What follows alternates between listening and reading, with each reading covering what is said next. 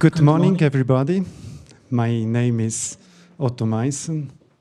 I'm working at the FSVO at the Animal Welfare Unit. I like to welcome you all on site and online. We are now proceeding to the second day of our symposium, and today we are focusing on animal welfare aspects of depopulation and emergency killing, which is a session chaired by Antonio Valverde from the Institute for Food and Agriculture Research and Technology in Barcelona, Spain. Antonio is also a member of the Animal Health and Animal Welfare Panel of the European Food and Safety Authority. Afterwards, after Antonio's session, we will focus in 2 sessions on human killing of aquatic species for food, chaired by Hans van der Vries from Wageningen University and Research, Netherlands. So first, we start with depopulation and emergency killing, and I give over to you, Antonio. Thank you very much, Antonio.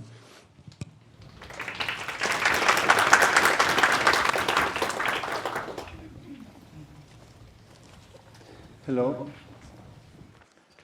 Good morning. Thank you very much, Otto, for the introduction and these very kind words, and also for, together with the UFAW, for the organization of this symposium that I think yesterday was really great. I mean, there was a big discussion, a very interesting discussion between and all that very good presentations. And I hope today we can have in the same line. I mean, the level was very high, and we will try to do this in this first session, that it will be about depopulation and emergency killing. And now what I would like to do is just a very brief introduction about the depopulation. What does depopulation mean? I mean, large-scale killing of animals. And it can have several reasons, several causes, and sometimes there is a mix of several. It can be due to public health. Certain animals' disease may also not be zoonotic, or that not be on risk the human health. It might have also worth to kill the animals in an area. Can be also due to animal welfare reason. I mean, if there is some animals, they are injured or they are in severe pain.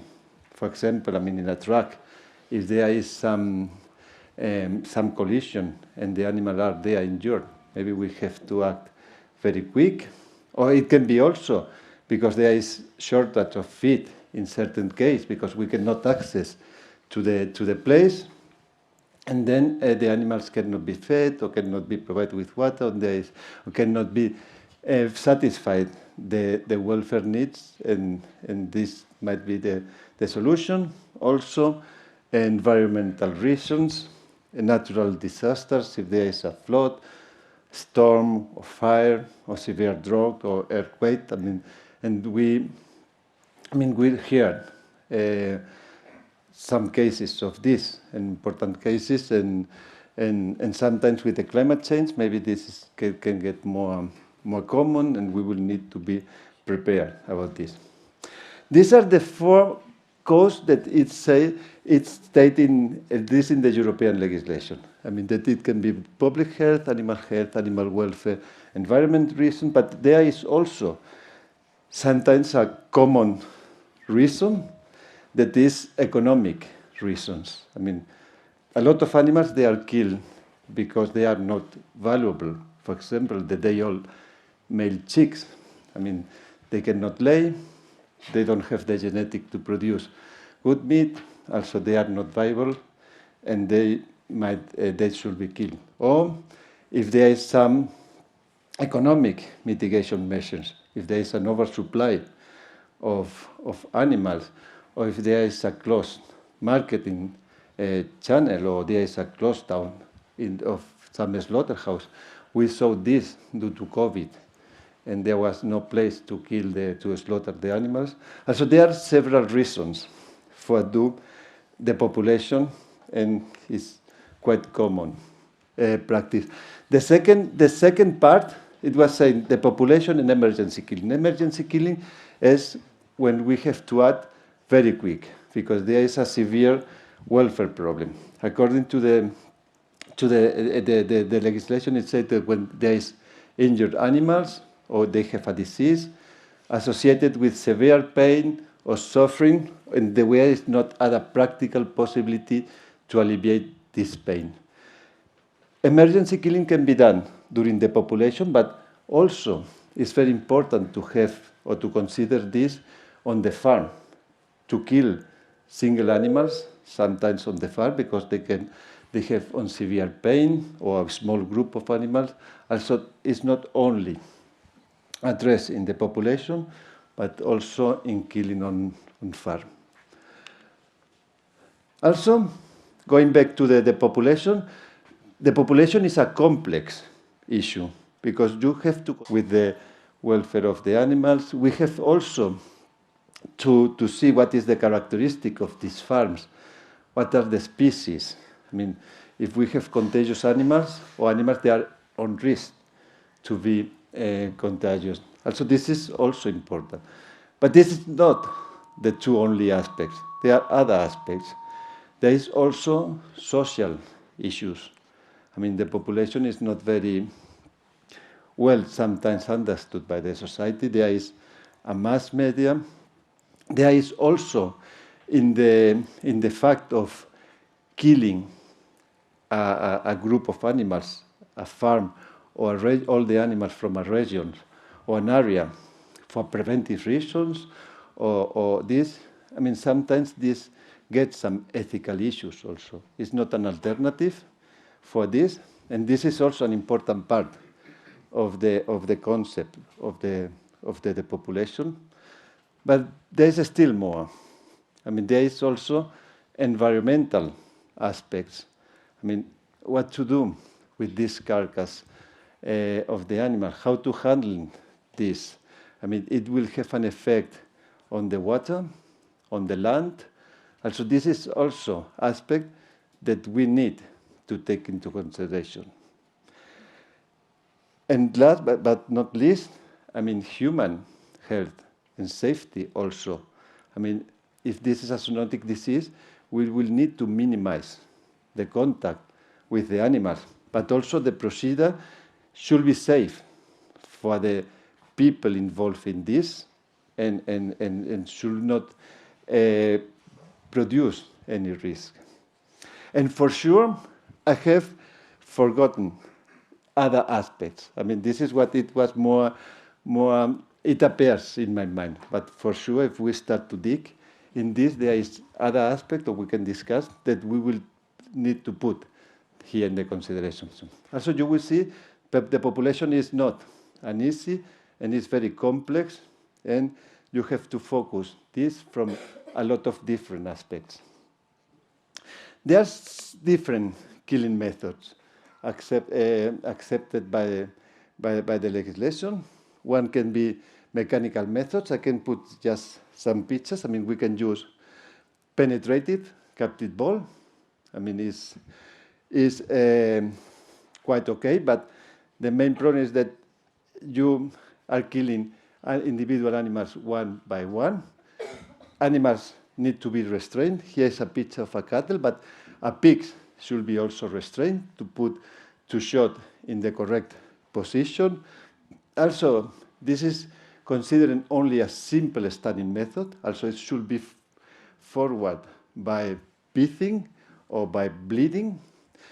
Pithing also being effective is not a welfare issue if the animal is unconscious. I mean, it's the destruction of the brain. It's not very well accepted by the farmers, by people in the slaughterhouse. I mean, we have a lot of issues with this, and they are very reluctant to do the pithing after effective stunning. Also, this might be also an issue. Or it can be used also fired with free projectiles. I mean, if there is the distance, but again, to produce immediate stun, it should be shot in the brain. I mean, if it's shot in other part of the body, in the head, it will not produce an instantaneous and stun, and the animal may feel pain until the death occurs. Also, the problem of the penetrative captive ball is that for some disease, it cannot be used. For example, African swine fever. I mean, if there is a drop of leakage, it might be a problem. Killing method, I mean, this is less invasive. It can be head to only, followed by cardiac arrest, because head only is only reversible stunning, and it should be followed by other procedures that ensure the death of the animal. Cardiac fibrillations in conscious animals is painful. Also, it needs to ensure that the animal is unconscious and before starting the application in the head. Other methods that need less contact, less interaction with the animals are gas methods.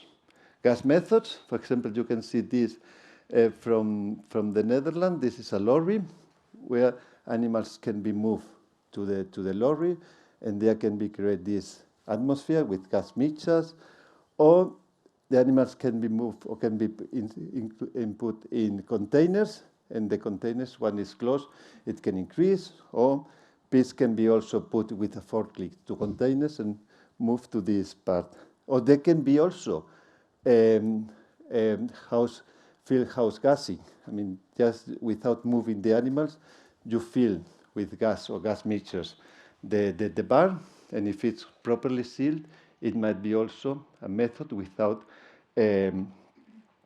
problems of, I mean, without more handling. Or killing methods or lethal injection, barbiturates, that also imply that the animals to be restrained. And you can see there is critical points. I mean, killing methods for the population not always are as efficient as in the slaughterhouse. Some welfare issues are inherent to the killing method and cannot be avoided. For example, the restraint during lethal injection or aversion high concentration of CO2. But others are originate from suboptimal application of the method. I mean, if there is not trained people and skill, or if there is poorly constructed premises, this may also induce welfare issues. For the first point, for the killing method, we are aware that we haven't yet the ideal killing method. Also, there is always good to have research for new killing methods or modified killing methods. And there will be some presentations today. But these killing methods, I mean, should be scientific based, scientific sounds. I mean, there should be provide what are the key parameters to guarantee the proper welfare. It should be provide scientific evidence that it induces immediate unconscious in the animals, that it does not, if it's not immediate, there is absence of pain, distress, suffering. What is the duration of the unconsciousness? Or it should be applied a killing method. And it's also important to have the equivalence. I mean, to show that at least it's not worse or is similar in welfare to the current killing method. And that sometimes this is challenging. Moving forward, it's important to have this contingency plan to prevent, detect, and respond. And this will be the topic of today. So we will have some talks about new killing methods and some also about disaster management. And now, without any delay, I would like to give the the introduction or the presentation to the first speaker. I can see she's here. She is Nicole Crafting, and she is going to talk about more humane stunning and euthanasia in pigs and poultry based of nitrogen with high expansion foam technology. Thank you very much, and the floor is yours. So this one or just this one? Yeah, okay, thank you.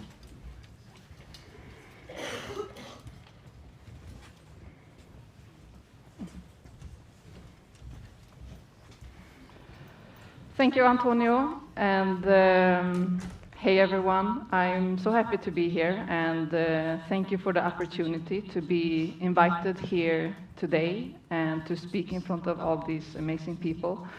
I'm actually thrilled to see so many people that are engaged and strive to improve the last step of farm animal life. And together we will make a very important work to improve this delicate matter for the industry. My name is Nicole Crafting, and I am the CEO of HEFT. So HEFT has a new technology for more humane stunning and euthanasia of pigs and poultry. What we focus on is animal welfare respect to provide better solution which has less pain and stress to the animal, to improve work environment and health for the farmers and operators. Also, what we look into and focus on is the perspective of sustainability and transparency. We deem that this subject, ending farm animal life, is something that we don't speak so much about, and it's not so much transparent as of today. And we believe that by providing the industry with better methods to handle this last step, we can improve the transparency about this step, which will make great impact to the industry.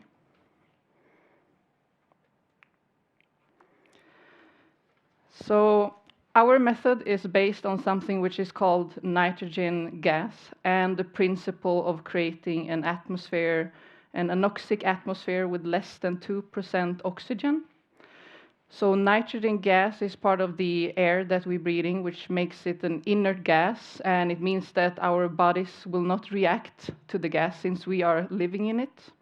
The difficulties with the gas, though, is to control it in the levels that we want to achieve in order to have a stunning and euthanasia effect. So what we do is that we have a technology which is called high expansion foam technology, and it's basically large-sized bubbles which controls the gas, fills up a closed environment, and pushes out the air. So I will explain to you how this works. So we have a system. You place the animal inside.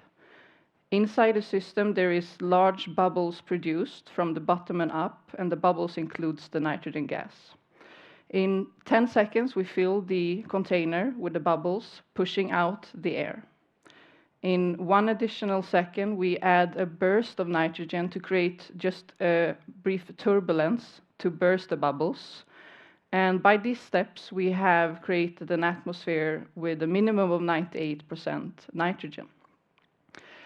The animals will keep breathing as per usual, and after a few breaths, they will lose their posture and consciousness. The bubbles are dry and large and clear, so there is no risk of inhalation of the bubbles, so the cause of death will not be suffocation, and the cause of death is caused by the anoxic environment and total lack of oxygen to their brain. The method is scalable to be used for different applications needed. And the areas where we will apply our technology will be for on-farm, euthanizing sick, injured, ill, or non-viable animals at the farm in a daily production. For example, replacing blunt force trauma used on piglets today. Emergency response to managing large-scale depopulation, for example, in case of disease control. And then eventually we will apply the technology for food production as a stunning method prior to slaughter. Here is a brief and general comparison to the HEF method compared to other methods used at the farm. And what is also taken into account here is the practicalities and how methods actually are managed in reality on a realistic basis. And the methods which we compare to is ball pistol, injection T61, blunt force trauma, carbon dioxide, manual electrocution, ventilation shutdown. Parameters which we look into is stress, pain. Is it any respiratory distress? Is it operator friendly? Is it any restraining, meaning that do you need to hold the animal while performing the procedure, which is also something causing stress and also eventually pain? Is group stunning possible? How consistent is the procedure and the result of it? Is it any automation, or is this method a total manual performance? Can you include disinfectant to the procedure? And also if you need to bleed the animals, which is an important matter in case of disease control. You want to avoid bleeding of animals due to contamination.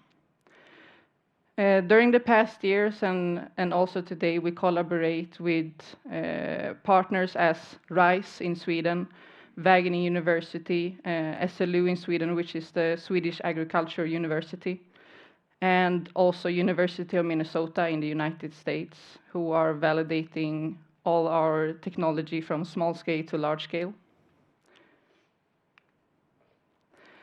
I will read through you some excerpts from research studies. So the first one says that the pigs showed moderate aversive behaviors to foam. They explored the foam with their snout when the foam generator started. However, they seemed to avoid putting their heads and snout into the foam when the foam levels became high, at which point escape attempts through the lid also increased. The escape attempts did not appear to be induced by panic, but instead by a response to the novel experience of being covered in foam. The responses observed seemed to be more related to the noise from the foam generator rather than the foam per se, and birds tended to stay still while the foam enveloped them. Transient increases in heart rates corroborate that fear was likely to be experienced during initial foam production. 5 minutes after nitrogen foam production started, the pigs were assessed to be in deep unconsciousness or dead. There is a lower frequency of explorative behavior, but a higher frequency of escape attempts in carbon dioxide than nitrogen. The higher frequency of escape attempts for carbon dioxide compared to nitrogen indicates that carbon dioxide is more aversive, explaining the lower frequency of exploring the foam and the floor in the carbon dioxide treatment. The pigs did not show any aversive behaviors to the nitrogen-filled foam compared to the air-filled foam. Physiological responses such as increased heart rate were found, but this was expected. Broilers exposed to carbon dioxide-filled foam display the gasping and head shaking than broilers exposed to nitrogen-filled foam. So starting back in the days to develop this method and technology, it was based on something which is called high expansion foam. And there was some challenges with the high expansion foam, a lot of waste product. There was opaque, which is like thick shampoo in between the bubbles, and a higher level of water. So during the past year, we have put a lot of effort in investment to develop a new foam agent, which is plant-based. And as you can see here on the picture, this is both performed in our newer system, but to the left, you have the waste from a procedure using the old foam agent. And to the right, you can see the waste from a procedure performed with the new foam agent, which is much less waste product, and there is no opaque present in the bubbles anymore.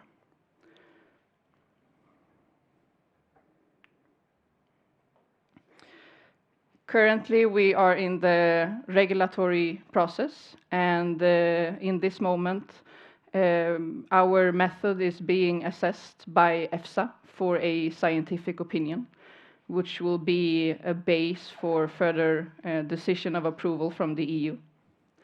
And we expect this, the scientific opinion during the summer, and hopefully a approval during the year. When we have conducted the remaining research for food production and slaughter, we will make additional application for approval. In the United States, we intend during the year to make a similar application for approval as we are currently in the EU, and also as well making additional application for slaughter later on. So why do we need a new method in the industry? So the industry is characterized by outdated methods which are lacking animal welfare respect. There is a constant pressure from authorities and the industry itself to remove methods and especially replacing carbon dioxide. There is animal welfare hazards related to the shackling of birds by their legs, using, for example, electrocution.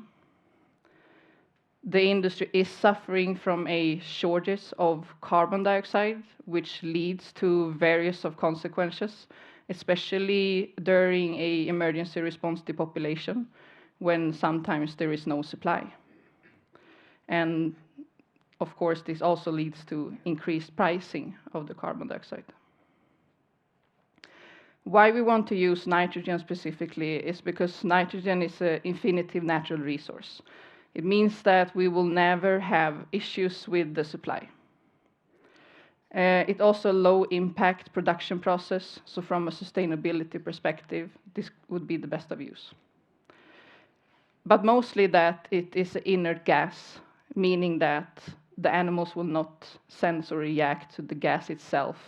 It will not cause aversive reaction or burning sensation as compared to the carbon dioxide.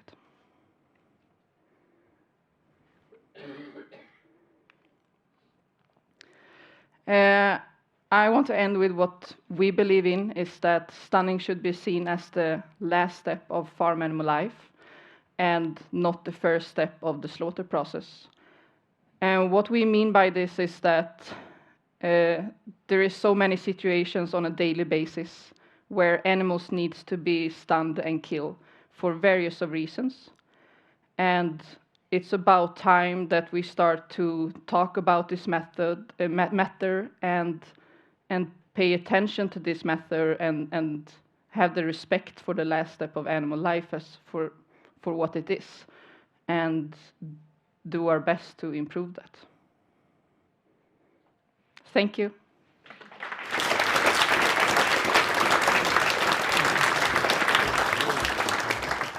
Thank you very much, Nicole, for this nice presentation and also for keeping some time for some questions.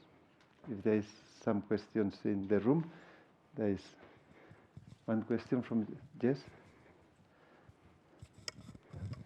Hi, Jess Martin, Newcastle University. So obviously there's two papers that support the method going forward. So you've got the McKeegan paper and the Lindahl paper. You talk about the process being that the bubbles go in and then there is a puff of nitrogen gas to burst the bubbles. So that's the Lindahl paper does that methodology, but the McKeegan paper doesn't. It just produces the bubbles and there's no puff of nitrogen gas. So can you give us an indication of what that puff of nitrogen, why that's required if the foam is used to move the gas into place? Why is that extra step needed and what that impact has on welfare? Thank you. So the bursting of bubbles is a later invention and improvement of the method. And why we included that is to, from a visual perspective, so you make sure that you see the animals through the process of convulsions and what's happening, so they are not covered in foam. But it's also to make sure that we have a totally even environment with less than 2% oxygen, meaning that in case there would be some kind of air pockets or something beneath their legs or something, we eliminate this by inducing another just purge of nitrogen inside the environment. And as you said, it's not in all of the research, but in our latest research, this is included. And for example, in the United States with the University of Minnesota, they have all our latest equipment and are only performing the procedure as these steps right now. Any other question? Yes, Sandra? Alexandra Contreras from IRTA in Spain. I would like to ask, you said that the foam is plant-based. I would like to ask you, how do you know that it doesn't cause irritation to the eyes or other mucosa? So the foam itself is like classified as non-hazardous, and you can actually, it's more like oily than drying, and it's actually also made to be used as shampoo or similar to animals. However, the exposure for the like chemical is so short of time, so there is no room for reaction to the skin. And all the research we did, we could never see any like irritation on skin or anything like this. Okay, thank you. Then too. I just want to check I understood about the EFSA process. So you've applied to EFSA for it to be included as a method of slaughter in the EU, is that right? Yeah. And by the end of the year, you're expecting a view from EFSA, sorry. And if they say yes, then how quickly could it sort of be introduced? Well, as you say, we applied to EFSA for their scientific opinion, which will be a base for approval in the EU. And we now applied for emergency killing and emergency response, because that's where we think that we have the sufficient proof of our method and technology. And let's say for the supply of technology, we're ready to go. It's not for slaughter, it's just for emergency killing. So we have some remaining research for slaughter to conduct. It's, for example, meat quality, and we need to also evaluate like the timing where they need to, what's the shortest possible time they need to be exposed in the environment, and the time from that to sticking. Just for clarification about the procedure, I mean, the company does not apply to EFSA for the new method, I mean, because it's the commission and the legislation who has a positive list of authorized killing method, and the company applied to the commission, and it's the commission who asked the EFSA to scientifically assess this, but the final decision is from the commission. Yeah. Thank you, Antonio, for clarifying. You're the professional in this. Yes, Jessica? Hi, Jess Martin, Newcastle University again. So the key thing with this sort of technology is you have the nitrogen gas and the what impact welfare-wise that has on the animal, and then you've also got the novel bit, which is the foam and the impact that has. So one of the quotes that you put up from the Lindau paper is that there was no difference in aversion between air-filled foam and nitrogen-filled foam in terms of aversion behaviours. But that paper also said that in both of those contexts, compared to the control sham where there's no foam, that there was 80% of pigs performing escape attempts and moving away. So can you give us some more information about the aversion related to just foam, because that is part of this process, and how the animals respond to that, because that's quite an important question. Yes, thank you for your question. So the experience towards foam can vary through individual animals and species. But in general, as the report says, they do move away from the foam. We have, as any other method, there is some escape attempts. They are not so usual, but moving away from the foam is quite usual. And that is due to their being exposed to something new happening to them. And basically, it's a similar reaction to any other kind of new environments or happenings that they would be introduced to. So we see this as kind of not avoidable and something which is natural. However, there is also many of the pigs that shows curiosity to the foam and wants to like explore the foam and dig their snouts into the foam. So it really varies. If this is an answer to your question. Yes, there is another question. I think we have only 30 seconds. Maybe we can continue this debate in the but you can have the last quick question. Hi, I'm Natalie from the FSVO. I'm wondering what is the advantage of nitrogen foam compared to nitrogen gas? Yeah, so I think the industry has for a long time looked for a solution based on nitrogen gas, but there has been lack of technical applications. And that's due to the gas is very hard to control to the levels that we need to achieve. So if you were compared to gassing the method instead of introducing it by the foam, gassing takes longer time and requires a lot more of gas. So also from an economical perspective, it wouldn't be really viable because it would be too much consumption. Thank you very much, and keep the questions for the debate. I think it will be a very good debate because now we have just to give an applause to Nicole and move to the next. Thank you very much. But I think it will be good for the next round session. Now, I would like to give the floor to Anthony Raymond. Yes, Raymond Anthony, sorry, who is going to talk about animal disaster management decision making, applying an animal welfare science ethic guide framework with the One Health. Thank you very much. The floor is yours. Yep. Good morning, everybody. So my background is in philosophy, animal ethics, and veterinary ethics, and today I'm joined by my collaborator, Andrea de Paula Vieira, and her specialty is veterinary medicine and animal welfare science as well. Yep. All right, so managing a disaster is a public health collective action problem, and it's animated by the duties of planning and care and stewardship. And the duty to plan is essentially to seek answers for how to, address, right, a disaster situation within a sort of a climate of uncertainty, right, and a climate where there are values and duties that collide. And so this can involve planning with respect to ethical guidelines and ethical guardrails related to triage protocols, crisis standards of care, and allocation of scarce resources and equipment.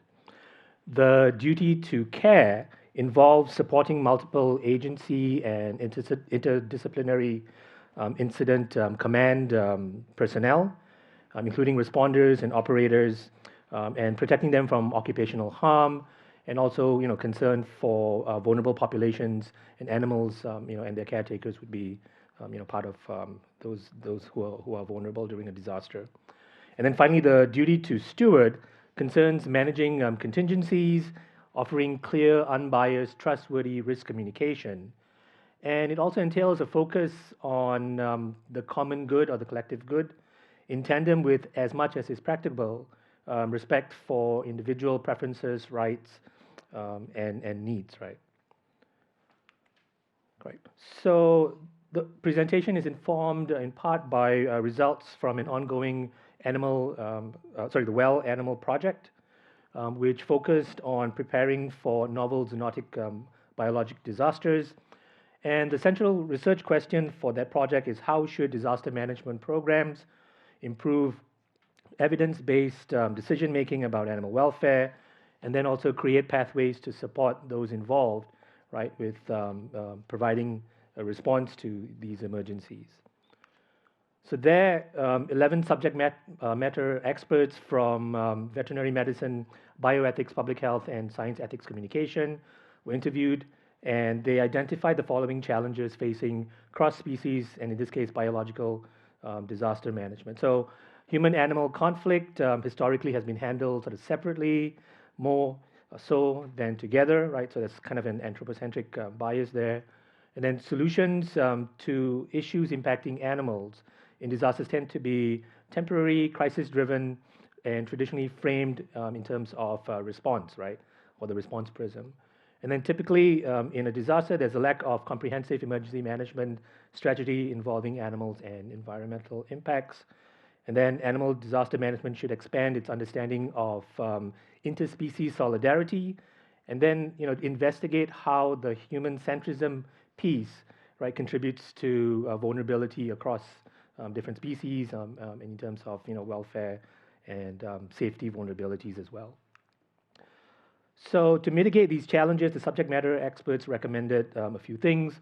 One, they're very concerned about siloed thinking, and so systems, thinking and holistic frameworks like the One Health framework were stressed to help amplify the need for interdisciplinarity in problem solving. And then, while ethics is also already present in a lot of in this case disease response plans, there's a need, however, to make clear how values inform the communication of the science or scientific evidence, and then risk assessment to decision makers.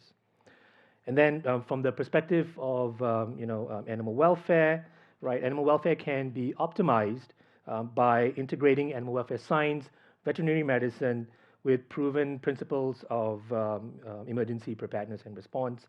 And then finally, there was a strong emphasis that disaster management plans or programs must be public-facing to improve trust, and also focus on different communities that might be involved, and to incorporate the perspectives of those well-informed, right? So veterinarians, animal welfare scientists that have the technical expertise, and who can also provide ethical leadership for an effective response.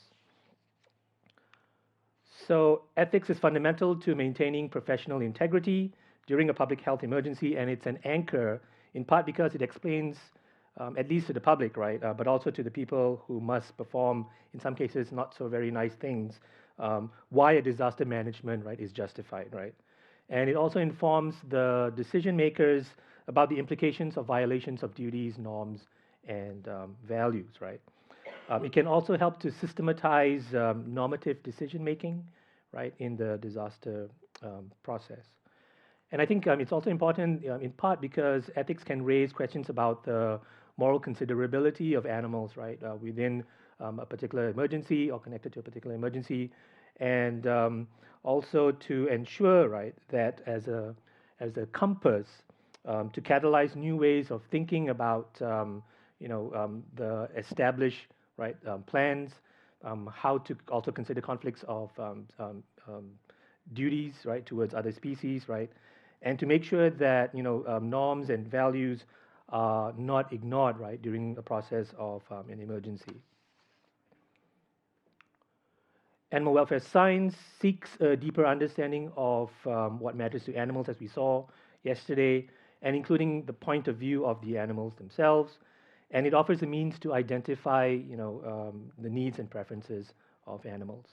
Animal welfare science is a kind of hybrid union of multiple fields, including ethology, right? There's sort of a behavioral piece, psychological piece, physiological piece, environmental, and certainly health measures as well, to help us identify, whether life is going well or poorly, right, for animals in different contexts.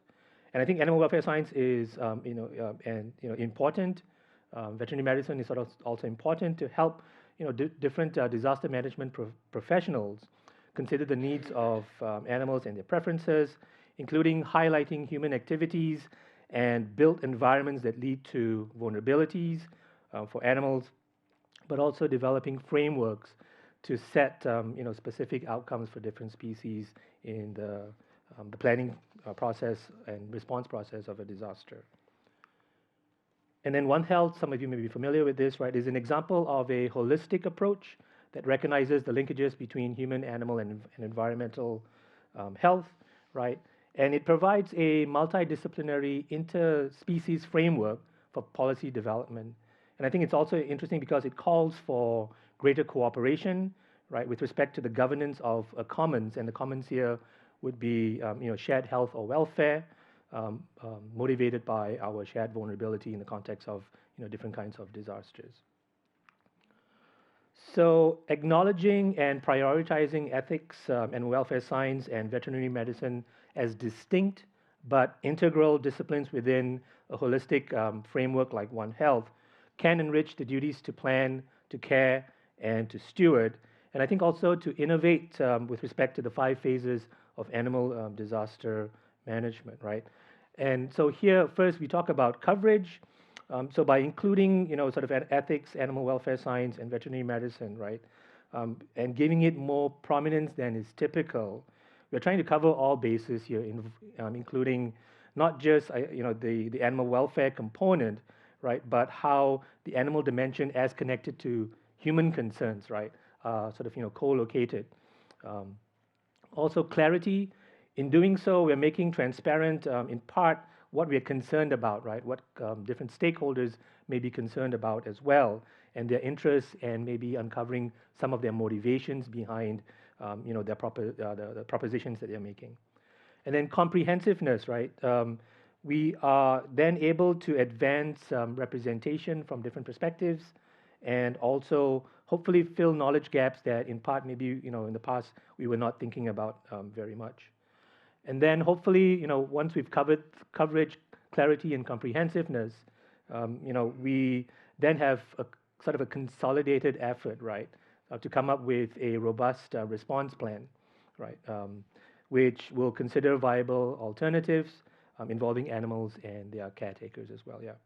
And then finally, reconsideration is the process of reflection and reimagining, especially after a disaster, right? So it is sort of the post-reflection part. And hopefully it can serve to catalyze new education, crisis planning and management tools, investment in training and resources to head off a future disaster. The people that perform, responders, operators, and the public, I think in part must have confidence and trust, right?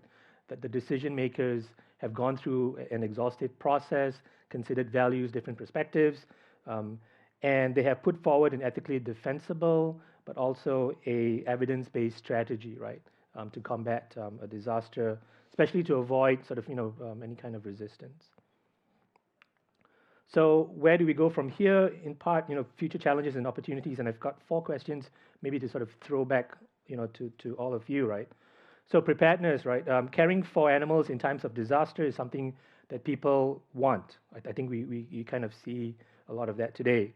And so the first question posed to you is, how can we leverage an animal welfare science, veterinary medicine, and ethics-guided One Health framework to minimize human and animals' vulnerability in the first place, right? And so here maybe sort of reimagining built environments that put human beings and animals at risk of certain disasters, right? Relevance, addressing long-term systemic goals and deficiencies can help to minimize harms to animals seen in disasters that reoccur, right? And so how can welfare science, ethics, veterinary medicine extend their relevance into the animal disaster management space, right? So we're not just crisis-driven. It's not just sort of focusing on operational needs. But sort of looking at values and ethics and how this might actually inform, right, new processes and new ways of thinking about addressing,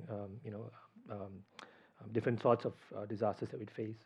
And then legitimization, as we saw with COVID, right, I think trust was fractured or is maybe, continued to be an issue, especially for different segments of the public, right? And, so I think helping to build trust can help to amplify the professional integrity portion that I mentioned, but it will require changing some professional norms. And so the question is, when we're moving from, sort of a human-only or human-centric to an animal and human disaster management, what are some of the near-term challenges that One Health or framework might have to face, right, in order to empower caregivers, guardians, responders, and facilitate problem solving across different animal domains. And then finally, advancing best practices and policies in a disaster involves, protecting animal welfare and respecting animals' experiences. So how do you advance, or how should we advance animal interests against, entanglements in the real world, right? Budgets, motivated reasoning, mandates, statutory authority, biases, right, and interest in social justice across species. Thank you.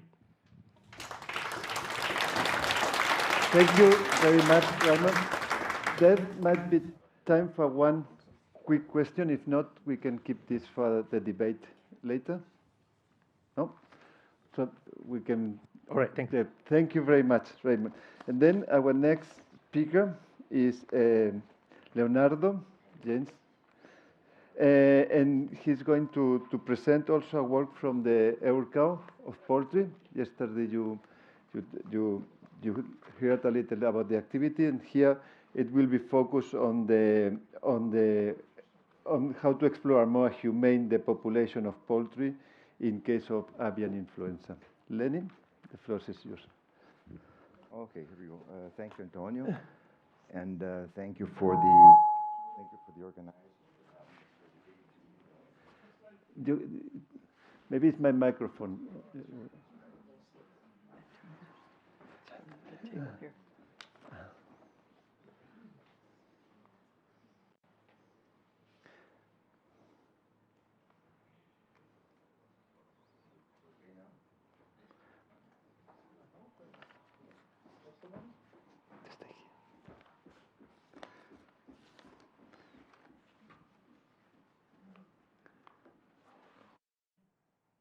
Okay, so can you hear me now? Try it again. Is it going? Oh, okay. Thank you very much. So good morning, everybody. And I said we're going to share this this report on an ongoing activity that UFAW poultry is actually carrying out along together with the French National Reference Center for Animal Welfare, which in this context is represented by Louise Kremer, who actually could not be here today to present this PowerPoint that actually she prepared, so I will be doing it. And the focus is on humane depopulation of poultry in the case of avian influenza. Why avian influenza? Because, as you may know, avian influenza has been experiencing a very severe increase of outbreaks in the last few years, in particular since 2022. Throughout Europe and also worldwide. And there are outbreaks that are ongoing even at the moment. And as Antonio pictured before, it has a severe impact not only on the industry, but also on public health, since considering the strain that it's concerned, it could be zoonotic and it could also be lethal. So prompt action has to be taken to ensure its eradication. And among the actions, one of the key points is to go through depopulation. And as mentioned by Antonio, welfare may sometimes not really be the major focus in depopulation. There are obviously some derogations in 1099 in respect to depopulation compared to welfare at slaughter due to the emergency and the need to stop some these diseases rapidly.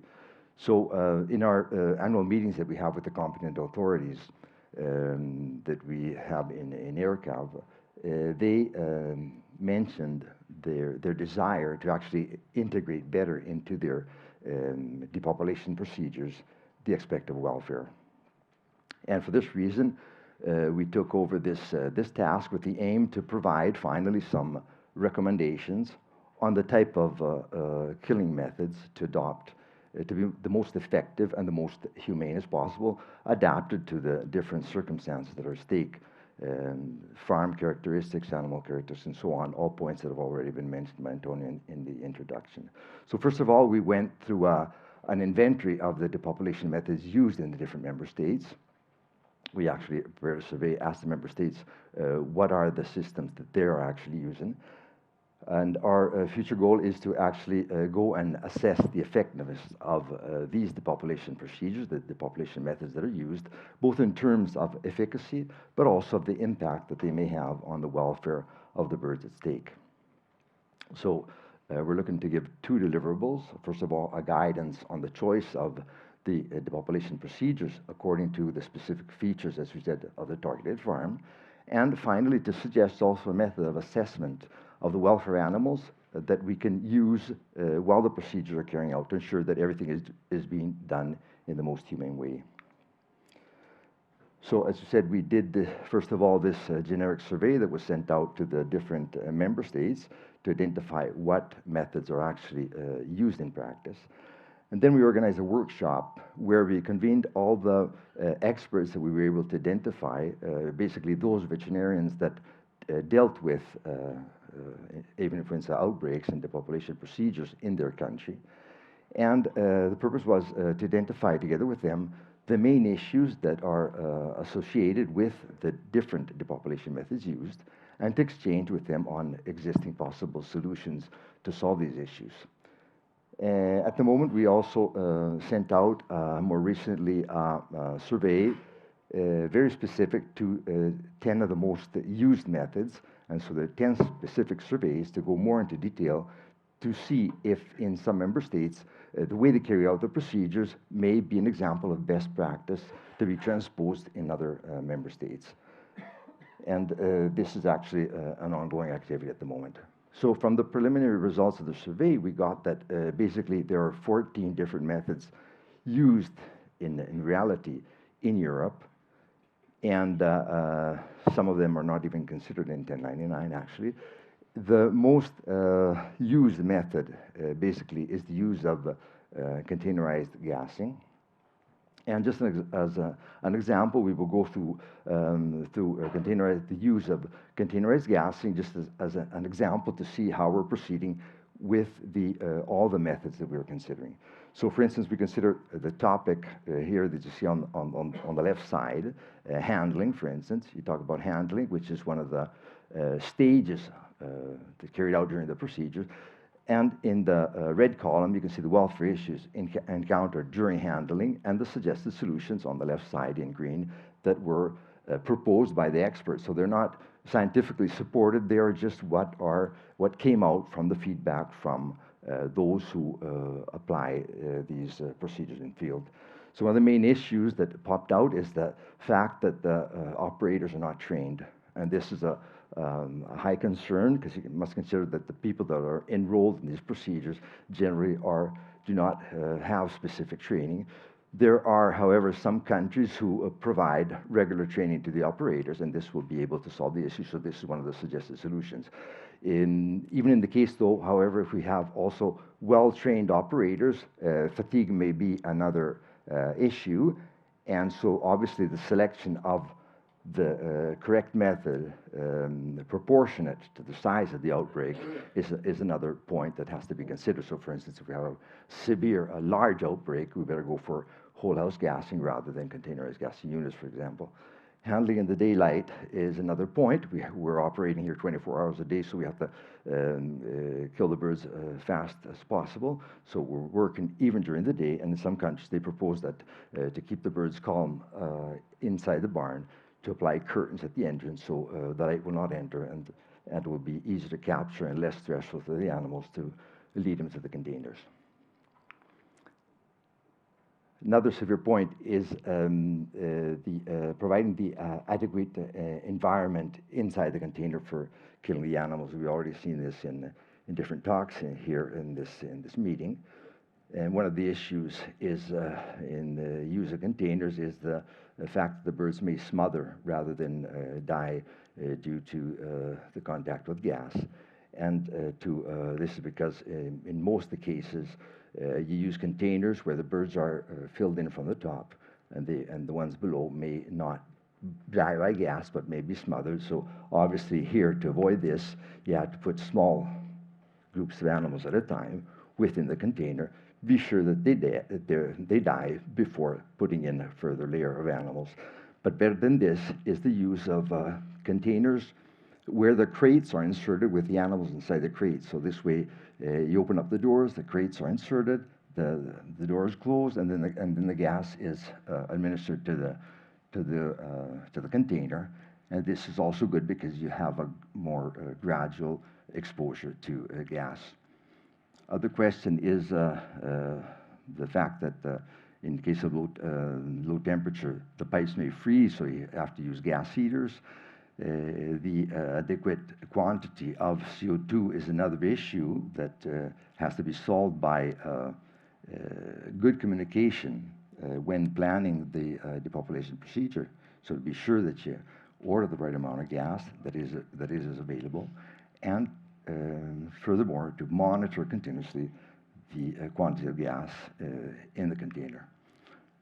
There are other points, but I don't know how much time we have. It's just this was just to give an idea, so you can find the whole report actually on the UFAW site.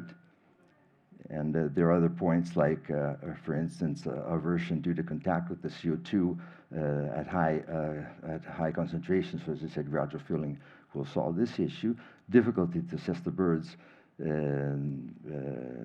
prior to death. So the idea was to inspect, see how much movement is going on, wing flapping before dispatch the birds, or assessment through a sample of birds of the coronal reflex. So at the moment, we are now analyzing the results of the specific survey. The idea is to prepare some draft guidelines for each specific method and for specific contexts, and then to share them once again with the experts that we identified in order to refine these procedures. And this will be done through interviews or through further workshops and further meetings. And the idea is to be able to provide, by the end of this year, the guidance on the choice of the depopulation procedures according to the features of the targeted population, and also to provide suggestions for the correct method to assess the welfare during the procedures. And I guess that's all for me. Thank you.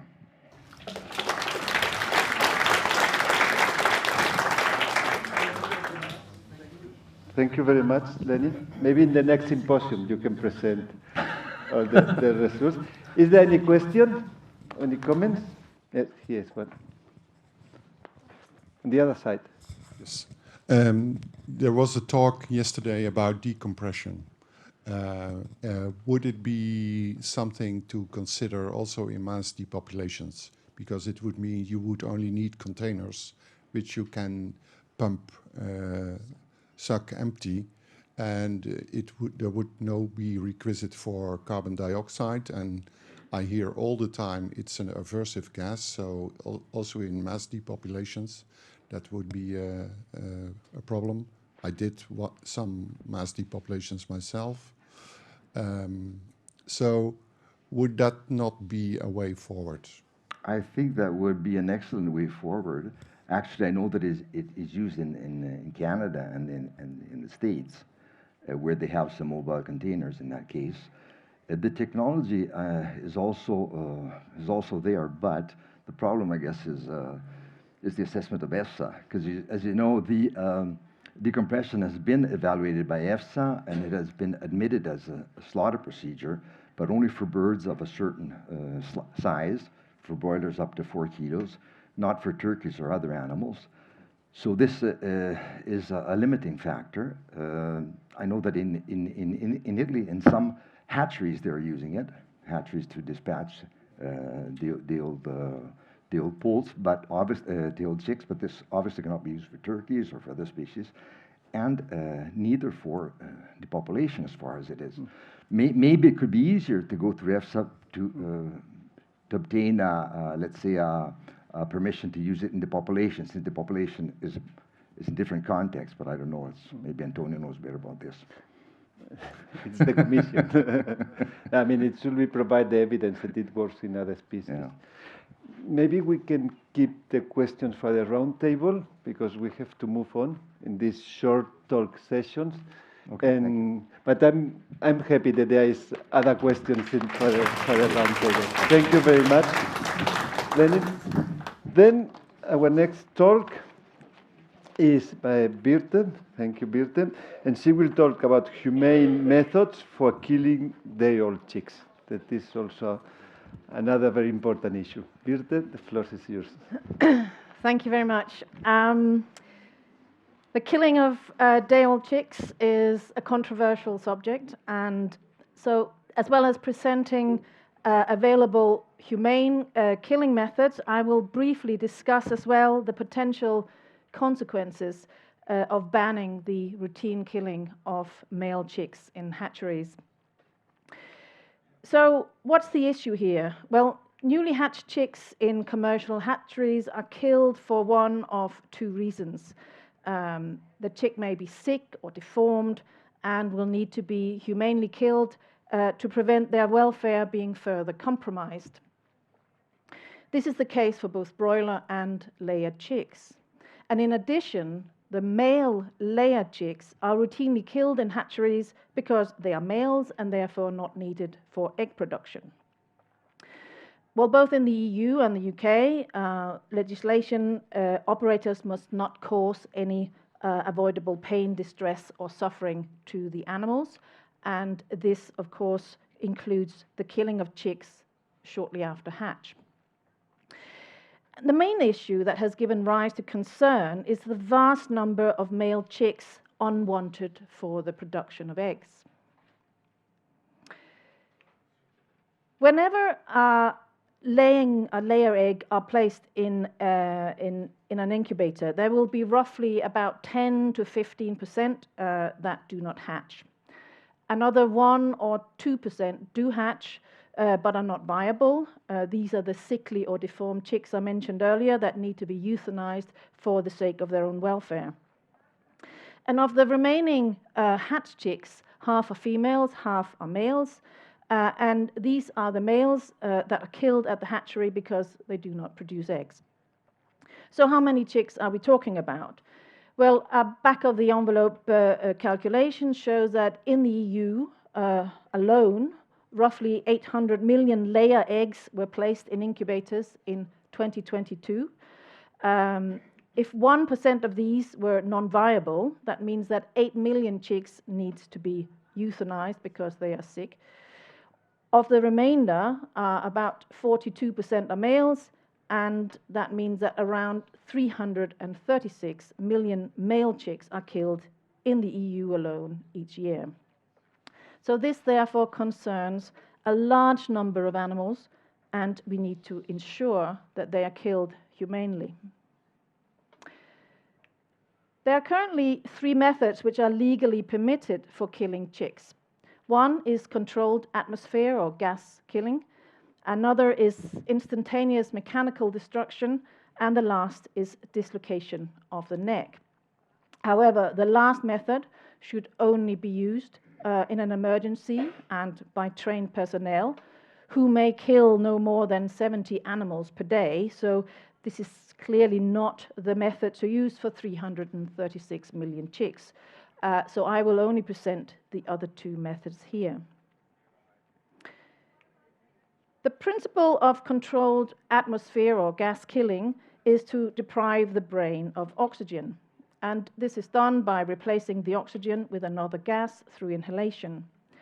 Neonates, such as zebrafish and such as mice, but also day-old chicks, are very, very resistant to oxygen deprivation. So to kill a newly hatched chick, we need to place the chick into the gas mixture that has very little residual oxygen and for a sufficient amount of time so that the gas will replace the oxygen in the brain and ensure that the chick is killed and not just unconscious or stunned. And when we place the chicks into the gas mixture, it does not lead to immediate loss of consciousness. It's therefore paramount that the exposure must not cause distress to the chicks in order to qualify as a humane killing method. And for a gas mixture to be humane and efficient, it must be capable of killing chicks, it must be non-aversive, and induce loss of consciousness rapidly. and practically it should also be safe to use in industrial conditions and be relatively easy to contain within an open container. 3 gases are commonly used. We have heard a lot about them yesterday and today. Carbon dioxide is an anesthetic gas, whereas argon and nitrogen do not have these properties. They are all acting as inert gases, but they also differ in 3 other aspects. Carbon dioxide is an acidic gas that is aversive to chicks, at least older chicks. We know that's where the testing has been done, in concentrations over 25%. Nitrogen is lighter than air, which makes it very difficult to contain in an open box. And price-wise, argon is still more expensive than both CO2 and nitrogen. One gas mixture commonly used in the EU and the UK is welding gas. It's a minimum of 60% argon mixed with up to 40% carbon dioxide. As we know that CO2 is aversive to chickens in high concentrations, the Humane Slaughter Associations recommends never using CO2, but if it is used, to keep it below 25% of the mixture. A better gas to use is 90% argon and 10% air. This leads to an oxygen content of around the 2% that we are aiming for. And finally, it is still allowed to immerse the chicks directly into 100% carbon dioxide, but the Humane Slaughter Association does not consider this a humane method of killing chicks. And for all of these methods, loss of consciousness will occur after around 10 to 15 seconds of immersion, and the chicks should remain immersed for at least 3 minutes to ensure that they are dead. The other permitted method is using instantaneous mechanical destruction via a mechanical apparatus that causes immediate death via crushing or maceration. And 2 different types exist. One consists of rotating, interlocking projections that are designed to instantly crush the chicks. And the other type macerates the chicks using rapidly rotating blades, resulting in the instantaneous death of the chicks. And instantaneous mechanical destruction is probably the main reason for the bans on routine killing of chicks seen in the EU. A lot of videos are circulating in social media where this equipment is not being used correctly, and the HSA obviously condemn such misuse. But it is important to remember that although aesthetically unpleasant, instantaneous mechanical destruction is a humane and effective killing method for day-old chicks, provided that the equipment is used, managed, and maintained correctly.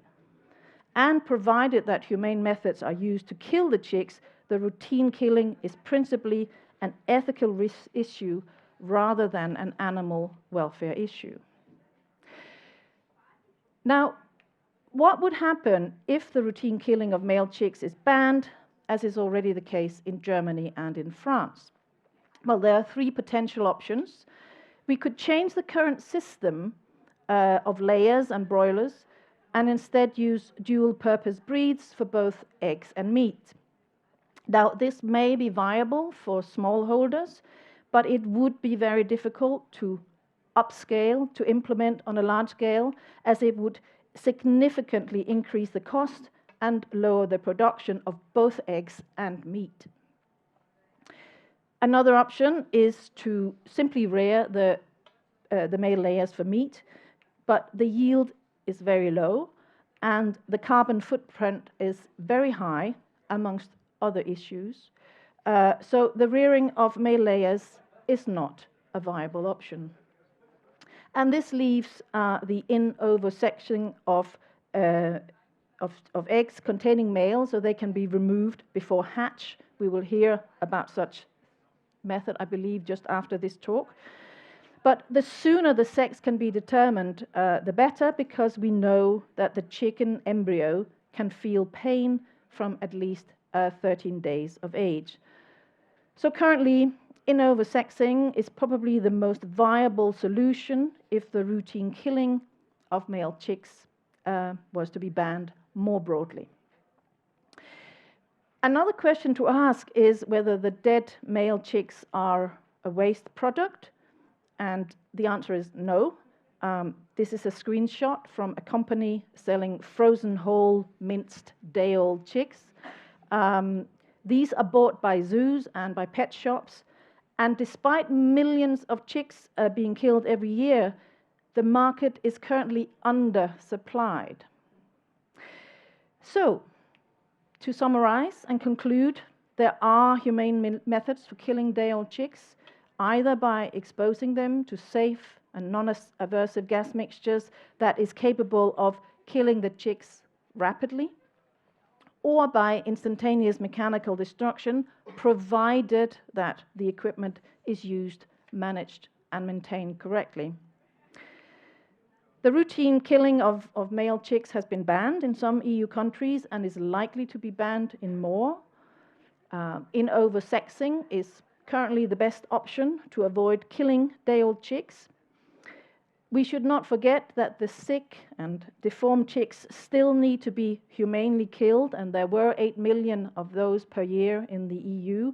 So the hatcheries must still have the equipment available to do this. And finally, a market do exist for the dead chicks. I would like to thank Vicky Sandilands from the SRUC for her help in putting together this presentation, and I would like to thank you for your attention. Thank you.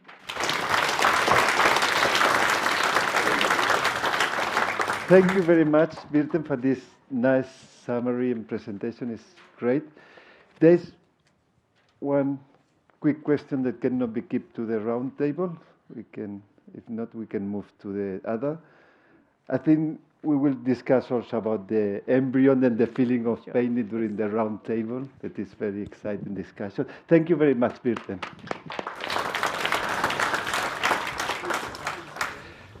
And now we are moving to the last presentation that is online and is going very smooth from this, the last talk, to this one. We have here online Eliran Kadosh, welcome, Eliran, who is going to talk about a sustainable approach to eliminate male chicks culling in the egg industry. Thank you very much for attending online, and the floor is yours. Okay, I hope you can see my screen. Yeah, great. We can thank see you. Okay, thank you. So, hello from Israel. My name is Eliran. I am the head of research at Exit. And thank you for the organizers for giving me the opportunity to share Exit's fascinating story and how it may revolutionize the livestock industry. Exit is a biotech company based in Jerusalem, aiming to develop sustainable and innovative solutions for major financial and ethical problems in the field of food and agriculture. And today I will share Exit's flagship technology dealing with sex detection of chicken embryos in the egg before hatching to solve the problem of the male chick culling. So let me first introduce you with the problem. Every year we consume around 1.5 trillion eggs around the world that are produced by 7 to 7.5 billion laying hens. Now, since we cannot detect the sex of the embryo before hatching, a similar number of male day-old chicks, which are considered a byproduct in this industry since they of course not lay eggs, but also they cannot be taken to the meat industry.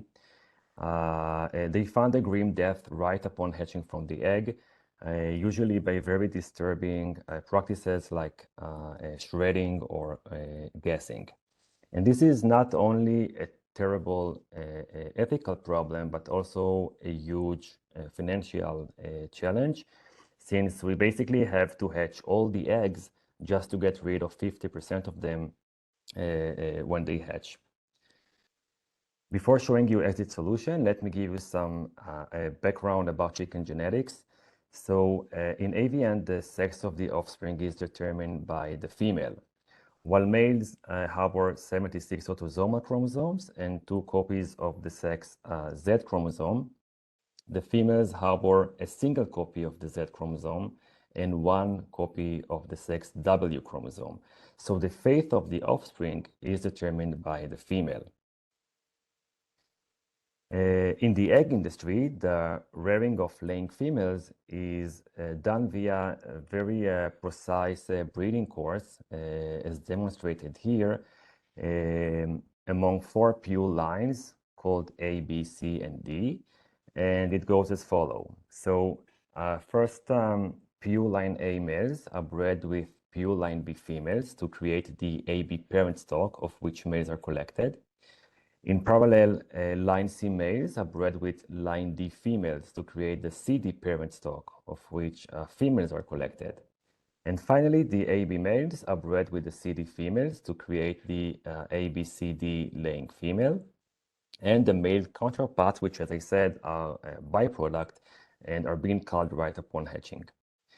Exit solution is based on the incorporation of a fluorescent biomarker into the Z chromosomes of the line C males.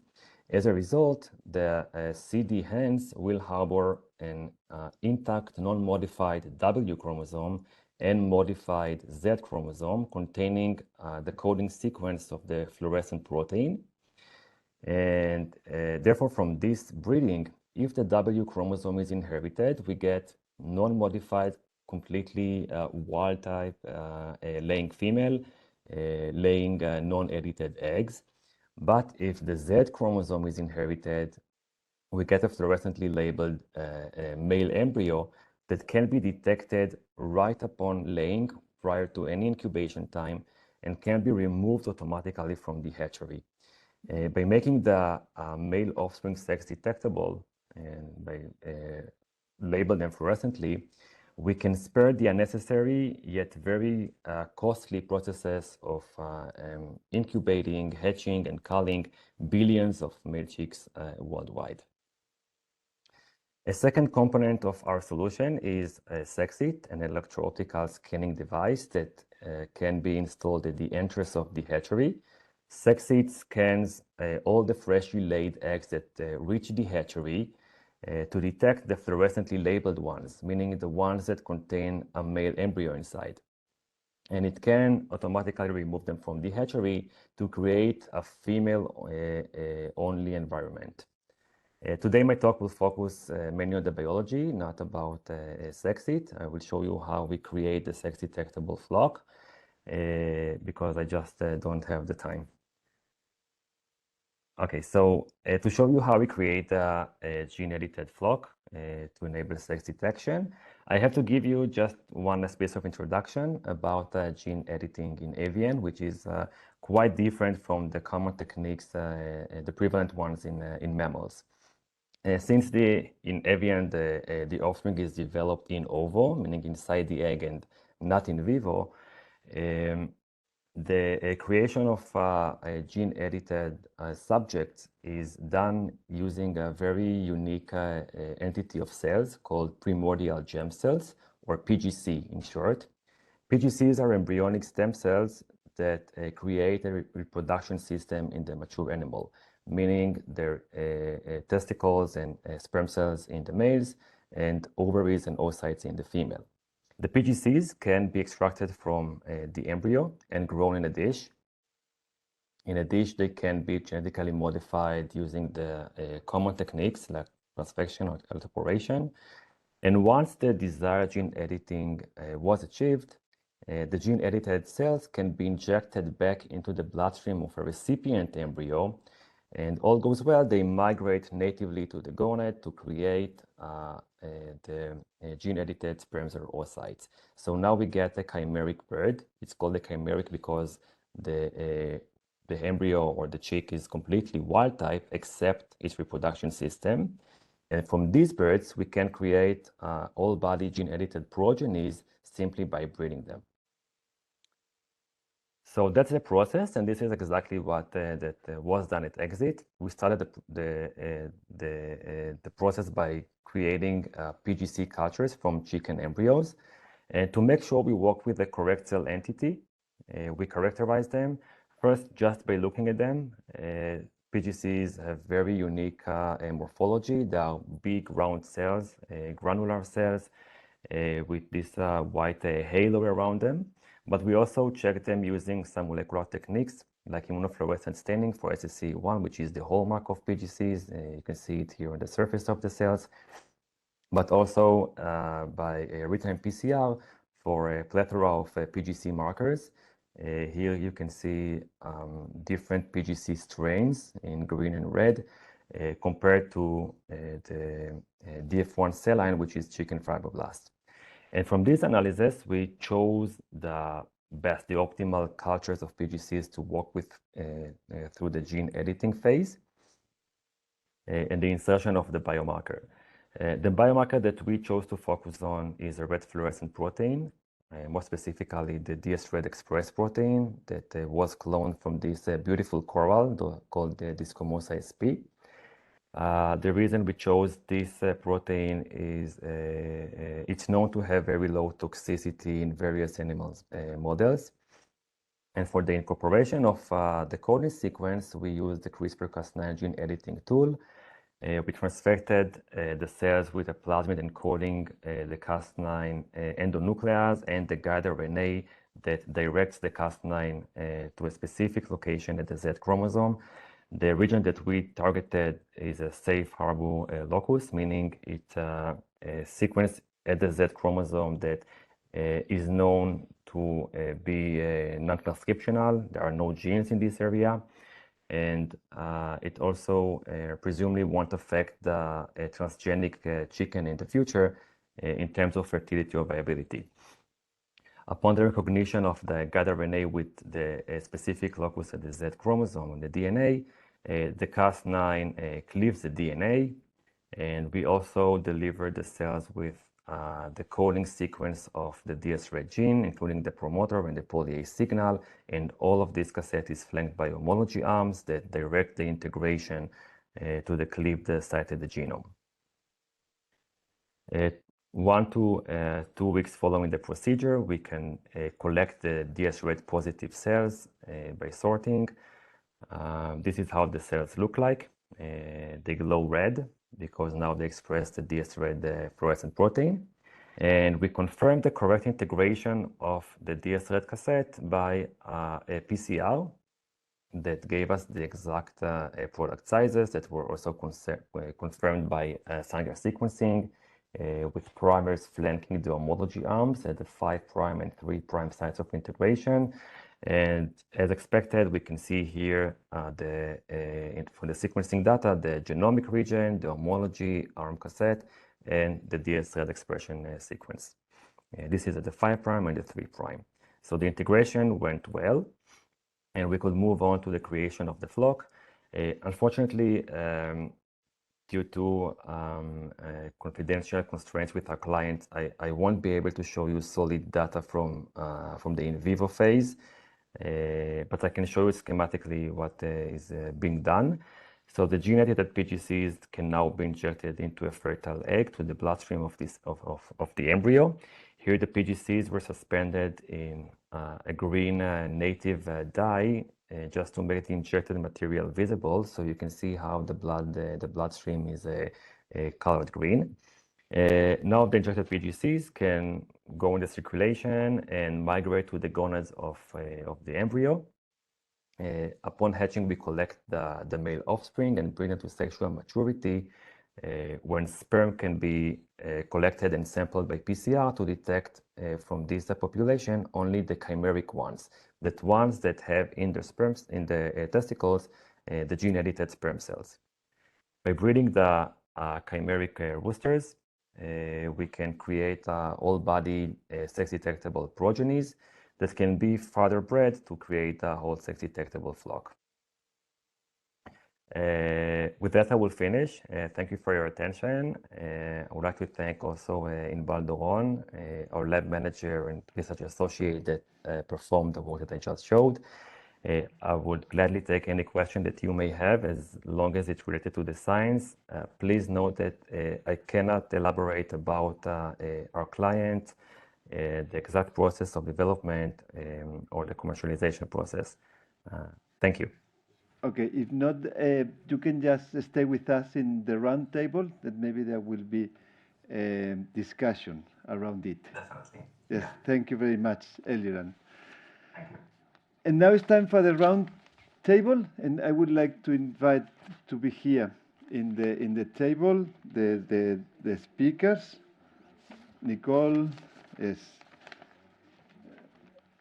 Lenny, Raymond,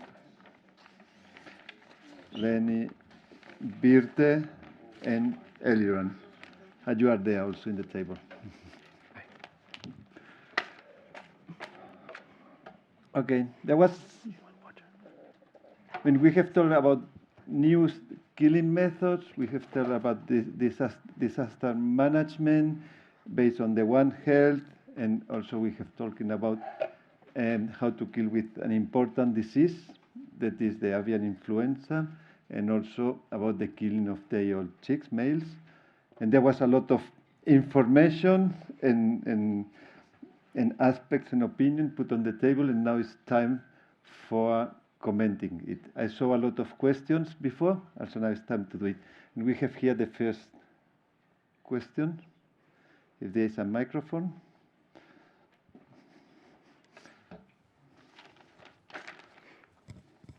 Please say your name and your affiliation before asking the question.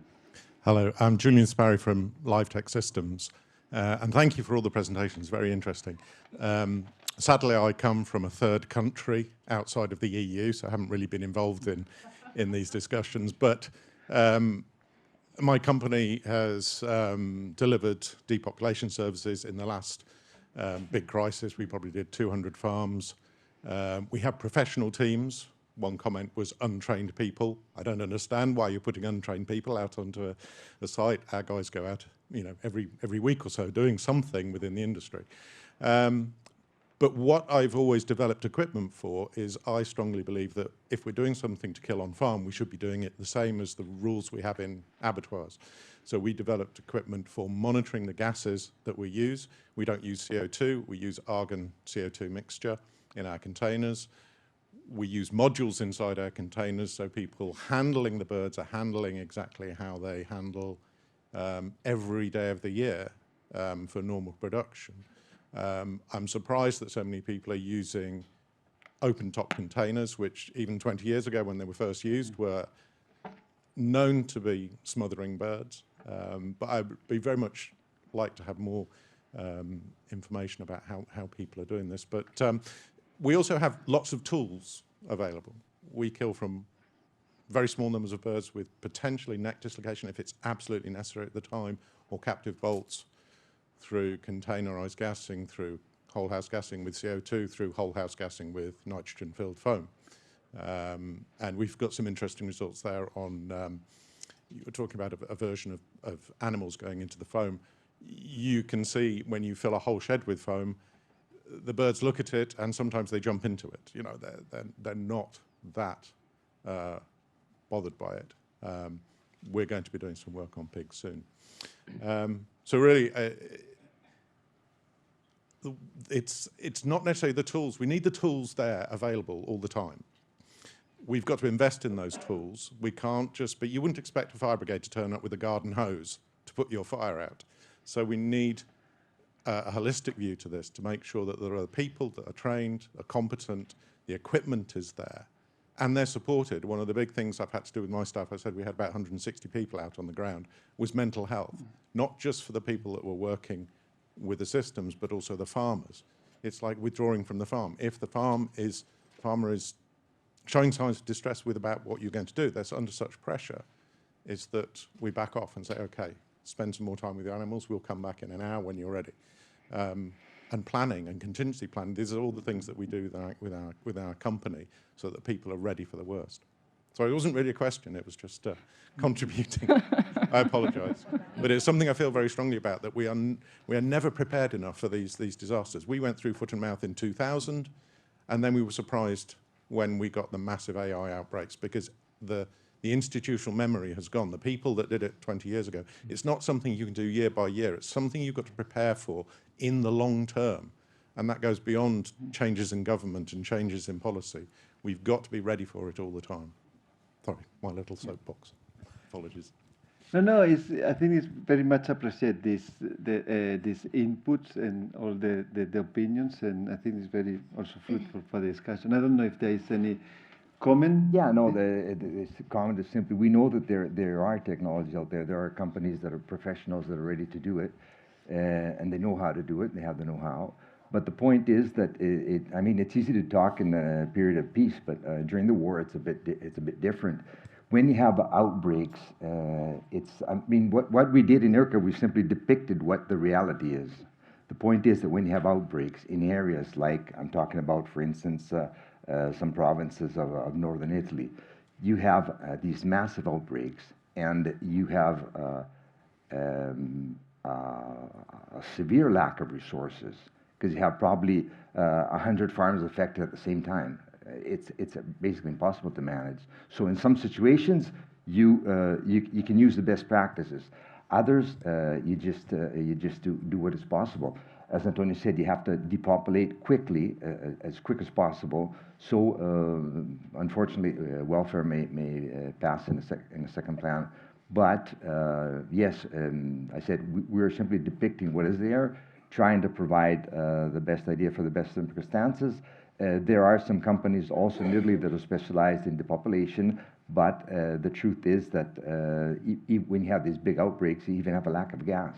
You have no CO2 available. So in the same farm, you're using whole house gassing, containerized gassing. You're using electrical equipment. You're using stunners. You're trying to do all the best you can, because you just can't keep up with it. That's it. This is the issue, that when it happens, you have to mobilize a lot of resources. That how will you keep with this during the year? Yeah, best would be to have a European task force to face these situations. But nevertheless, it's critical, because you need all the resources at the same time. That's what makes it difficult. Yes. Is there any other comment from the panel who want to? Can I? Yeah. So maybe taking this opportunity. So we're just coming out of a pandemic, we are seeing more and more disasters, right? An opportunity to revisit, the nature of our relationships with animals, right? So why are we doing agriculture in the way that we're doing, right? Are there alternatives to doing this that better for the environment, for people, and certainly for the animals as well, right? So I think, not to just move on after the pandemic's over, right? But to maybe seize the opportunity to have these very important conversations about human-animal relationships. Yeah, thank you. Other question? There are plenty of questions. There is Jessica, then we move to the... Jess Martin, Newcastle University. Thank you very much to all the panel members and their talks. So this is just to sort of follow up on the high expansion foam. So I think so to go back on your point of by using for me, the evidence is there that the foam is aversive, whether or not it's got nitrogen in it. There is a lot of evidence out there from escape attempts, all of those things. And you add nitrogen in, there's evidence of gasping, respiratory distress, before loss of posture, all of those things. And we know that. And obviously it's a non-instantaneous method. My question to you is, if you compare it to a containerized gassing unit, for example, with a mixture of inert gas and CO2, the published data out there shows that loss of posture or loss of consciousness through EEG suppression is normally under 20 seconds in birds. If you compare that to the McKeegan paper, to foam being turned on, exposure time, to the birds showing EEG suppression, it's 80 seconds approximately. So that's a much longer time period. So your comment on the welfare impacts associated with that. We don't have EEG data for pigs to compare, but in birds particularly, I'd be interested in your comment. Yeah, thank you for your question. So I think the data that you're referring to is used on older equipment. We have performed newer research and studies which are still unpublished, so I can't reveal too much details about it. But the foam production is much quicker today. So the time for loss of posture, loss of consciousness compared to in carbon dioxide and our method today is very similar. Also something that needs to be taken into account with the carbon dioxide is the aversiveness of the gas. If you cut open the animals after they are being killed, you can see a huge difference on the inside of the animals. Using carbon dioxide, they will be swollen and red. Using nitrogen, you will not see any difference from how they should look naturally. And of course, I think there is no perfect way to end the life of animals, but I really think that the methods used today must be improved, and we can do better. And also what is an important aspect to take into account is how people are dealing with different methods in reality. And from a mental perspective, also from the workers, I've spoken with so many veterinarians and customers, and they cry when they talk about the methods that they need to use today. So I hope that with our method that we can improve this step, both from an animal welfare perspective, but also from operator perspective. The foam itself, it doesn't cause pain, or there is no effect of killing of the foam. It's basically just a distributor of the gas in order to make it more time effective and to avoid an atmosphere of hypoxia. We want to create an atmosphere of anoxia to have we cannot have an instant stunning effect, but as close as that as possible. And as I mentioned before, it's just a number of animals that actually do escape attempts, and they are being exposed to something new happening to them. And I don't think we can avoid reactions that they will either think it's, wow, what is this? Or whoa, what is this? And I think dealing with animals, this is things that we also need to accept as a baseline. Okay, thank you very much for the question and the answer. And now we have here another question. I don't really know where to start because I wrote down so many notes. It was such an exciting panel. I wanted to say one thing. In the States, apparently spent laying hens are now all being depopulated on the farm because they're of no value to send to slaughter. And what we saw was pretty horrific, so I'd love to speak to the man in the back of the room. They just used commercial catchers to load the containers, and they didn't know how long they had to stay in, and there were a lot of smothering.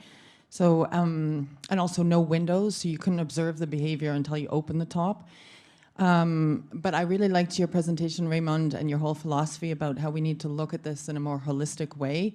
For example, foot and mouth disease came from the UK 20, 25 years ago. What are we doing today? We're still importing tons of unweaned calves in an age where their immune system is at the lowest, and we're spreading them all over markets and then putting them on trucks and bringing them to the Netherlands, to Spain, to Italy. Why are we still doing this? And the same thing with flock size. For the people who are involved in depopulating in humane ways, maybe we need to be more vocal about the size of our flocks. Why are we getting so big? Because as you said, Leonardo, to depopulate flocks of that size, especially when there's 100 farms that have avian influenza at the same time, you run out of CO2. You don't have enough people to manually stun them. And then you get into problems like what we have in Egypt and South Korea, North Korea, with live burying of pigs during pig flu or during chicken flu. And back to Raymond, in the Netherlands, what they have, which I really like as a Canadian, is they have ambulances now for animals. They've actually had them, I think, for 10, 15 years. Maybe that's an idea, get the police force and the ambulance forces involved also in helping animals trained in that, or having people who are trained in animal rescue belong to the police force and ambulance forces. So we can call them, everyone knows in North America you call 911, and in Europe 110. Wouldn't it be nice to know that there's just one number to call to also inform them about animal rescue? Okay, that's it.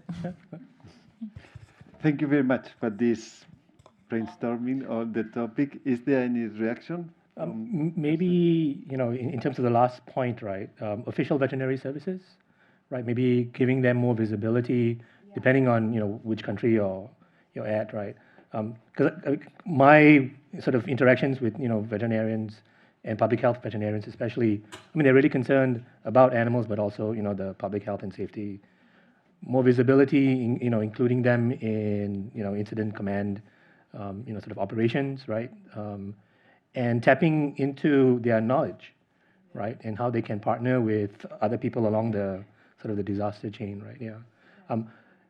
I don't know about police officers, but you already have a resource base there, right? It's I think to augment their capabilities, yeah, and supporting them.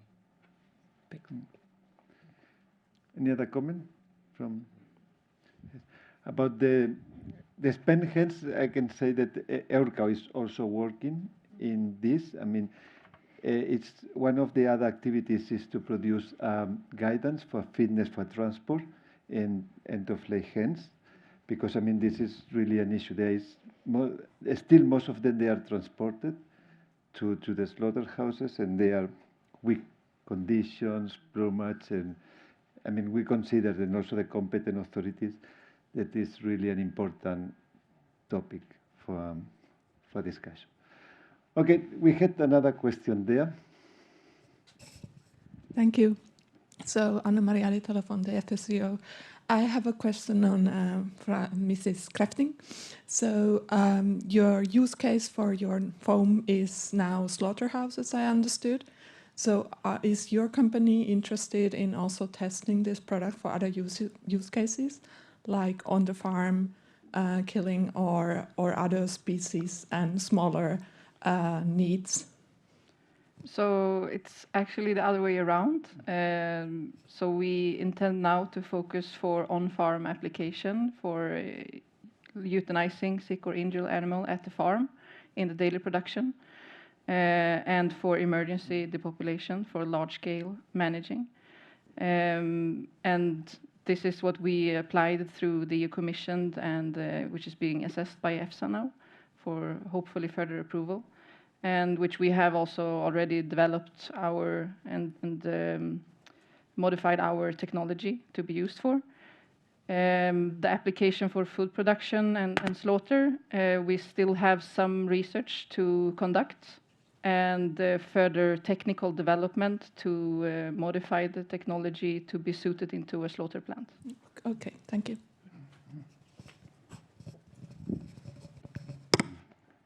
Here, the first. Yes, I don't know who was first, but she's the first I see. Thank you. Nikki Khan from Nottingham Trent University. I had a question for Eliran. Really enjoyed your presentation. Thank you for that. I was curious about whether, I suppose, how many strains or different breeds you had trialed the method, and if you'd found any differences in the integration of the knock-in gene between different breeds. Yeah, okay. Thank you for the question. I can reply only for the in vitro part, unfortunately, because I'm not allowed to talk about the in vivo. We are growing, I think, 4 to 5 different PGC strains, meaning the PGCs, many cultures of PGCs that were derived from different chicken strains. And the morphology or the phenotype of the cells were very similar in all of them. Okay, great, thank you. And do you see this being able to be applied to different species as well? The thing is that with the beauty about the technology is that we need one sex of the chickens, and so we can implement the fluorescent biomarker to the sex chromosome of the other sex. So if we need the females, we can put it in the male chromosome. And that makes the regulation quite easy for us, because maybe we go through gene editing, but the final product is non-GMO. Actually, the EU was the first one to take action and says that although we go through gene editing of the parent stock, since the final product is not harboring the transgene, is going to be considered non-GMO. The UK and Australia followed this message. If we talk about other species, so that's going to be a problem, because anyway we are going to remain with transgenic animals in case we need both sexes. So that will be a problem. But we have some other strategies how similar or biology can be implied in order to solve these problems in other species. Hi, thank you for the presentation. I had a question about One Health. So obviously it used to be called One Medicine, and there's tended to be this focus on zoonotic diseases and almost this kind of anthropocentric view. And in your Venn diagram, you had welfare within the kind of animal welfare, but health is obviously just one part of welfare. So I'm just wondering what your thoughts are on the utility of something like One Health, and perhaps how narrow or confining that can be compared to something like One Welfare or another framework. Yeah, so I think there's a broader definition of health that is incorporated into welfare, right? So I think, it started with veterinarians, as you, I think, were alluding to, right? But I think the conception is helpful in part because it pulls in perhaps non-anthropocentric sort of, concerns that we might have, right? So we know that, humans do better if the environment is better in general, right? And the animals that we're interacting with are also better, right? So in some sense, there still is kind of a human-centric focus, right? But we are enveloping moral concern, right, for others. And it may be the case that, the lights go off and we recognize that it's important for them as well, right, the animals and the environment. So I think there's utility in, although, there is some sort of, emphasis with respect to human centrism, right? I don't think it's exclusive of all the other concerns that we might have. I think the other important thing is helping us to recognize systems thinking, right? And we tend to, focus on, especially in human medicine, right, the well-being of individual patients.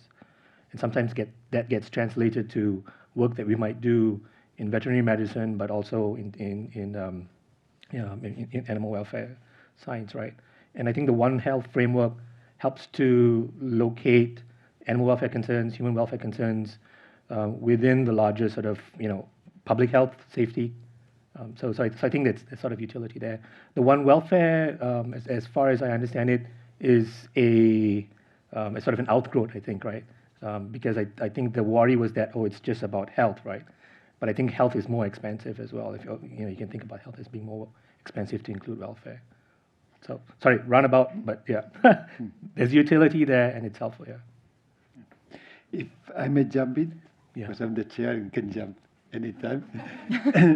I think it will be worth also to consider the One Welfare approach in this aspect, because I think the welfare of the animal and the human, they are very linked. I mean, if they are maybe well trained and they have an attitude, it will improve the welfare of the animal. And otherwise, I mean, when there's a disaster, the consequence to the mood of the people involved in this is, I think combining the One Health and the One Welfare here will be very win strategy. Yeah. And thanks. There was, and yes, sorry, yes, just to distribute the, yes. No, here we have the question, and then Sandra, and then I think there is still time for the 3 questions. Thank you, Raymond, for your very interesting presentation. I would like to pose a broader question to you and also the other people of the forum, and that is that we are here in a meeting with a lot of veterinarians, we are here with a lot of engineers, and we are trying to find technical solutions for great welfare problems. Yeah, one day we talk about having mixtures of carbon dioxide with other gases which are less aversive. We are talking about chickens, day-old chicks which have to be crushed because they have no purpose in laying eggs. So we put in a gene. We put in a fluorescent gene. So where do we find the ethical framework, like in mass culling of pigs? I myself, I killed 130,000 piglets between 3 and 17 days of age using intracardial injection with pentobarbital, which I still regret, but I had to do it in the mass depopulation in the Netherlands in the 1990s. So what are we going to do? Is in the end, is UFAW not the place where we have to start discuss the production system we are using to produce meat and to produce eggs and to produce dairy? Yeah, we have the day-old male chicks, which we kill. We have the calves, the male calves, which are removed from their mothers, also right after birth to be fattened from Ireland to Holland or even further. We have the same problem with pigs. So should we not start talking about ethics and maybe even say, if we don't do that, in what kind of civilization do we live? Yeah, a gene-edited chicken, crushed day-old chicks. When we have dual-purpose chicken, we also have dual-purpose cows or cattle. So why are we not talking about that and spending all our energy, all our intelligence on finding even more deep technology solution for actually societal problems? Thank you. Any reaction on this? Yeah. So I'm happy to have, if there is time, right, an ethics lecture at some point. So, or an agricultural ethics lecture. But I would say first, I am humbled to be invited to speak at this conference, and it may be sort of a door that's opening, right, to have more discussions about the ethical analysis, and ethical decision making that's involved in the way in which we relate to animals, farm animals, laboratory animals as well. I just point out that there is an organization. It's the European Society for Food and Agricultural Ethics, and they're meeting in, I think it's EID in the Netherlands in September. But they meet every year and a half, right? And these are the issues that they raise, right, about the values that are operational in various human-animal domains, environmental domains as well, right? I can't speak for UFAW, right? But just to say thank you for the opportunity to include sort of these ethics discussions, and I think that maybe reaching out to members who participate in the sort of the ethical discussions in your institutions would be another way to sort of raise the profile of some of the deep values questions that underlie different industries, right? Yep. Thanks. Yes, I just want to say that, I mean, in a 10-minute talk, you can't really get into the larger picture, and I hope I didn't give you the impression that we shouldn't look long-term. What I do think has happened is that the banning of the killing of male layers routinely is a little bit of a knee-jerk reaction to this image of chicks being crushed or macerated. A lot of it is also to do with the rhetoric. I noticed that Eliran called it shredding, which and it all conjures up these images of the Banksy thing going through and getting stuck halfway. And this is not what's happening. That is not legal. What we need to do is it's in the name, it is instantaneous mechanical destruction. If it's not instantaneous, it is not legal to use.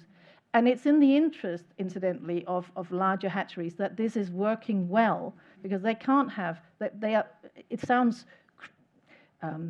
industrial, but it is in their interest that it is working well, because they have an output of chicks that they need to get through. But it is a topic that is very sensitive. I'm not unappreciative of that, but it's also a subject that is very easy to make popular and make a big song and a dance about. And I think a lot of people don't know that, for instance, there is an undersupply of dead male chicks in the UK, for instance. We can't supply enough. So I think there are two sides of the story in the short term. Any other reaction? If not, sorry, I think we are now in the time of the break. And thank you very much for all the questions. Thank you very much for this beautiful discussion.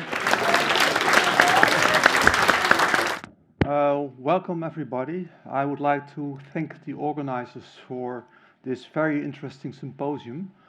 And in this talk, I want to give you all an overview of the way aquatic animals are captured, farmed, so we have an understanding about what is happening during killing. And in most cases, fish are not stunned. Fish are killed while they are fully conscious. And please feel free to ask questions afterwards. So I now move on to the next slide. Please keep in mind that when we're talking about finfish, we are talking about 33, 60, more than 30,000 species. You're talking about jawless fish. You're talking about fish that don't have a bony skeleton but a cartilage, and that's around 800 species. Sharks and rays belong to that group. And the teleost, that's the bony fish like carp, Atlantic salmon, rainbow trout. They comprise about 24,000 to 30,000 species. They all differ a lot. Please keep in mind that fish that are swimming in the Arctic seas, they have got antifreeze proteins in their blood to avoid the blood from being frozen.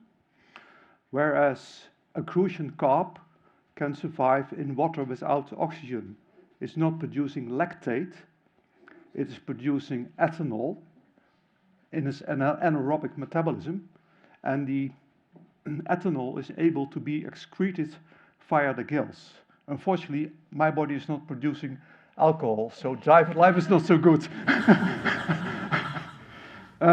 Okay, to give you an idea about the figures, you're not supposed to read this all, but it is large volumes of anchovies being captured, 7 million tons a year. Alaska pollock, skipjack tuna, blue whiting, herring. It's many, many species. And when we talk about farmed finfish, it's mostly carp, Nile tilapia. You see here in the Mediterranean, the sea bass and sea bream, small volumes compared to common carp, Nile tilapia, silver carp, and other carps. And when we talk about aquaculture, we're talking about Asia. 85% of farmed fish is being produced in Asia.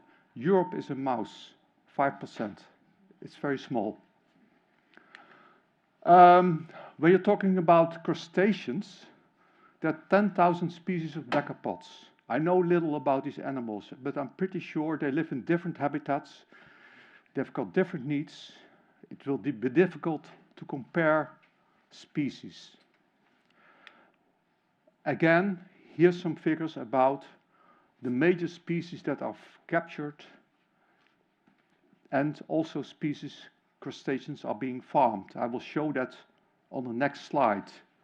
And these are the most important species being farmed, especially in Asia and America. A little bit of farming is being done in Europe. I think it's around 400 tons, 10 species or so, a couple of species, and it's in various countries, but it's very small amounts. The big amounts are farmed in the Americas and Asia. When you're talking about cephalopods, you're talking about different species. There are in total around 700 to 800 species. They differ a lot. You cannot compare these animals to crustaceans at all. You cannot compare that to finchfish at all. So these are the aquatic species we capture, we farm, and we eat. Farming of cephalopods, as far as I know it, is still in the experimental stage. Pescanova, a company in Spain, has got plans to farm octopus. But there is a really strong campaign against that to avoid it. I don't know what will happen, but there is one company in Europe that has got plans to farm octopus. Next slide. Well, these animals are mostly caught by China, India, Morocco, Peru, and the annual catch is around 4 million tons or maybe a little bit less. As I mentioned before, farming is still experimental. To give you an idea about the capture process, there are several ways of doing that. A net can be trolled in the water column to capture mackerel, herring, or across the seabed to capture the demersal species, or traps are being used, for instance, to capture crustaceans or other animals. Also, this technique is used, that's called a purse seine net, that is used, for instance, to capture mackerel, a fish that is swimming in the water column. The purse seine net is a kind of curtain that is brought around the fish. The bottom is closed, the bottom is brought up, and the fish is pumped out of the net on board. Keep in mind that when you're talking about purse seine, it can be 500 tons of mackerel that is pumped on board in 1.5 hours. Huge volumes, whereas in case of the demersal fisheries, you're talking about way smaller volumes, but a huge variety of species. So these are important differences. In case of traps, of course, there's much less pressure on the animal because you keep the animal in a little cage, and maybe the little cage is causing some stress in the animal, but you cannot compare to these active type of fisheries at all. You have to keep in mind that you're talking about various species. Also, season can have an effect.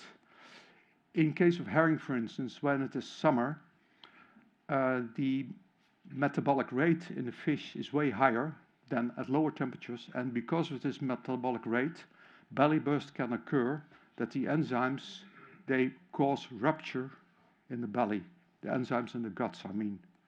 So this is an example of a seasonal effect that can happen in herring. Yeah, I've got many slides because I thought I want to show you something about fisheries and aquaculture, so you have an understanding what this type of production of fish is about, and you also see why humane killing has got challenges that really relate to the way the animals are captured and also the way the animals are farmed. So I think this kind of background information is important.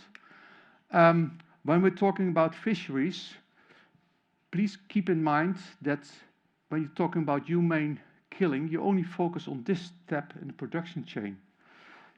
What's happening in fisheries is about capture, so crowding in the net, hypoxia, injuries, exhaustion. The fish is brought to the surface in the net, the fish is brought on board, so it can be barrel trauma, it can be temperature shock, it can be injury. So it's an accumulation of stressors. That's what's happening in fisheries. And of course, humane killing is important, but keep in mind we only focus on one step in the process. To give you an idea how these production systems in aquaculture look like, in Asia, for instance, they use huge ponds to produce shrimps or pangasius. They also use similar systems in Poland, for instance, to produce carp. Also, flow-through systems for the production of young salmon or rainbow trout is used, so water flows in from one side and leaves the tank at the other side. These kind of systems are being used. And also, sea cages are used for on-growing of salmon or sea bass, and also for production of very young fish, the fingerlings. So from the hatched egg to the fingerlings, that stage, they are produced in recirculation systems. That's a kind of big aquaria. So the water is purified by using a biofilter. So, and these are really controlled systems. So I hope this is an overview that makes sense, that provides you with some information, because not all of you are familiar with fisheries and aquaculture. So what kind of methods are they used for aquatic animals? I don't make a distinction here between finfish and crustaceans and cephalopods, because I know most about finfish, I know very little about crustaceans. So if people have got additional information about cephalopods or crustaceans, please feel free to mention that. Fish are left to die in air, for instance. Fish can be exposed to a temperature shock. Fish can be bled while fully conscious. Fish can be gutted while fully conscious. Or this is what they use for Atlantic bluefin tuna. They use a captive bolt technique to knock out the brain. And it's a Japanese technique, it's called ikejime. Let me see. When we're talking about the methods they use for farmed aquatic animals, please keep in mind that more or less 5% of the animals produced in aquaculture are stunned. It's mostly Norway, the United Kingdom, Canada. In Netherlands we do it as well, but it's really a limited number of countries. So most fish are not stunned. And it's important to remember that you cannot compare fish brains to mammalian brain at all. Some fish, when you just leave them in air, they can survive for hours. Not salmonids. Salmonids, and they die rather quickly. But nevertheless, also salmonids are fully overstressed when you leave them to die in air. For instance, if you place a turbot in ice, we've got some ideas, some suggestions that the animal is probably still alive after 7 hours. So that's why humane killing of fish is highly relevant. It takes the animals way longer to die than finfish, mammals or birds. Well, what kind of methods are now being used, especially in aquaculture, that can kill fish in a humane way? Percussion. Then a bolt is driven by air pressure. It's a non-penetrative technique to give the fish a blow on the head, or an ikejime method is used. And these kind of methods are irreversible. That means consciousness can be lost immediately if it is applied correctly, and the animal doesn't recover.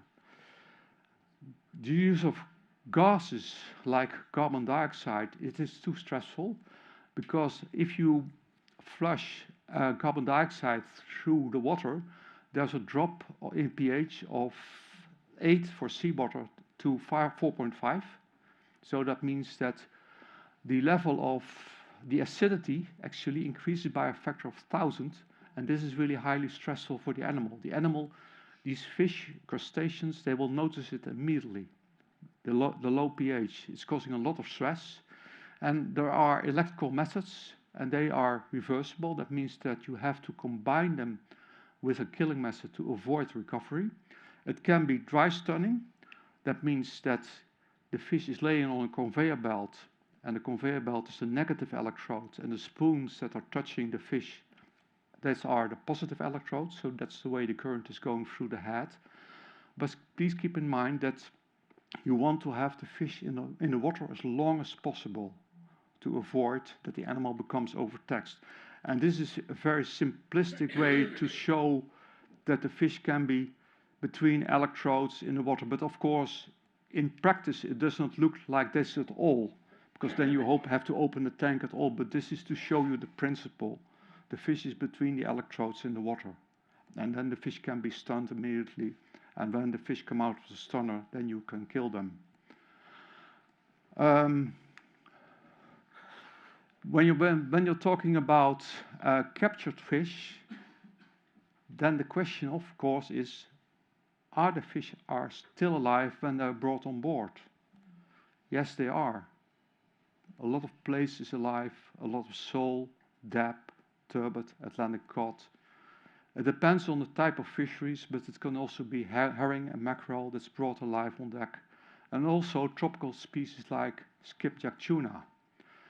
And of course, the rate of survival depends on the fishing method, the species, the life stage, and the season. So there is a good reason to say when the fish are brought on board, you have to kill them in a humane way. These are the methods they use for killing of captured fish. Especially in really small-scale fisheries, the fish can be left to die in air because ice is not available on board of a small vessel, or the fish are placed in a storey of ice and water. The fish are bled fully conscious. The fish is eviscerated, or the fish is frozen, like on board of big trawlers that capture pelagic fish. We have done some measurements on what happens when you leave the fish to die in air. We observed during winter, using EEG registrations, that it took at least 2 hours for the animals to lose consciousness. So this shows that definitely for Atlantic cod and haddock that is captured, that you need to have stunning methods in place on board of a vessel. Evisceration is a slow bleeding method. We have stunned flatfish like plaice, and when we thought that evisceration was an effective killing method, we saw that the animal recovered from it. So the blood loss is too slow. Bleeding by a throat cut can be slow as well. So then you cut the ventral aorta, so there's massive blood loss, but in case of lumpfish, these animals even recovered after electrical stunning, and when immediately after that the throat cut was applied, 10 minutes later breathing started again. It's the same, it can be the same with flatfish. We are busy to develop killing methods to avoid that. What happens in the aquaculture industry in Norway, that after electrical stunning, they macerate the lumpfish to avoid this. So this is a sound method to make sure that the lumpfish are killed in a humane way. Electrical stun them and then macerate the stunned lumpfish. Chilling in aerated ice water, we tested that. Normally the ice water is not aerated, but what we saw in case of turbot, that after 75 minutes of exposure, consciousness was not lost. So using ice is a slow method. Also, freezing a live fish is also slow. Please keep in mind that it is in the interest of the industry to reduce stress caused by lack of killing method, because if you stun an animal in an effective way, it is possible to improve product quality.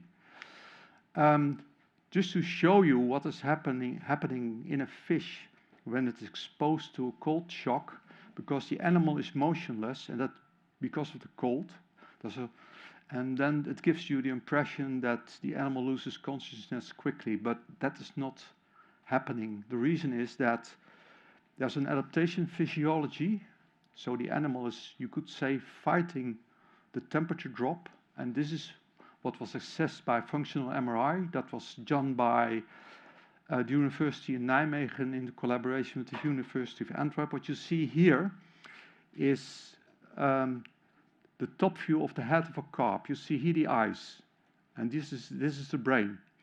So when the carp was exposed to a rapid temperature shock, this is what you observed. The red color shows that less blood is flowing through the brain. So this is the way the animal protects its vital organs against the temperature drop. When the oxygenated blood leaves the gills, there's a split.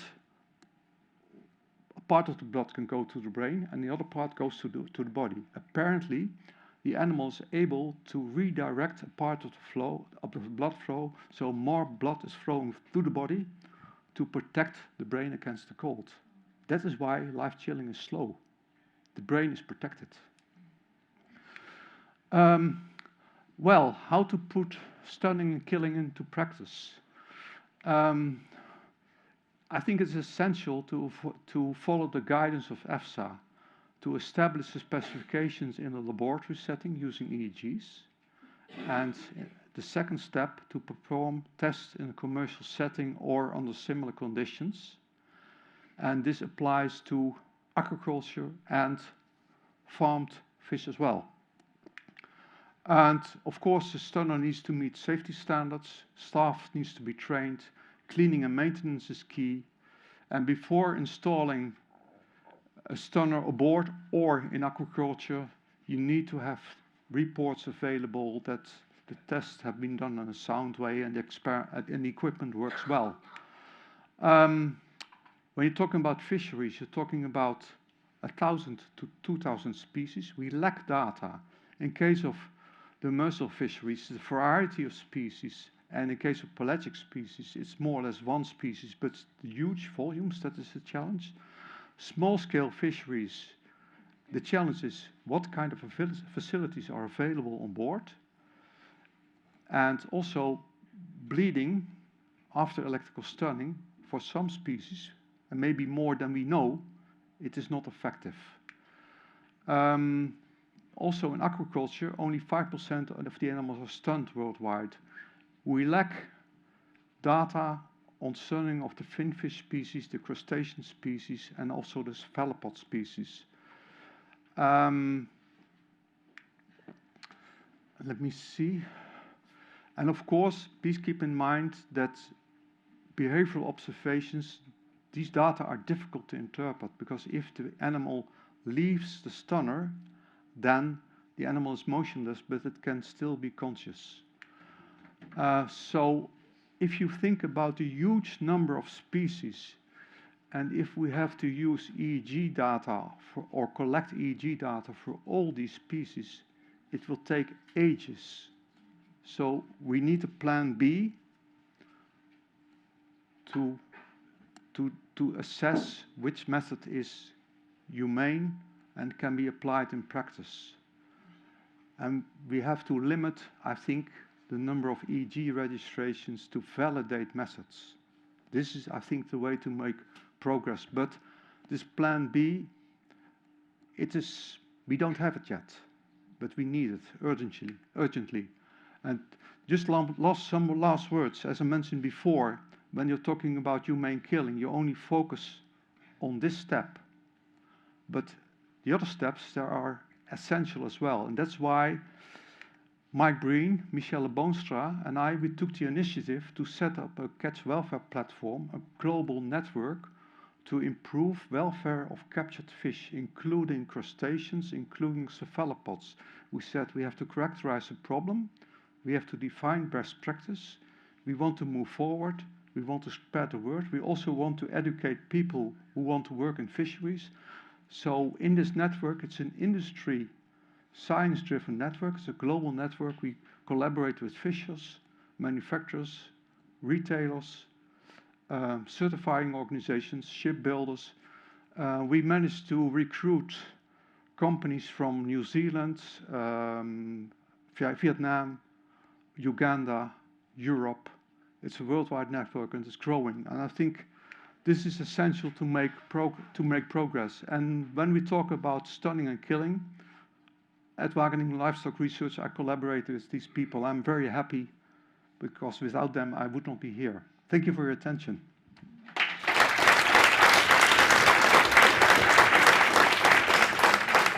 So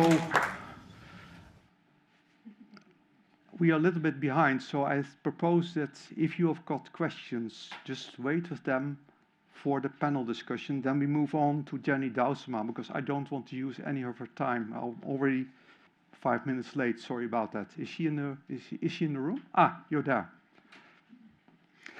Jenny is working at Stirling University, and she's also working for ACE Aquatic, and she will tell something about how to determine sensibility in fish. Jenny, the floor is yours. Thank you.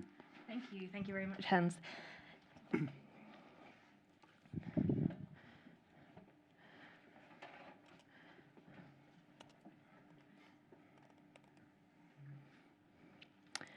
Thank you. So at these kind of talks, it's much more comfortable to stand up and say, we did an experiment, we got some cracking results, you can read about it in Nature next week.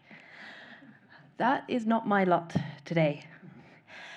Instead, we want to talk about some of the things that are a bit difficult when you're assessing consciousness in fish. There are a number of things that are not really cut and dried. I might leave you with as many questions as answers. For that, I apologize, but I also don't, because this is a really important conversation. It's very easy to be a little bit glib about conscious, unconscious. We talk about it all the time. We think we know what it means. If you stop and think about it, maybe we don't. And particularly when it comes to assessing it in an animal as different from us as a fish, it gets a little bit trickier.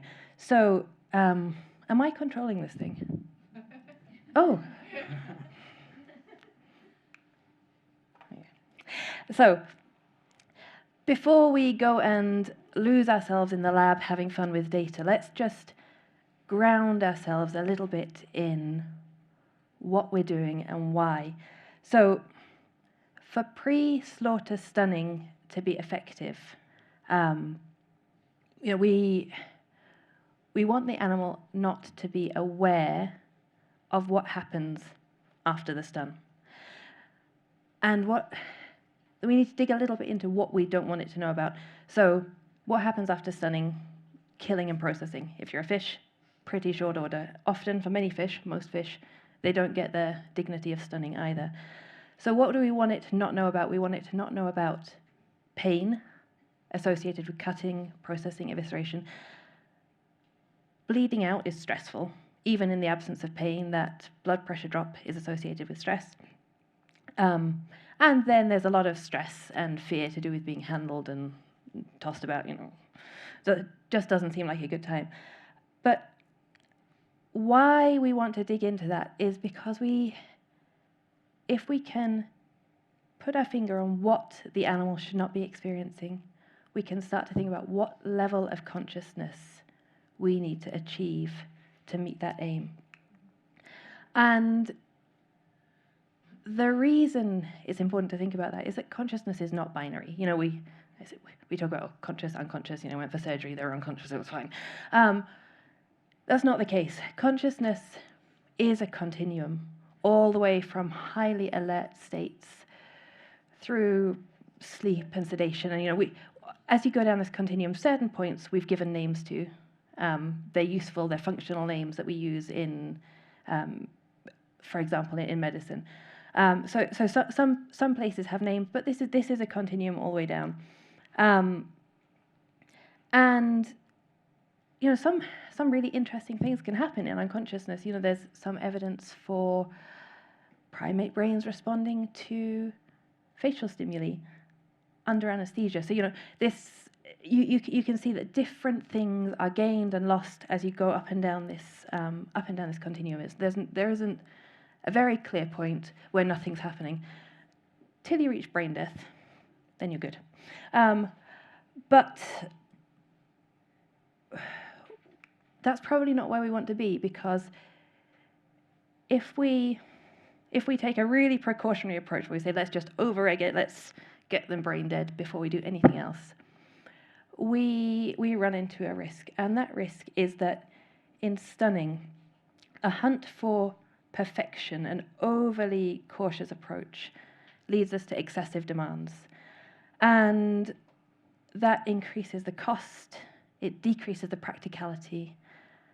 You're going to start to have knock-on effects on things like flesh quality, and it puts us out of the reach of industry. What that means is that nothing happens, and squillions of fish carry on being processed without any stunning at all. So we haven't moved the needle. So you were sometimes in life saying, well, as a precautionary approach, we'll do nothing. That doesn't work here, because if we do nothing, the processing lines don't stop. You know, fish continue being processed every minute of every day. So our response to this, our pragmatic response, needs to be to do the very best we can for today's fish, knowing that it's better than yesterday, and knowing that we will revise upwards, we will do better as soon as we know better, as soon as social pressures allow us to do it, and consider this a trajectory rather than an end point. So, having grounded ourselves in why we're doing this and why we're trying to find the appropriate level of consciousness to select an appropriate stun, let's look a little bit about how consciousness can be assessed in fish. So in aquaculture and veterinary medicine, we have 50 years of experience working with, we have 50 years of experience working with aquatic anesthetics. Unconsciousness in aquatic anesthetics has always had a clinical assessment. And this system's got some really strong points. So you look for a series of, I've lost one. There we go. You look for a series of clinical signs that are lost. These are fairly basic reflexes in the fish. As you hit certain levels of anesthesia, you can correlate that to signs that are lost. The really good points about this is it's robust. You don't need any equipment. You can train someone very quickly to do it, and we've looked at inter-observer reliability. It's pretty good. You can do it in the field. And importantly, we kind of all agree on how to do it. You know, we all can recognize these signs. Some of them are easier to see in some species than others. You know, some of them, salmon are quite talented at the eye roll. Other species, a bit harder to see. But once you get to know a species, you can do this pretty well. When would you not use this is perhaps a more interesting question. If you had reason to be concerned about paralysis, then you might think this is not the best way to go forward. And if you were concerned that maybe this wasn't sensitive enough. So if you are moving away from this clinical assessment, what alternative do we have? EEG. And there are almost as many approaches to assessing consciousness with EEG as there are EEG papers. Particularly in fish, there are only really a couple of groups regularly publishing EEG assessments of consciousness in fish. It's a much smaller field than mammals. It's a methodology that is still evolving. And there isn't a lot of agreement, or there isn't a lot of cohesion across experiments, across species, about how we do this. And so that makes it a bit difficult. When you're reading papers, you come to something like, here's a new species. First you Google what species is. And then you read the paper and think, is this a good assessment? Hard to say. You don't really have anything to back it up against.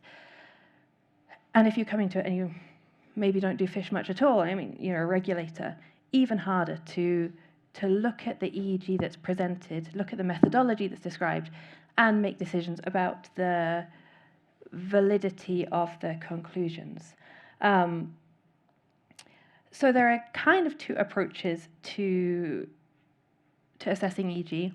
One approach is to look for responses in the EEG which are extinguished at certain points of unconsciousness. So there's a good logical thought train there. You can see that a stimulus goes in, the brain processes it, we see a response from the brain. The brain is processing something, so we know that something is going on in the brain. Another approach is focused more on things that are happening in the spectrum, changes in amplitude and frequency, patterns in the EEG. And so what I'm going to do over the next few minutes is just explore a few of these options for assessing fish EEG. Kind of just open the black box a little bit and look at some of these and just illustrate it with some of our data, looking at what these tools are good for, because essentially these are tools. And what is important in the context of what we're talking about here is choosing an appropriate tool for the question. So very specifically, our question is finding a level of consciousness that is appropriate after stunning before you go on to killing and processing. So why are we talking about this? Didn't expect to be standing up here talking about this. Seemed like a very simple experiment. We set out on a project funded by the Humane Slaughter Association to look at the welfare of finfish after stunning. And one of the things we thought we'd do is we'll use some EEG to assess levels of consciousness after electric stunning, particularly in response to concerns about, would they be able to move? Would they be able to display clinical indicators of consciousness? Has stunning in any way interfered with that? So that was kind of the background for this experiment. And so we wanted to make some assessments of consciousness. We wanted to look for signals in the EEG of fish that were in various levels of consciousness, compare this against stunned fish, see what we saw. Sounded quite easy, didn't think it would take very long. Whenever you think that, it's a bad sign. You know that you're wrong. So this is kind of a walkthrough of the flow of the experiment, and this just gives you a bit of context to the data that we're going to be looking at. So we worked with two species, very evolutionarily distinct species, tilapia and pangasius. They're, I don't know, trying to think of two mammals that are far apart now. Cats and monkeys. They're a long way apart. So what we did with each of these species was we took them through general anesthesia, MS-222. Once they're unconscious, put in some needle electrodes subcutaneously. Then we started recording EEG. So now we have a recording of an EEG of a fish that is under general anesthesia. We followed that fish as it came out of anesthesia, regained consciousness, and then we stunned it electrically. And so you can see this line kind of follows a kind of notion of consciousness. Stunned it, watched it recover. Once it was recovered, we put it into an overdose of benzocaine for a terminal anesthetic, followed by a killing step. And so here we should have an EEG that follows up and down levels of consciousness in a couple of different methods. So, we've got a couple of anesthetics. We've got a stunner. So this is the context of of what we are doing and the data that we have. So we recorded clinical indicators of consciousness through all of this. The fish did what they were supposed to. They lost and regained clinical indicators as we expected.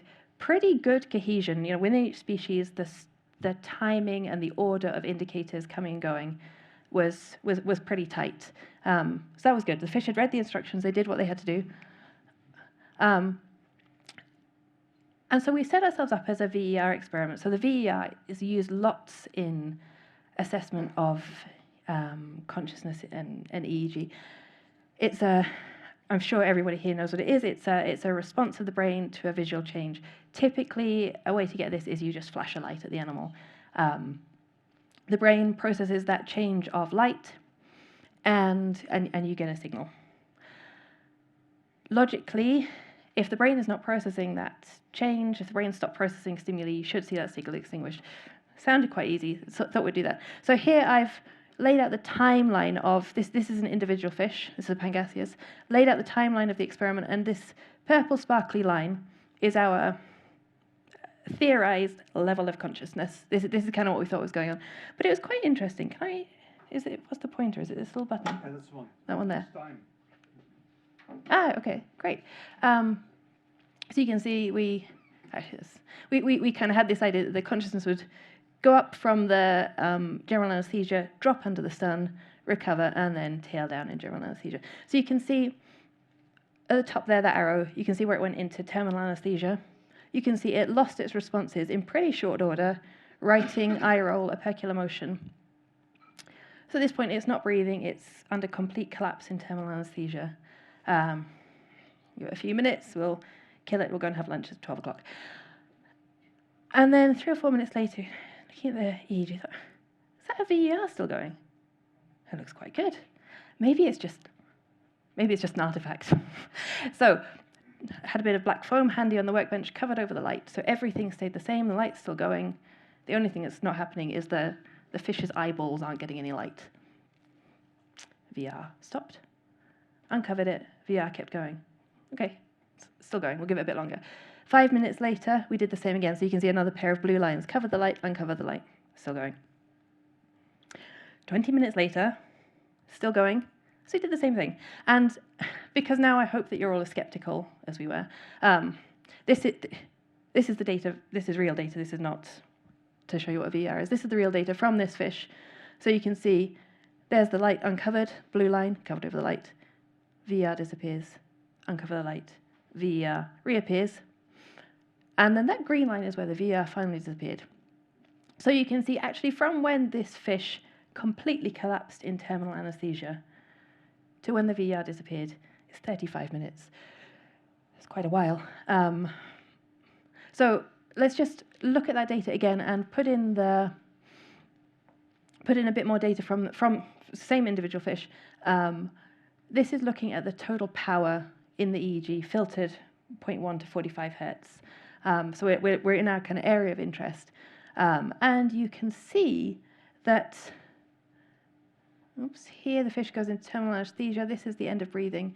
We see a complete collapse of power. So this is on a log scale. So that's 2 and a bit orders of magnitude. So we're talking a factor of 100. Collapse in power. And then pretty much power stays same. VER disappears.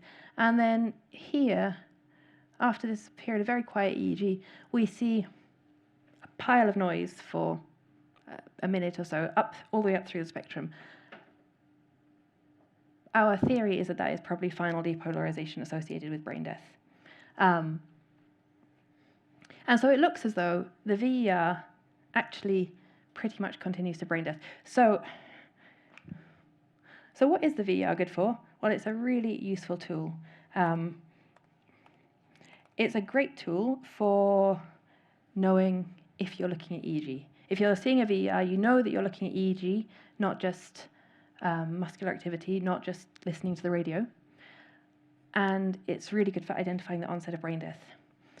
It's probably not sensitive enough for finding the kind of level of unconsciousness that we want, because we go back, we say, if we're really over-egging this, we're putting this kind of thing out of reach. We're just setting our standards too high, and that actually comes with quite a lot of risk. So that was one tool. Found out what it's good for. Let's keep moving. We were just looking at power on that fish. If we run a power analysis on the rest of the fish in this series, we see the same thing. So you can see here. So this is power on a log scale. The red line is where the stun was. These were very, very short stuns. We gave them a 1 second stun because we wanted a really quick recovery.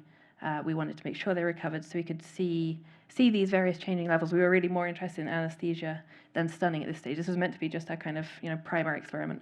The blue line is where it goes into terminal anesthesia. You can see all of these fish, catastrophic drop in power a couple of minutes after going into terminal anesthesia. In all of these fish, that drop is roughly associated with loss of respiration. Not exactly, though. There's a little bit of lag, which means that we can be pretty confident that this drop is not just because the opercular motion stopped, because obviously opercular motion is giving a huge low-frequency signal. So we think this is real. All of these, the green line is where it stopped showing a VER. So power seems quite promising. If we look at tilapia, Similarly, you can see big drops in power of orders of, factor of 10, factor of 100, where clinically we also would assess that this fish was unconscious. So power looks to be quite useful. If we just dig into this a little bit more, let's again, we'll just take an individual fish, make it a bit big so you can see what we're doing. If you split your frequency into bands, so here we just took bands of 4 Hertz, so we could see what was going on. Again, just dig around a little bit. You can see that the power is driven by low frequencies, and that drop that we see is really driven by drops in the low frequencies. This all looks pretty plausible. This looks true to what we see on the spectrum. All right, okay. I've talked far too much. Can I whistle through? I'm getting the nod. Okay. Same in tilapia. Power seems like a really promising way of approaching this. It's very objective. You don't need a trained eye to do it. Some people talk about spectral edge. It seems to go up in fish rather than down.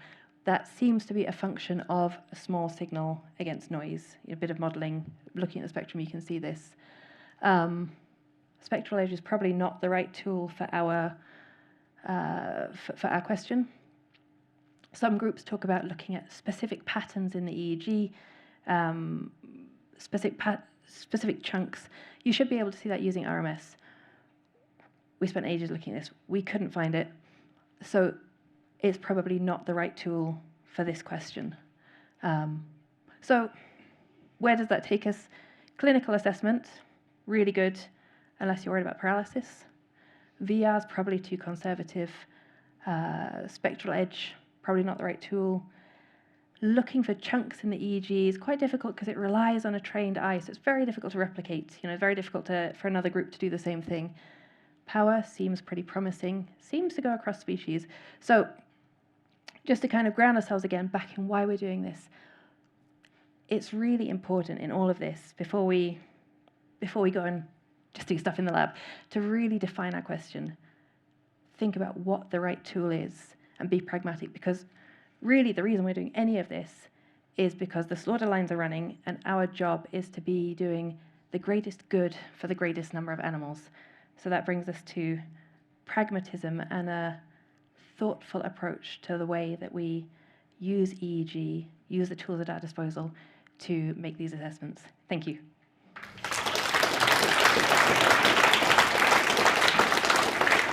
Thank you. Well done. Thank you, Jenny.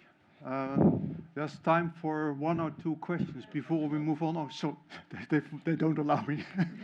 Okay, next one. Amaya, please go ahead. Amaya is also working at Stirling University, and please, the floor is yours. Thank you very much. Yeah. Thanks first to the organizers for giving me the opportunity to present this work.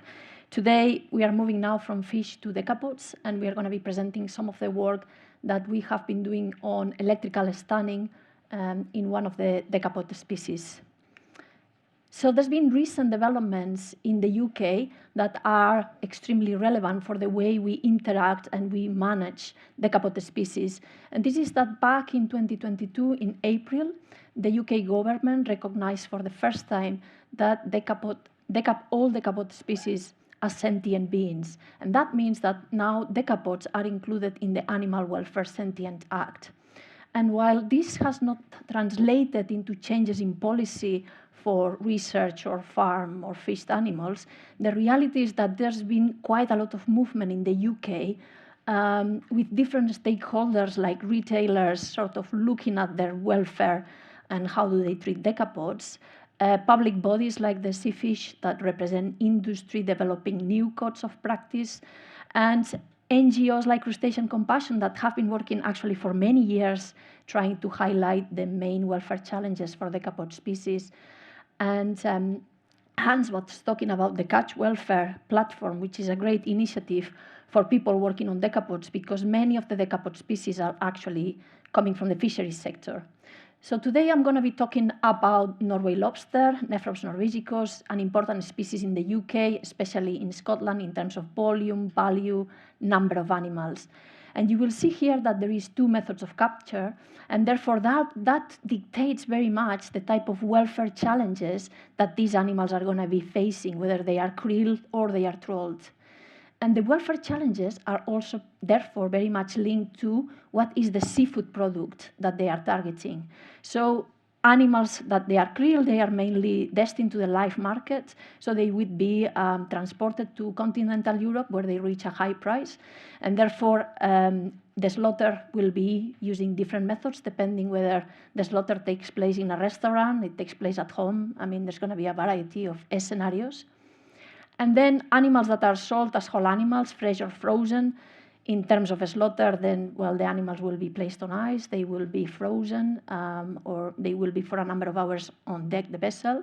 And finally, we have this product that it's very typical in the UK, and it's called scampi, and this is the breaded tail of this animal. And in that case, the animals are going to be tailed live on board the vessel. So that means that they're going to separate the head from the abdomen. So initially, the work that we started doing, and that was when I was a postdoc at the University of Glasgow with Professor Douglas Neal, was that we were contacted by the person that developed the crustacean, which is an electrostamping instrument that was designed mainly for restaurants. And basically, they asked if we could provide some background data, whether that technology was actually working. So in that case, we worked with Nephrops norvegicus. We had no chance of moving the parameters because this was a commercial machine. So it would have been really nice to play with time, but we couldn't play with time, so the stunning time in that case was 10 seconds. And you can see here some of the, I'm going to call it EEG recordings, but they are not really EEG recordings, but it's neurological activity that we find at different parts of the nerve system. And you can see here that the nerve system in these animals is much more decentralized. So you have a number of ganglia that go from the anterior to the posterior and from the dorsal to the ventral part. And so in our work, we were quite conscious about this decentralization and trying to capture activity in animals that had not been stunned versus animals that had been electrically stunned, and trying to capture how these signals sort of look like in spontaneous activity and also in evoked responses, which is the one here, where we were trying to challenge that. But as Hans mentioned, can we do this type of analysis for all the species that we have? So one of the questions that we had is, can we use the heart rate? It's much easier to measure the heart rate than it is to do the other measurements that we were doing. So in that study, very close related species, European lobster, we use the crustacean again, and we measured the EEG along the nerve system, and we saw a flat line. We kept that signal for 4 hours. It was not coming back, so we were pretty sure that this was irreversible stun. But then when we measured the heart rate, then we saw that actually this is the stun, and after the stun there is a period of acardia and irregular heartbeat. But after a couple of minutes, actually the heart rate comes back. And you can see that the amplitude and the amplitude and the frequency of the heart rate, it's not the same, but it would actually be very difficult if you got that to assess whether, I mean, what's the situation. So there is this uncoupling of the heart rate versus the nerve system. And in these animals, this was an hypothesis, this was not something we expected, because actually the heart rate, it's directed by the cardiac ganglion that it comprises 9 neurons. So we thought, well, if all the other ganglions are silenced, the cardiac ganglion will be silenced. And then I read a paper that I think it's very relevant for this work, and is that you can see this is in crayfish, or a very closely related species. You can see the heart rate goes on, and then if you tap in the head, there is a startle response. But when the animal has been anesthetized, the heart rate loses that startle response. So in reality, although the heart rate per se might not be a good proxy for sensitivity for that, it could be that actually the startle response of the heart rate could. But this is not something that we tested, because I realized that after reading the paper. I should have read that paper before. So right now, the systems have moved on a lot. There are companies that they have developed in-water electrical stunners and dry stunners. And some of the work that we are doing now is looking at these bigger systems. And this is a consortia from these organizations that they are actually trying to see whether they could develop instrumentation for stunning prior to tailing the animals, and this would be for the scampi market. And I can't take no credit whatsoever because actually this was driven by them, and they reached out to see, can you provide some evidence data on the stunning side of things? So phase one of that project more or less finished in January, so we did some work back in December, but this consortia will keep working on that, in the development of that instrumentation. And you can see that in this case, what we were doing is that we were, similar to Jenny, we anesthetize the animals so that we can implant the needles, and then we wait for the animals to recover from the anesthesia, and then whether we stun the animal, and in that case, we are using a dry stunner. But as I said, there is equipment for in-water stunners. And then you tail the animal. And of course, the first thing that we need to look at is whether it represents an improvement to the current method, which is tailing live. So you can see in that video, which is actually playing, animals that have been recently tailed. You can see some of the tails coming in, but in animals that had been previously stunned. And in the other one, you can see heads from animals that they were not stunned. So from a behavioral perspective, there is a clear difference between applying a stun before tailing or not doing so. And so we did some initial EEG recordings on that, and you can see in the top we have the EEG recordings. I'm so bad at this. The EEG recordings on animals that they were tailed live, and you can see that we have a lot of inter-individual variability, but still you can see that if the animal is stunned and then we tail the animal, then the amplitude of the signal is actually reduced. We are looking at the data analysis, and this is very much what Jenny was talking about. I mean, how are we going to interpret the EEG signals from a decapods? So we are looking at wavelet analysis. We are looking at dissecting the different frequencies to see if we can have a better understanding. And of course, the evoke responses.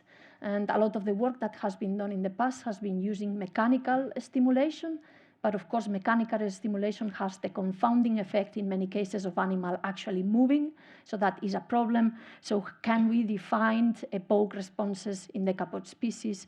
Maybe using light, but in the case of Nephrops, if you're getting the animals from a high depth and then bringing them to the surface, then they are pretty impaired, their vision. So we have to find ways of looking at that. And finally, also, we are doing work in trying to match the EEG responses that we see with behavioral responses. And this is done on in-water electrical stun animals. So we have developed an ethogram of the type of behaviors that we observe, and now we have to match up, or we would like to match up that with the EEG responses. And finally, quality. So when we used the crustacean, we did some quality work, and I have not included all the work that we did here. We didn't see much of a difference, probably because this was in a lab-based situation where everything is controlled. So you are not really comparing what's happening out there. But for the crustacean, that was okay because you are in a restaurant, so it's a different approach. And I guess that one of the main things that we observed was the potential issue of blackening development, of melanosis development, which I think is probably triggered by the increase in temperature that you get, especially in the cephalothorax area of these animals. So this is something worth considering. Have I done it on time? Great. Thank you.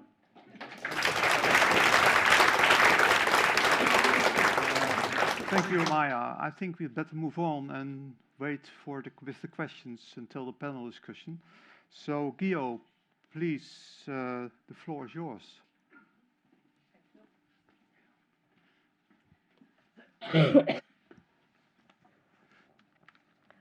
So thank you very much for the invitation and to the team that have been working in this study. So as Maya was saying, there is recently interest in crustacean welfare, as the bill that was saying that is started in UK, and recently also the European Community have put a reference center in welfare of aquatic animals. So that gives the importance of the works we are doing now. And maybe the first step will be to kill them in a welfare manner to avoid pain and distress. So even here in the legislation in Europe, we don't have any European legislation for crustaceans, neither for research or for production. Only a few countries, as Switzerland, have legislation on welfare for crustaceans. And for instance, here in Sweden, in Switzerland, if you grab a lobster and put in boiling water, you will have a fine of around 200 francs. So there is only one of the few countries, besides also Austria and Norway, that have some legislation. So one of the ways to start killing animals in a human way will be to use the electrical standard that was talking before Amaya, that is the crustacean. So the objective of this work was to see how good it is to use the crustacean and were the animals able to recover and how that will affect the meat quality. So we divided the study in 3 experiments. The first experiment was related to see the effect of crustacean in the behavior of the animals. The crustacean, as also have shown Maya before, so you put the animal inside this machine that have some water. If you use 220 volts, you can get a maximum intensity of 8 amperes, so it's relatively high. And for this study, we use 3 treatments. The first one was to take the animal, put inside the crustacean, and do not apply it any current. So that was our control. And then the crustacean, here, if I know how to do that, Here you have 2 positions. The upper one is the short one that will apply the current during 5 seconds, and the longer one that we will apply during 10 seconds. And which were the parameters we were measuring afterwards? So when we have applied the crustacean, we put the animal upside down, and the writing capacity, meaning the capacity that have the decapods to turn again to the right position. So we took this time as one of the measures for the behavior of the animal. Moreover, we have also been filming the animals, and using an algorithm, we take the distance every 5 seconds, and we measure how much they have been moving around the tank. So with that, the results of this part, we found that for the control animals, was nearly impossible to put them upside down. They turn in very few seconds. When we apply the short, after 34 minutes, the animal was changing position in average. And for when we apply the long treatment, then you see it's much higher, 300 minutes in average. Afterwards, we look at the activity of the animals. In fact, this graph, we have 2 sections. One is pre and then post stunning. So the 0 means different things for both. So the activity pre-stunning was measured for all the animals 30 minutes before, and we don't find difference between treatments. And for comparing the treatments, our 0 here in the post-stunning was different for each animal. So if we were taking a control animal, was after a few seconds, it's 0. But for a short animal, the average is 34 minutes, but there were animals that turned it at 10 minutes and others at 47. So this 0 for the animal that turned it at 10 minutes will be 10 minutes. And like that, we can have the activity of the animal just post-spanning. So I hope it's understandable, but it was a way to put all the data together. So, and also we didn't find difference of activity. Then we did the second experiments for studying the physiology, because one of the critiques of the static methods is that stress, or you have been really stunned the animal. So we're expecting that really the stunning was working.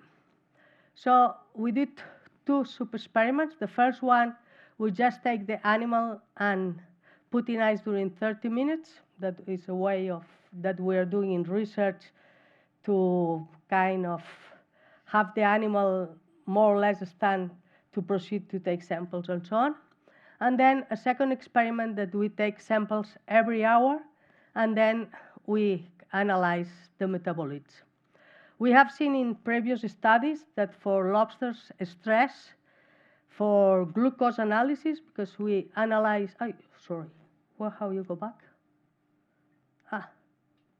Yes.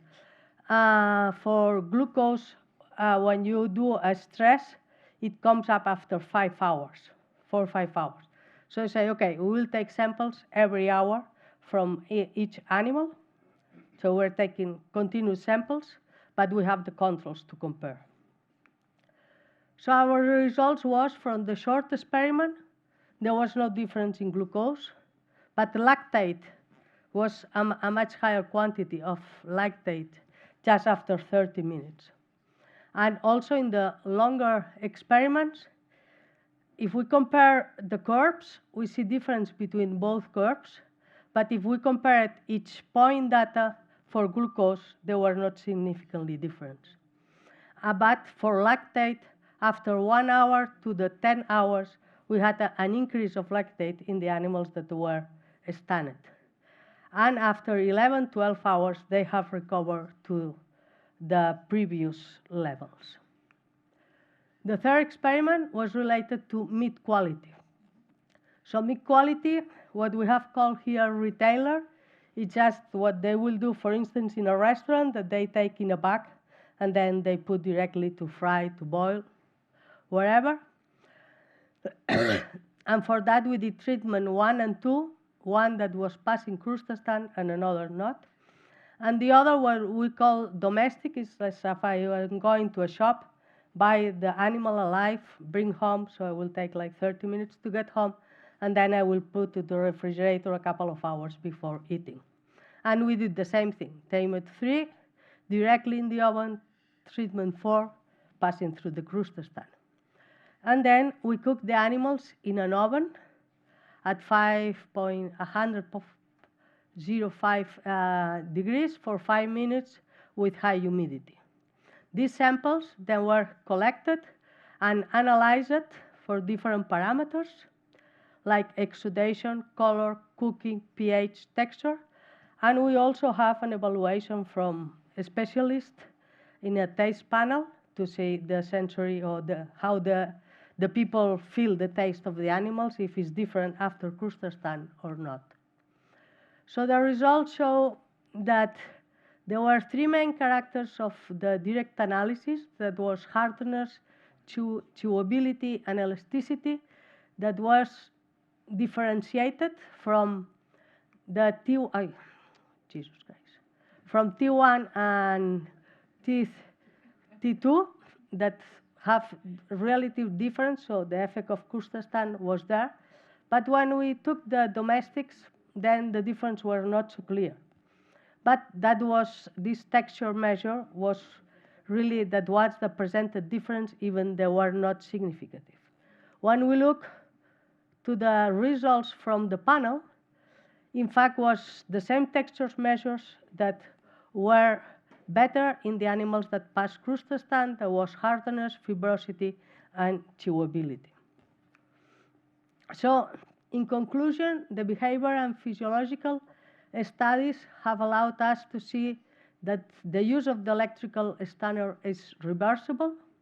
We have seen changes in metabolites and that were significantly from lactate.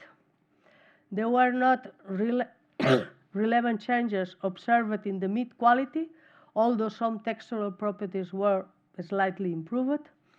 And the use of crustacean uses an easy method to do an electrical stunning for people that are not specialists and is safe for the operator. So the message to take home is that now we have a marketable, available electrical stunner that can be used, for also conscientization of the people that these methods have to be used. We have this one, we have to improve it, but it's a first step. And that for producers, the use of this kind of methods of stunning will be not only good because they will satisfy consumer opinion, but also improving the system, we are sure they will improve also better the quality of the meat. And thank you very much for your attention.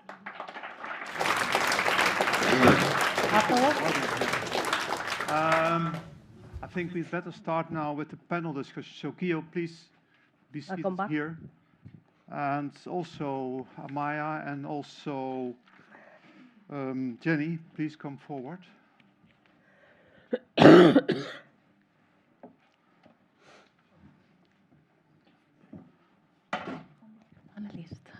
No me sean tres panelistas.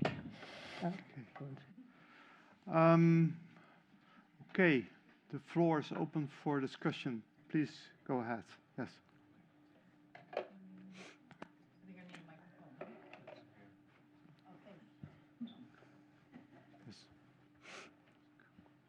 It's a bit of a naive question, but that's because I have no experience in fish. But I want to know how do fish feel?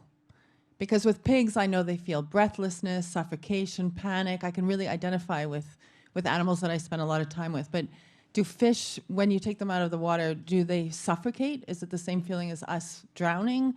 Can you tell us a little bit more about the feelings of fish when they're stunned, transported, refrigerated, like you talk about? That is, sorry, go ahead. Just go ahead. That is such a great question. We kind of all want to know. That might be your Nature paper. But fish are a little bit difficult to empathize with because we're really good at empathizing with animals where we can map our body onto theirs, and fish are so different. I think that's been a big problem in moving forward fish welfare. But we are starting to get a bit of traction, and so we are starting to see that fish can feel a number of things that we can relate to. So not just things like pain and distress that are quite easy to characterize, but things like fearfulness has been characterized in fish. And so I don't think we have a really good understanding of exactly what it's like to be a fish. But as we're moving forward, the needle is very much coming around to an agreement that fish have an experience which might not be directly analogous to ours, but certainly requires thought and consideration. Well, I don't know, from a crustacean point of view, because that's my specialty. Of course, when you handle them, they move. They are, we will say, as human, not happy, so because you are taking them. But if you observe them in the tanks, for instance, if you put some places where they can hide, they will rapidly go there. Mm. They don't like the flat tanks that we use for having good registrations. Whatever you put, or you put them some stones or whatever, they move the stones, they do things. So yeah, I guess the environment you put to them, they have a very big effect on their behavior. How is that feeling that is good or bad? I don't know, I am not a lobster, but have an effect, and you can do a lot of things that maybe are not very expensive, as the enrichment of the tanks. That could help very much the welfare, and that is the small steps that we should start be doing. And I think something that we've seen complementing that is that there are individual differences, and the individual differences are quite consistent, and we've seen that in decapods. I didn't believe that until I started working on that with Sonia at the Institute, and you see that that there are animals that are more aggressive than others, or that they respond differently when there is a novel object. So when they are exposed to different practices like taking them out of the water, then there will be individual differences. So. Talking about that, in the presentation we'll do after Lefteris, we did some electrical stimulus, but just negative, so much lower quantity than the crustacean in Nephrops. And all the animals we took in control, they were highly active. And experimental animals, they had very low activity. So we had to do more animals. Okay. But it was just a coincidence. Just a coincidence, okay. Yeah. But if you take animals from the wild, your variability is much more higher than is from a farm. Thank you. I agree with you.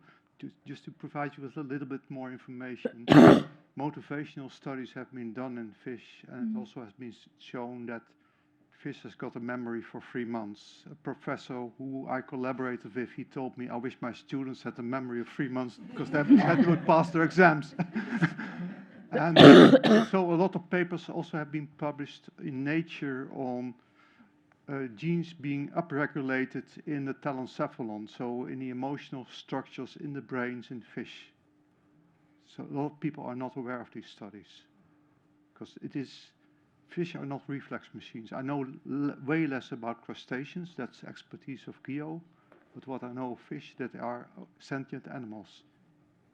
Next question, please. Yes. I mean, they collaborate, they use tools, Yeah. They have also positive emotions. Yes, but please introduce yourself. Yeah. Yes. Fausta Borsani from Fairfish. Yes. I wanted just to say fishes are not, as we consider them normally, as stupid, and they are sentient beings, and that prompts also the use of the proper killing of trillions of beings, of individuals every year.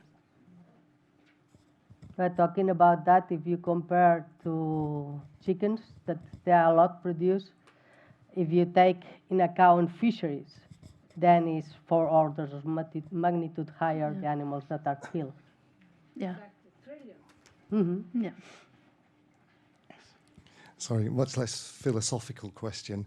The crustacean stuns that you use were quite long duration, 5 or 10 seconds. In some ways, that's quite concerning, because we don't know what would be happening during those 5 or 10 seconds, and those animals could be in pain. Do you have any idea of what would happen if you used a 1 second or less stun? I don't, because we couldn't do it, unfortunately. But I think that at that time, because we did that work 10 years ago, we actually thought 5 or 10 seconds was really good for a decapod, because it's very difficult to kill them. But I agree that things have moved on, and now when I look at this data, I would have liked to be able to play with that. But the work that we are doing now with in-water electrical stunning, you see that depending on the voltage conditions that you are using, you can get an effective stun in 1 second. But of course, you are just basing your assumptions based on the behavioral response of the animal, because we don't have the equipment to actually measure EEG stun, like the signal, and then you have to connect the wires, and it takes a little bit to settle. So I think it is possible, but we didn't do that work with the crustacean. Well, the crustacean is fixed, so you have 5 seconds or 10 seconds. We are trying to manipulate it with hands, or do a closer machine by our own. But I guess the direct thing will be that the time the animals are unconscious, considering we really do an unconscious, that we are not 100% sure because we can not able to do EEG, will be reduced. So it was 34 minutes of 5 minutes, and 300 at 10 minutes. Then if you do at 10 seconds, if you do 1 second, it will stay unconscious 3 minutes. I don't know, but considerably much less. You will have enough time to use the animal or to cook before this time. So I guess crustacean give us a tool that is easy to use for any person, that can conscious people that they have to start to use animal welfare procedures also in crustaceans. I think it's a machine that could be very good for a restaurant, because they can have and they put directly. for retailers, okay. Of course, for industry, not, because it's very low number, no? Yeah. But it's a start point. Yeah. I think for me the most striking result was that when I used the crustacean, and after looking at the EEG recordings, we stopped after 4 hours. I mean, every time I've used the crustacean, I thought the animal was dead. But then you look at the heart rate, and then you look at the data of Guiomar that she actually followed the animals longer, and you see that the animals do have the capacity to recover. So I think that will have to be linked with a killing method. Yeah. So that one animal wake up at 11 hours, and it lived for 3-4 days. Then we stopped the experiment, but could be living without any trouble. It's really good to hear that you're both looking at shorter stuns. Yeah. Okay. Are there any? Yes, in the back. People who've got questions. Hiya, Sophia Bullock from Newcastle University. Thanks for your talks. I found them really interesting. I don't have experience with decapods or electrical stunning, so please bear with me. But I was wondering if anyone had measured body temperature while they were doing the electrical stunning to see if there was a thermal impact from the stunning, and if not, whether you thought that that would have any effect on what their experience of it was. In fact, when you do electrical stunning, you take the animal out, and just with your hand, you can feel it's warmer. I haven't measured exactly, but the animals are at 10, 12 degrees in the tanks. When they go out of the crustacean, they are warmer.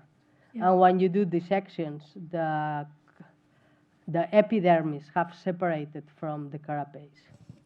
We actually use a thermal camera for when we did the work on Nephrops, and there was an increase of temperature. It was, as she says, the water temperature maybe was around 10, and after the crustacean it was around 20, a bit higher than that. There is a paper on that increase in temperature, and that's why we think the melanosis development was actually accelerated in that part, and it's because of that increase in temperature. What do you think the welfare implications of that might be? Yeah, it's a very good question. How can we assess that? I think that's the issue. So, which sort of welfare indicators can we put forward to try to answer these questions? And I don't think we are there yet at all. Would an approach to that be to come back to Hugh's question about short stunning? You know, if you know that your animal is unconscious straight away. An unconscious animal, we don't worry so much about the welfare. That's why we're stunning. And so, you know, if we had reason to believe that the animal in the crustacean was experiencing being in the crustacean, would be worried about the welfare implications of temperature and less so if we thought this was an instant stun that would last until death. I think the crustacean, I think they probably went to the 10 and 5 seconds to be on the safe side. Yeah. And probably they don't really need that. Mm-hmm, mm-hmm. And also the issue with the crustacean is that the animals are cooked just after the crustacean because it's mainly in restaurants. So these type of quality issues are not such an issue for them. And I think that's why they didn't go into that. But when we go into the bigger systems, then definitely it's about what you were saying, not to overdo it, but to actually have that range where it works, but you are not overdoing it. Right. Yeah, I guess. May I add something to this? Mm-hmm. I agree with you, and we collaborate with Gio, as she mentioned, and we've asked our electronic engineer to change the equipment a little bit so we can switch it off after 1 second. Yeah. Or if that's not going to work, we make a model. We have a Perspex tank, place plate electrodes in it, and we've got a power supply. We can make any waveform we want, so we can just use this as a good model for the crustacean, because it's actually important to know, does the machine stun in 1 second? If so, okay. If not, then maybe we need a little bit more voltage and amperage, of course. So I guess that we will have a good tool when we are able to do EEGs properly, that we are sure. With the crustacean, you take the animal from after the shot, and they are completely all, the claws are fall down. But it's really unconscious that we don't know. So when we will have this tool, then we will quickly be able to do much more things. There's one question of a person in the back, and then it is a case, and after that Sonja. So please, I don't, sorry, I don't know your name. Oh, sorry. I can take that. Hello, I'm Eleftherios from University of Gothenburg, and I have a question for Guillermo. So you extracted hemolymph in many hours, and the volume of hemolymph in crustaceans are not that big. So did you consider that that might indicate stress also, because the hemolymph takes 24 hours to replenish in the body? Yeah. And well, first, these are American lobsters that are quite big. You can take up to 4 or 5 ml from them. What we did here is we were only taking 300 microliters each time to have enough to do the analysis. And also to be sure that the stress was not from the handling and taking hemolymph, we have the control, and the control is much lower. So in the control animals, we did the same procedure. The only thing is that they were not, the current was not applied, but the procedure was completely the same. So of course will be a stress for handling, but that is comparatively much lower. Okay. I think there's still a question. Yes, in the back, and then we case, and after that, Sonja. Sorry, Julian Sparrow from LiveDeck again. Unbelievably, I was actually involved in designing the restaurant version of the crustastan. And just to clarify on your point of the durations, it was exactly that. It was to be sure that they received sufficient current that we knew that they would be, let's hope, insensible. It's a bit of physics because they have a really strong carapace, which is insulating electrically. So yes, if you can apply the electrodes more carefully to the animal, you could do that 1 second, half a second, correct frequency. But we didn't have the ability to do that. I'm really, really excited that you're all taking this on now and doing some further work on it, because there's certainly refinements that we can do to that system. But I'm glad it's still in there. Okay. We don't have so much time left, so I propose, Kees has got a question, or? Okay, then Sonja. Please. Sonja sitting here in the front. Yeah, I mean, this is great work to try to prove the crustacean, but actually because we are in a welfare setup and we're trying to talk about welfare, what we have to think about is why we're selling these animals alive. I mean, I think this is the elephant in the room. I mean, we cannot be selling crustaceans alive anymore.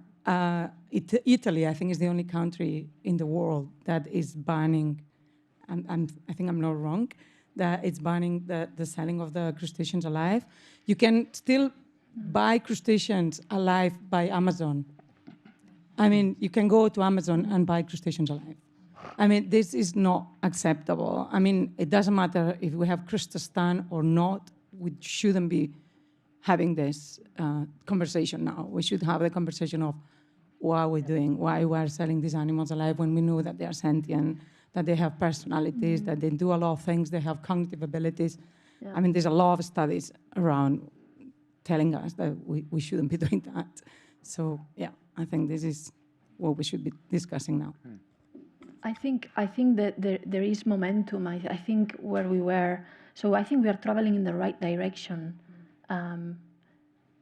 definitely. But 10 years ago, when we were doing this work, it was like, what are you doing? So what I mean is like, there is a road to take. But I agree with you, and I think the recognition of the decapods as sentient in the UK, well, it's gonna drive all these questions of what are we doing? And there are NGOs that actually are raising this, so I think that conversation is there. Yeah, and regulation will come. The new situation in UK, and that the European community put a reference centers in aquatic species, is going in the direction of doing a legislation, and of course selling animals alive have no sense. No place. Yeah. but it's a practice that they do now, no? So in the meanwhile, it's not banned, then better that they pass through crustaceans than that they do not pass. No?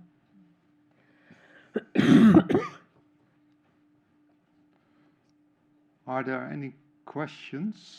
Yes, please. I wanted to ask you a question, Juan. Yes. Hi, Leslie Moffat from Eyes of Animals. You mentioned that there was quite a lot of outrage about the octopus farm starting up in Spain. Yes. I'm always curious what is the source of the outrage? Who started that, and where do you think it came from? My feeling is the Netflix film, My Octopus Teacher, and I think that raised a lot of awareness about the ethics of what we're eating from the sea. But what do you think? Because octopus have more attention now than other fish, so maybe we should look into documentary making of their behavior. To be honest, I don't know exactly what started it. We know that octopus I think they've got a higher level of cognition than many other fish species do, because you can train them to open a jar, for instance. And the thing is, I think the reason why they started farming, or they have ideas to start farming, is the animal grows fast, and it's worth a lot of money. So it's driven by economics. That's what I think. On the other hand, if you think about it, there are so many seafood products we can choose from in restaurants, in hotels. My personal view is, why do we need to farm more animals? But that's my personal view, to be honest. Yes? So Hans, you talked about Plan B in your presentation. Yeah. Is your Plan A to advise people to eat less fish? That's No. no, I think that's a bit difficult, because we think you also need to consider food security, because we have been talking about that in the Catch Welfare platform as well. That, for instance, in countries in Africa, 80% of the income, of their daily income, people spend on food. So we're talking about animal welfare, and spending only a small fraction of our salary each month on food. I think that's a different issue. I'm not a vegetarian. I eat meat 1 or 2 times a week, so not that much. But in terms of food security, I would not recommend to stop eating fish. That's my personal view. But practices have to be improved a lot. Yeah, but that's not what I asked for. Oh, sorry. What I said is your Plan A to eat less fish? Because those rich people, like we are all here in this room, we might eat too much fish. Well, I think I'm not focused on what consumers want to do or not to do. That is.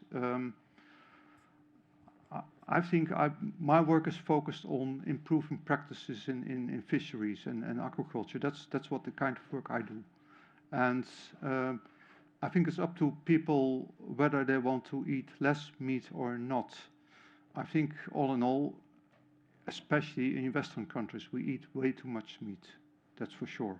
We can do with less, I think. Yeah, but it is said from aquaculture point of view that we will need, in the increasing population in the world, we will need more protein. And one of the sources of protein will come from sea. Yeah. So I don't think, and we are omnivorous animals, no? You have to remember we are animal too, and that we need protein as well. So I guess you don't have to not to allow to eat meat or fish or whatever animal, but we have now tools to do it in a better way. So what's ethical, I guess we have to do is to apply our best way as possible to produce that. That, I guess, it's my point of view. Okay. Are there any more questions? We still have time for 1 or 2. Yes, go ahead. I'll do one for Jenny. So I completely agree with you about the sort of current situation of how we can and can't assess consciousness, particularly in fish. But do you think we might be able to look for something a bit more sophisticated that might tell us something a bit closer to whether or not there is, you know, a level of consciousness that we should be concerned about? I mean, can we measure responses to painful stimuli versus non-painful stimuli, for instance? Yeah, absolutely. That's actually something we've had a crack at. Getting good signals that you believe in is technically fairly difficult. So we've had a crack at this a few times, and I don't know whether you noticed the tilapia data that I showed was really noisy. You know, we saw that there's great big spikes. What that was myself or Maureen reaching in the tank with a pair of pincers, administering pinches to the fin. So that's a very standard way of looking for a response. You know, if you're anesthetizing a fish for surgery, that's what you would do. You wait till you see it lose its the reflexes we talked about. Then you would pinch it and you start looking for a response. And you see a lack of response, and you say, right, crack on, get the scalpel. So this is a standard way of doing it. But when you then want to measure EEG at the same time, it's a bit trickier. So we've tried a few different ways technically with mechanized fin pinchers. You start bringing electrical stimuli. You need to have very good grounding, because the first thing that happens when you touch a fish or you introduce anything electrical, of course you see a response. You're looking for tiny electrical responses. You've created one, whether or not whether the fish was cooked and on your dinner plate. So where I think I would like to go with this, and where I think we're traveling, is really refining that technique for getting the response to a painful stimuli, and then looking for a proxy. And in all of this, we're always looking for proxies. We're always looking for layers of proxies and saying, what's the most robust way we can do this? So if we can find where we can see, gain or lose our responses to painful stimuli, that's one of the things we want to avoid experiencing. Thinking about how they experience stress and response to exsanguination is a bit trickier, so we'll do that next week. But if we can find that, we can look for a proxy that's robust and easy to test, that we can say, here's a method, you go and do it too, see if we agree. I think that's the direction that we need to be travelling in. Excellent. Well, speaking as someone who used to try and do this in land-dwelling mammals, I feel your pain trying to do this in aquatic animals. Okay. Now, yes, please.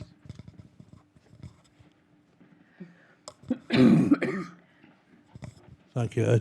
Charlie Mason from the Humane Slaughter Association. It's a question for you, Hans.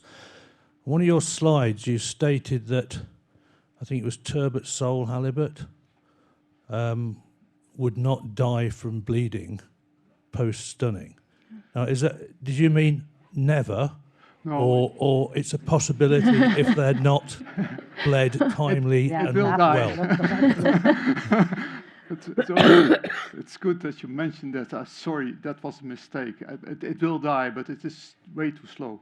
Very slow. So if the bleeding is both gill arches and done quickly after stunning, they should die. The thing, if you gut the fish, then you don't cut major arteries. And if you gut the gills, because of the lamella, the blood clotting starts too quickly. And then the blood loss is just too low.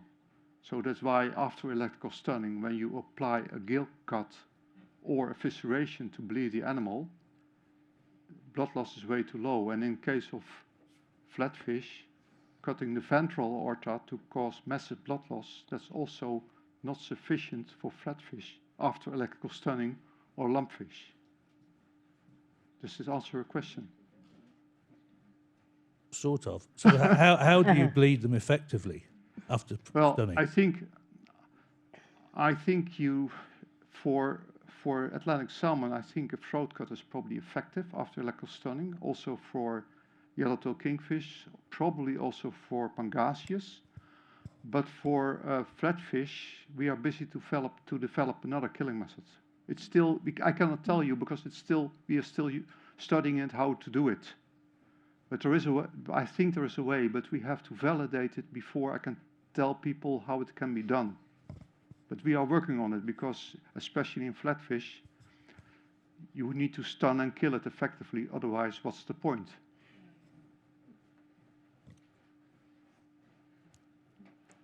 Yes. It's just a comment rather than a question, but and I don't know if this is going off on a tangent, but if we're going to have a whole conversation about fish as a component of people's diets, and do we eat too much fish and should we eat less fish, there's pet food to consider as well, isn't there? Because a lot of cat food seems to be salmon or tuna. So that whole conversation would need to happen too about pets. Okay, yeah, somebody's showing red flag. We have to stop. Before, please be seated, because there is a little present for you. Thank you. Okay, welcome back, everyone. I hope you had a good lunch. Thank you for coming back on time.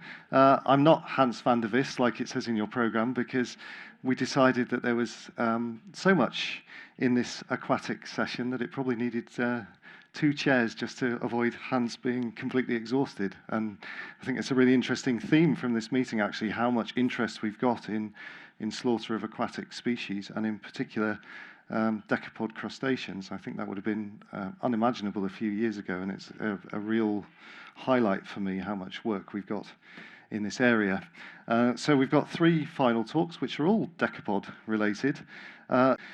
So first of all, it's my pleasure to welcome Eleftherios Kasiouras from the University of Gothenburg to talk about the impact of electrical shock and analgesia in Norway lobster. The floor's yours.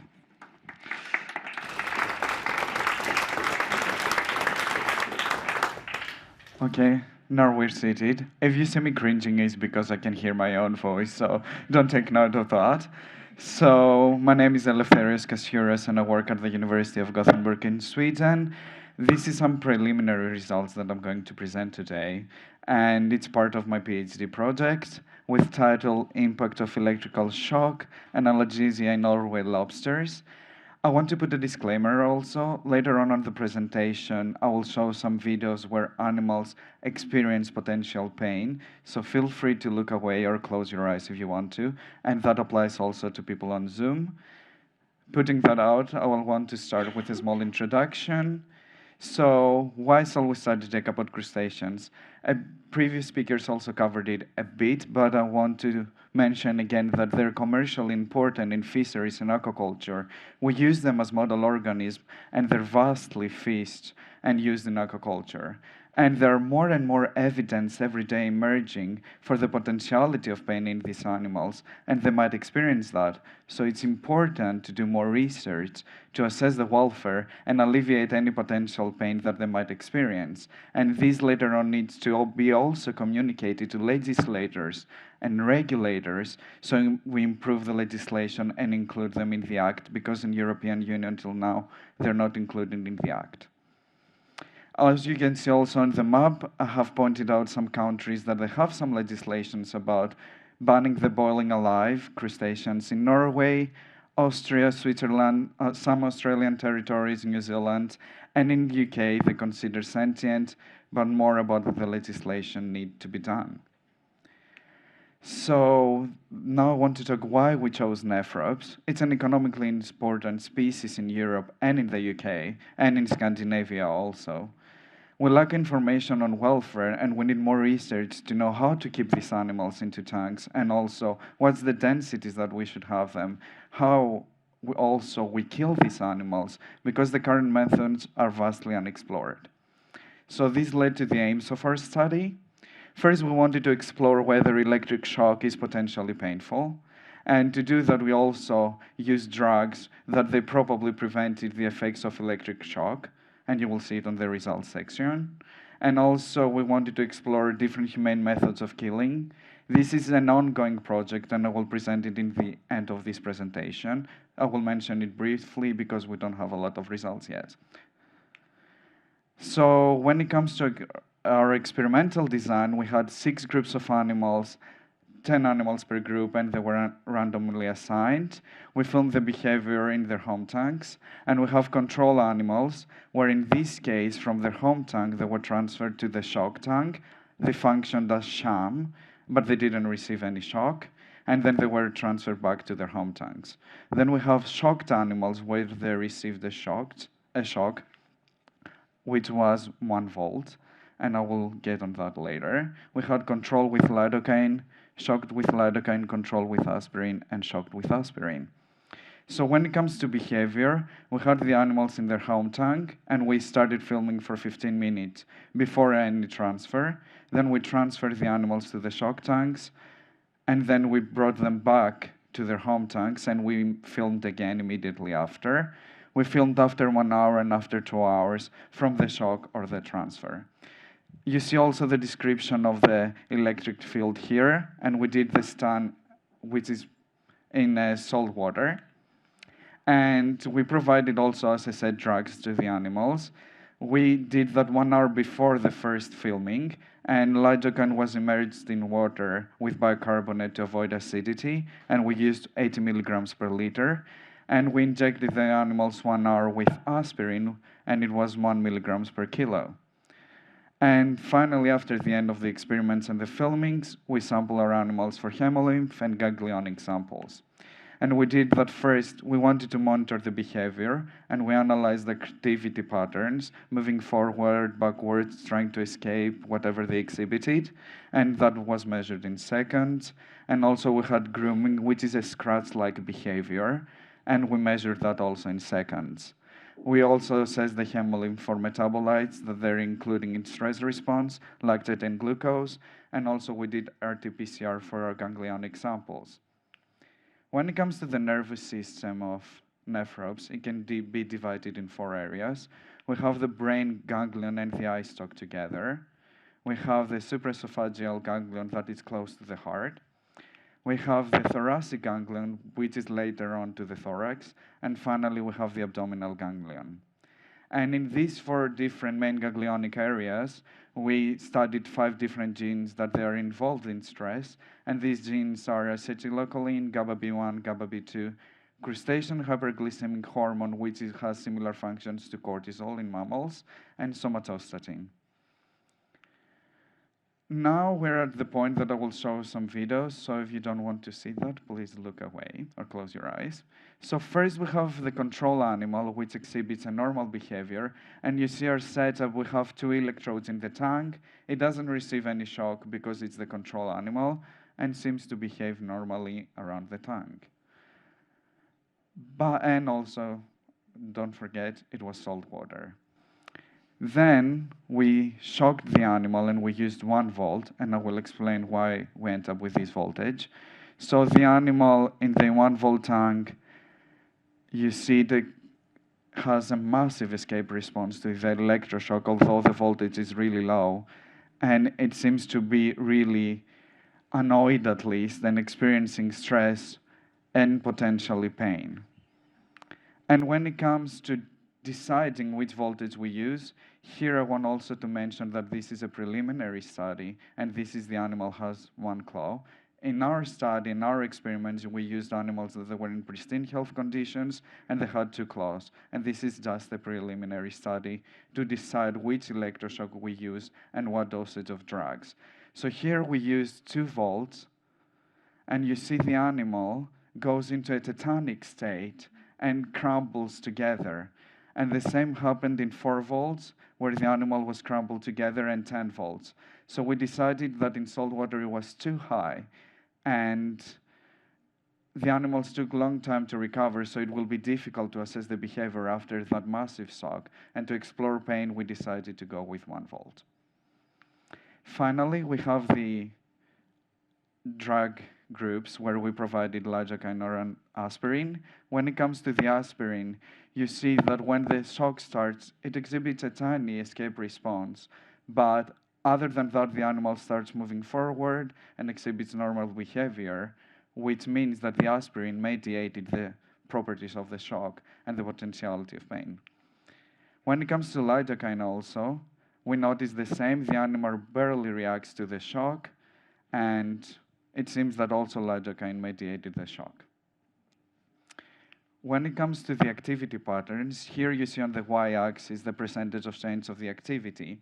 So basically, we took the baseline behavior and the behavior after 1 hour, and after 2 hours, so 3 different time points.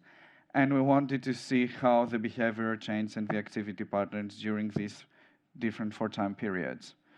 So first, when it comes to the control animals, they exhibited a bit of an increase in activity immediately after the transfer, but then the activity kind of remained stable throughout the time.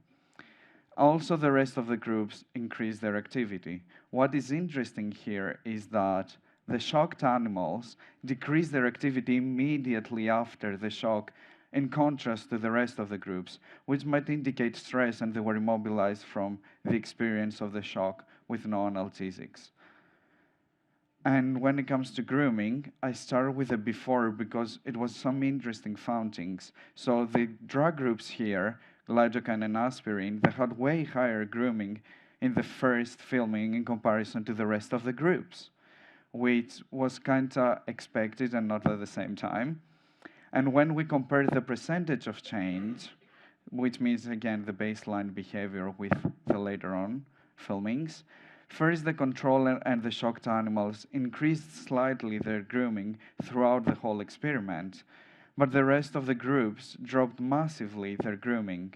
And that can be explained because the drug groups had really high grooming in the beginning, so maybe they went back to normal levels, and this is why we see this massive drop in the activity, in the grooming, sorry. And when it comes to the metabolite studies that we did, we analyzed, as I said, lactate, and we noticed significant difference among the aspirin groups with the rest of the groups, and that might seems to induce stress, at least aspirin, in these animals. When it comes to glucose, we didn't have any significant results, though.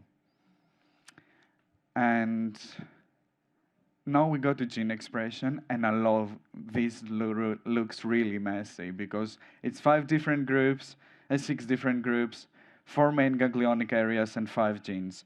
So I will focus a bit less. I will focus first in the expression of the different genes in the 4 ganglionic areas.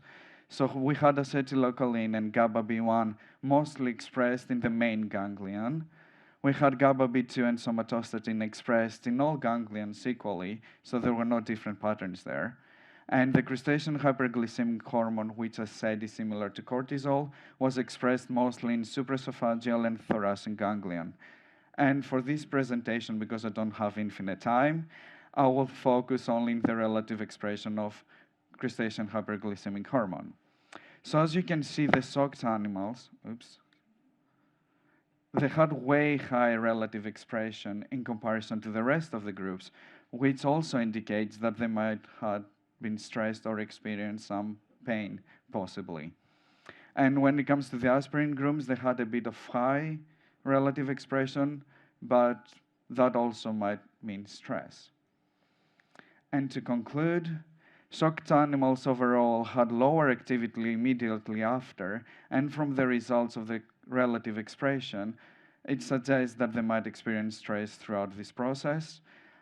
From the behavioral videos and also the analysis, we saw that the drugs mediated the shock, and aspirin appears to cause stress response according to the lactate results and a bit the expression of CHH.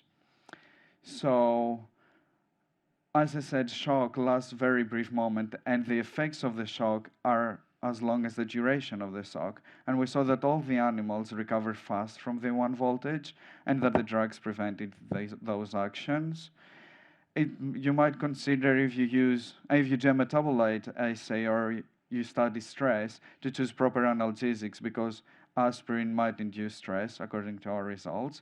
And in future studies, we want also to see how higher voltage for stunning and analgesics what effects do they have.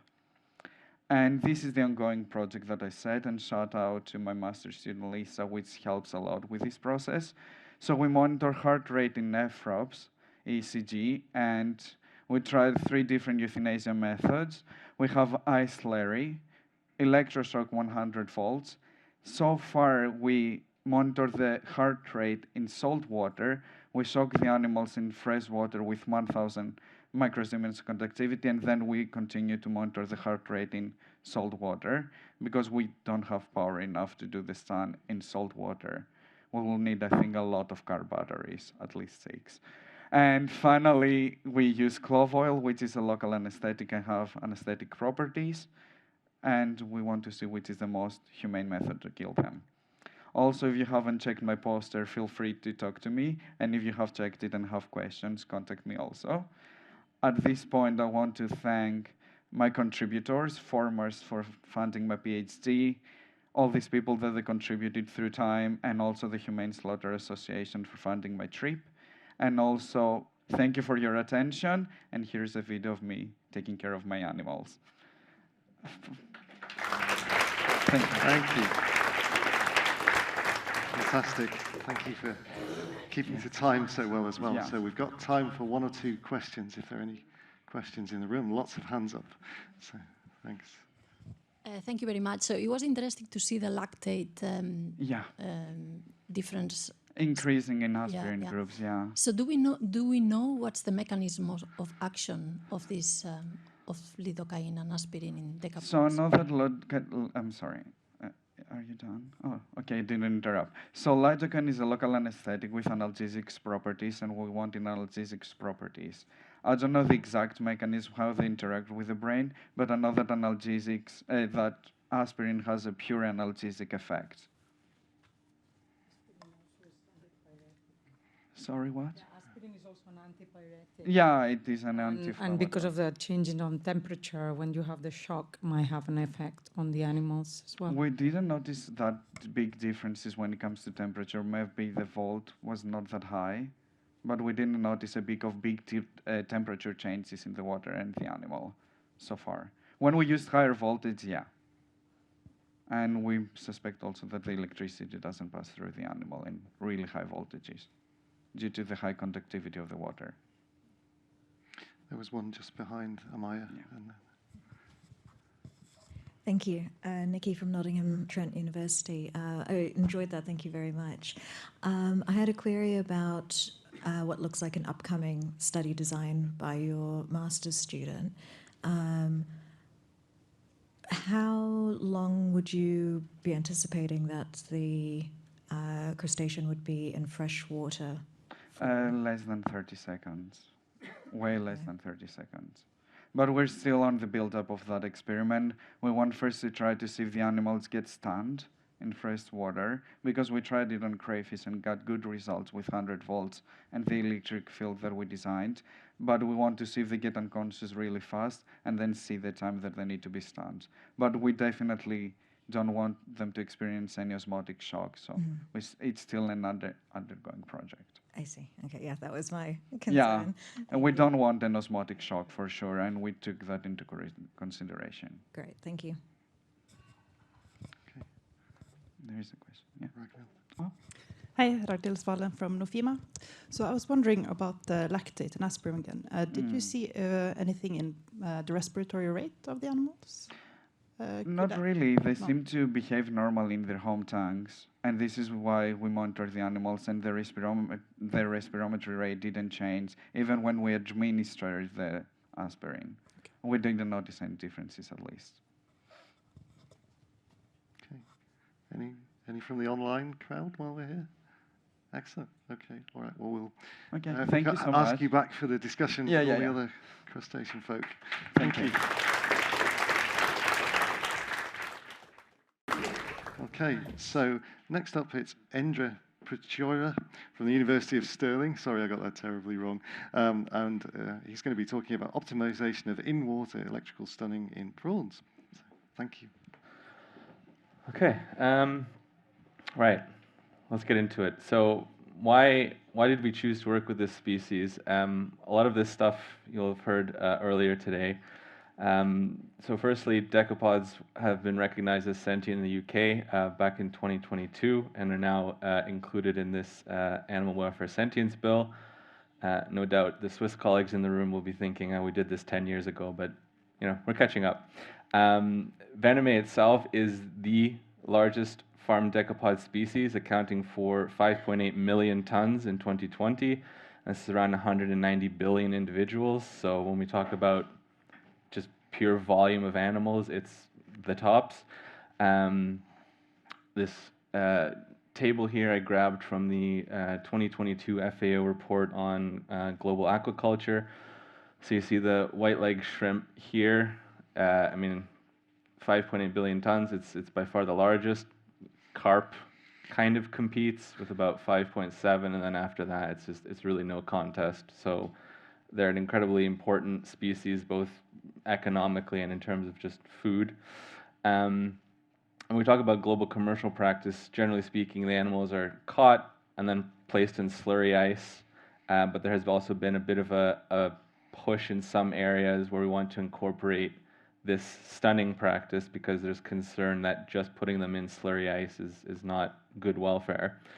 And so that brings us to sort of the two big questions that we hope to answer with this study is that are prawns actually rendered insensible with electrical stunning? And is this stunning even necessary, or is the current practice with ice slurry sufficient as is? So the main objective here was then to validate operational indicators of consciousness in tropical prawns.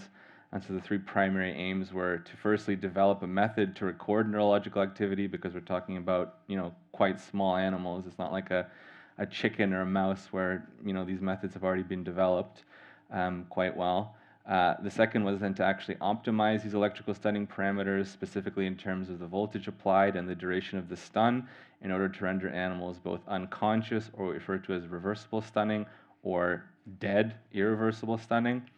And then finally, we want to develop a table of behavioral responses that are associated with what a successful stun looks like, and try and identify which one of these can be used in commercial systems as well down the line. So the methodology was not so clear-cut as we might have hoped. Firstly, there's not been any landmarking done in any Penaeus shrimp, so the first thing to do was actually identify where these electrodes should go, and try and coordinate roughly the location of the supraesophageal ganglion.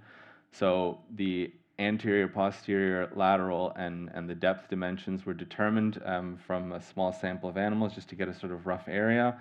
So generally speaking, the electrodes are placed about 3.5 millimeters posterior from the eye stalk on the midline to a depth of 2.5 millimeters. Additional developments included anesthesia, and obviously I'm talking about stunning, but we did need to anesthetize the animals briefly to actually surgically implant these EEGs, and even that was trickier than we thought, because while there is some literature out there about inducing anesthesia, we absolutely could not replicate any of the results to any degree, using the same dosage and stuff like that. It just did not go, so we even had to figure that out. Electrical interference was another consideration. The electrodes that we got are about 13 millimeters long. We had to cut those down to 2.5 because, they're meant for larger animals, so it really gives you a sense of how small and fine this work is. And then the stunning parameters as well. What voltage are we using? How long should we apply the voltage for? What does a successful stun look like? What are the effects of the needles? Because one thing we noticed was when you applied a certain stun parameter on an unimplanted animal, you'd get some degree of stun. The second we put the needles in, apply the same parameters, now all of a sudden it's not stunned, or it's stunned for a lot shorter, so we had to sort of really fine-tune the parameters so that we can actually get usable data. So what we ended up with at the end of the day was animals were first anesthetized in 1.8 milliliters per liter eugenol. That's a clove oil extract. They were then implanted. So this is just a nice image of what an implanted shrimp looks like. So the green and blue electrodes there in the cranial region, and then we have the yellow electrode, that's the reference, in the just under the second tail segment there. This is our electrical stunning apparatus. So the parameters for reversible stun, you'll see here, 2 volts per centimeter for 20 seconds, and irreversible stun was 3 volts per centimeter for 60 seconds.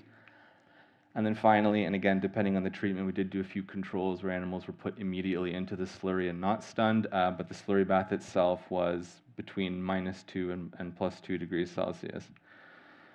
So here's just a little bit short video of what the actual stunning procedure looks like. So we have a bit of a net on top so that the animals don't tail flip, because as you might have seen in the previous presentation, it's quite a intensely strong response. So I'll let the video speak for itself, but this is a very short duration stun. This is about 1 to 2 seconds duration. You'll see there's a bit of fidgeting, and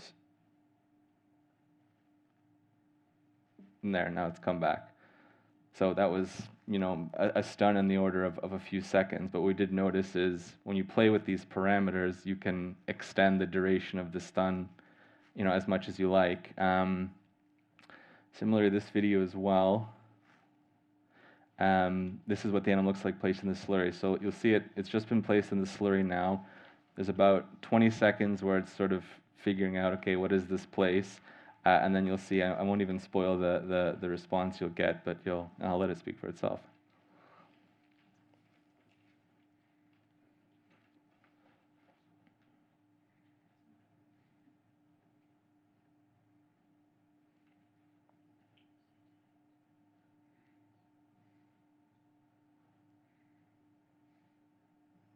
So you see this well, quite intensive spasming behavior, and I'll do that for, let's say, 10 seconds or so, and then we get into this stage of immobility, and it'll just stay there.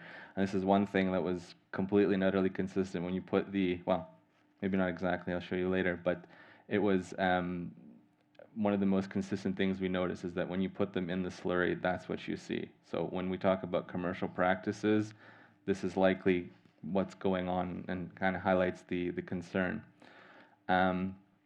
So getting into the actual results, this table here sort of describes a 4-stage process, let's call it, and identifies what we see behaviorally. So stage 0 is the animal being recumbent with no movement. This is what you'll see after the stun. I mean, it's just laying there. Stage 1, now we move into uncoordinated movement of either the swimmerettes or walking legs, and both stage 0 and stage 1 sort of broadly form a sphere of what we might refer to as unconsciousness, and then moving into stage 2 where we have the coordinated movement, and stage 3 where the animal is actively moving around the tank. This forms kind of the conscious end of the spectrum, if you like. And you'll notice in the EEG trace, I mean, we have sort of stage 0 and stage 1, just quite sort of spiky, and then we move into stage 2 and 3, and I mean, it's quite a different trace. So there's obviously an electrophysiological difference between an unconscious animal and a conscious animal following electrical stunning. So this is just oh, that one didn't play. Basically, I mean, this is just a very short clip. So the animal here is in stage 0. It doesn't move, and then after about a few seconds, it'll wake up and go immediately into stage 3, which is something I wanted to highlight, is that while we identified these 4 stages, it doesn't necessarily mean that every animal went 0, 1, 2, 3. You had often cases where it went directly from 0 to 3 or 0 to 1 to 3, and you had a high level of variability in terms of the time spent in each of those stages as well. So that's something that was also quite constant, was the variability. When we talk about irreversible stunning, I mean, the only behavioral parameter that you would expect from a dead animal is that it's not moving. But more interestingly, with the trace here, it might appear quite spiky, but it's actually quite zoomed in. So we found that plus minus 0.0005 millivolts, when we have the majority of the activity in this range, that's indicative of an animal that's dead. And so we refer to this as a sort of dead zone, and you know, it allows for reasonable confirmation that when the electrical activity is this animal is dead. And naturally, as I mentioned earlier, only stage 0 is actually shared between the reversibly and irreversibly stunned animals. One thing we did note, that not something we studied, so this is quite anecdotal, but I thought it was very interesting to mention, is that the presence of a heartbeat after the stun, because you can usually, you know, see the heart in these animals, is quite a strong indicator that the animal will recover. Now, that's not to say that we have any semblance of an idea of how long that recovery might take. So, you know, it could be a couple of minutes, it could be, you know, half an hour. But the presence of a heartbeat is a really strong indicator that this animal will recover, even if it looks like, you know, it's immobile, hasn't moved in 10 minutes or something like that. It's a strong indicator. Not perfect, but it is worth mentioning. So if I've got my videos right, which I think I do, this is an animal that now has been stunned.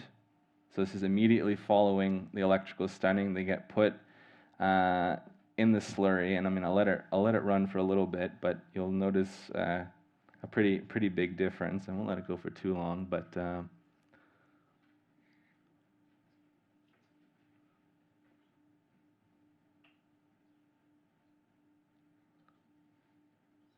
so the keen observers among you may have noticed that it hasn't done anything, and spoiler alert, it's not going to do anything.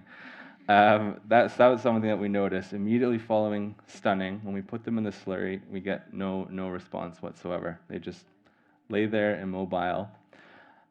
And that's also backed up by our EEG recordings. So the top trace here is an animal that was stunned, allowed to recover, so about 10 minutes or so, and then placed in the slurry. And as you saw in the video, the trace matches up. You have this spasming, tail flipping behavior, and then it quiets down and remains quiet and immobile for the rest of the recording period. If we look at the middle trace here, now we have an animal that was reversibly stunned, so one that we would normally expect to recover, placed in the slurry. The first thing you notice is there is no activity, just like you saw in the previous video, and the trace does support that quite clearly. And then finally, an animal that's irreversibly stunned, so one that was killed and then placed in the slurry. I mean, it's just a pure flat line the whole way through. So I think it nicely highlights that clearly the stun is doing something to mitigate this quite strong response of being placed in the slurry ice. Another thing we wanted to test, because one of our concerns was the worst case scenario would be if the stun doesn't render them unconscious but paralyzes them. That's going backwards in terms of welfare consideration. So we wanted to assess to what degree are they able to sense, in this case, a tactile stimulus. So a tactile stimulus was presented every 20 seconds, just gave a little poke, and I mean, you can see sort of the little bursts at semi-regular intervals of the response to the poke, and that would also be followed up by movement, sometimes a tail flip, sometimes just sort of trying to swim away a little bit. It's something that they consistently responded to and they didn't like. And then if you compare that now to same process here, but now this is an animal that's been stunned, and you'll see no reaction.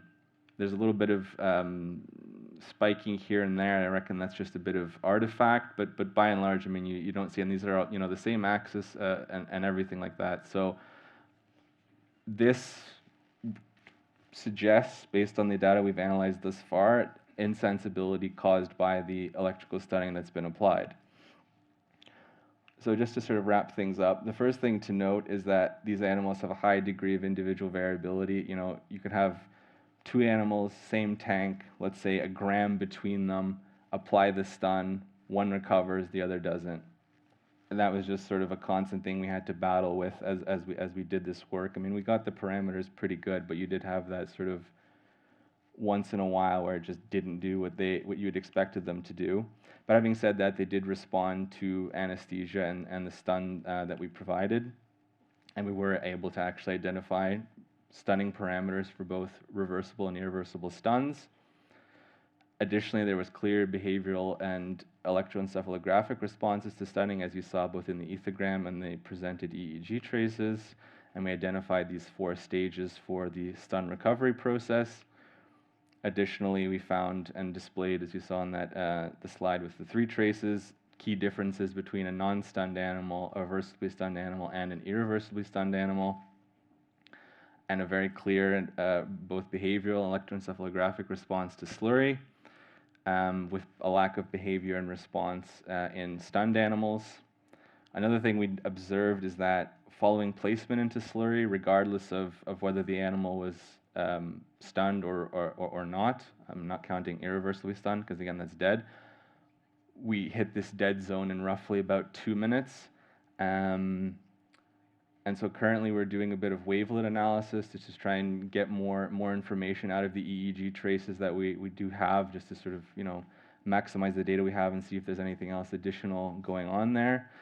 And future work will look at evoked responses both to light and optokinetic stimulus, just to sort of further confirm the loss of consciousness.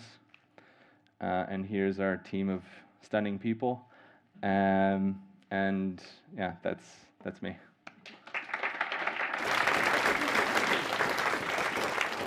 Thank you very much. We're still doing excellent for time, so we've got space for questions. And there's one Jess down there. Oh, no, in front of Jess. Hi, I'm Urja from the Royal Veterinary College.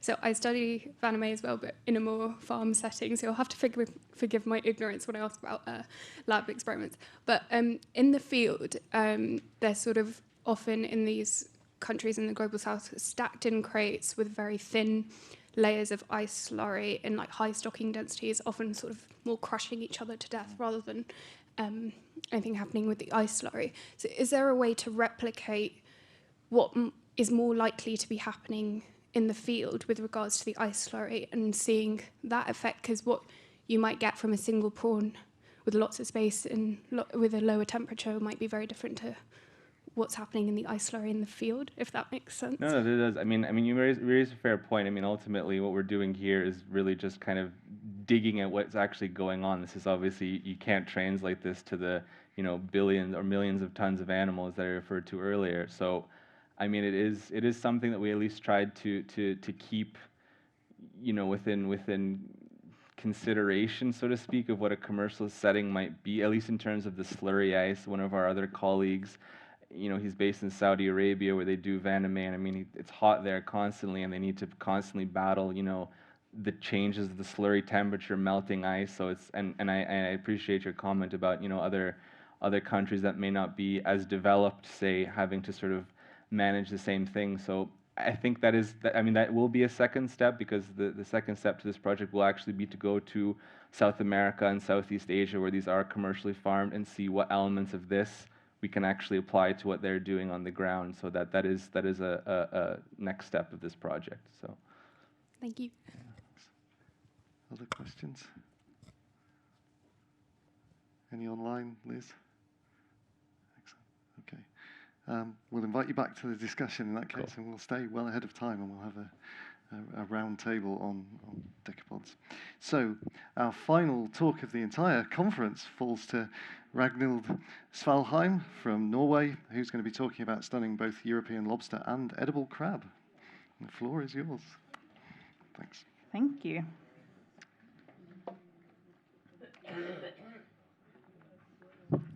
So I would first just like to tell you a little story from when I was a little girl. I grew up along the largest fjord in Norway, so every autumn we would go crab fishing and lobster fishing.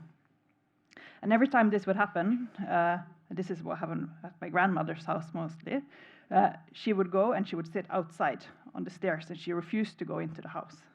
And I was asking her, why are you just sitting outside? Like, normally my grandmother would always be the one to cook dinner. And she told me, like, she didn't want to listen to the crabs screaming in the kitchen.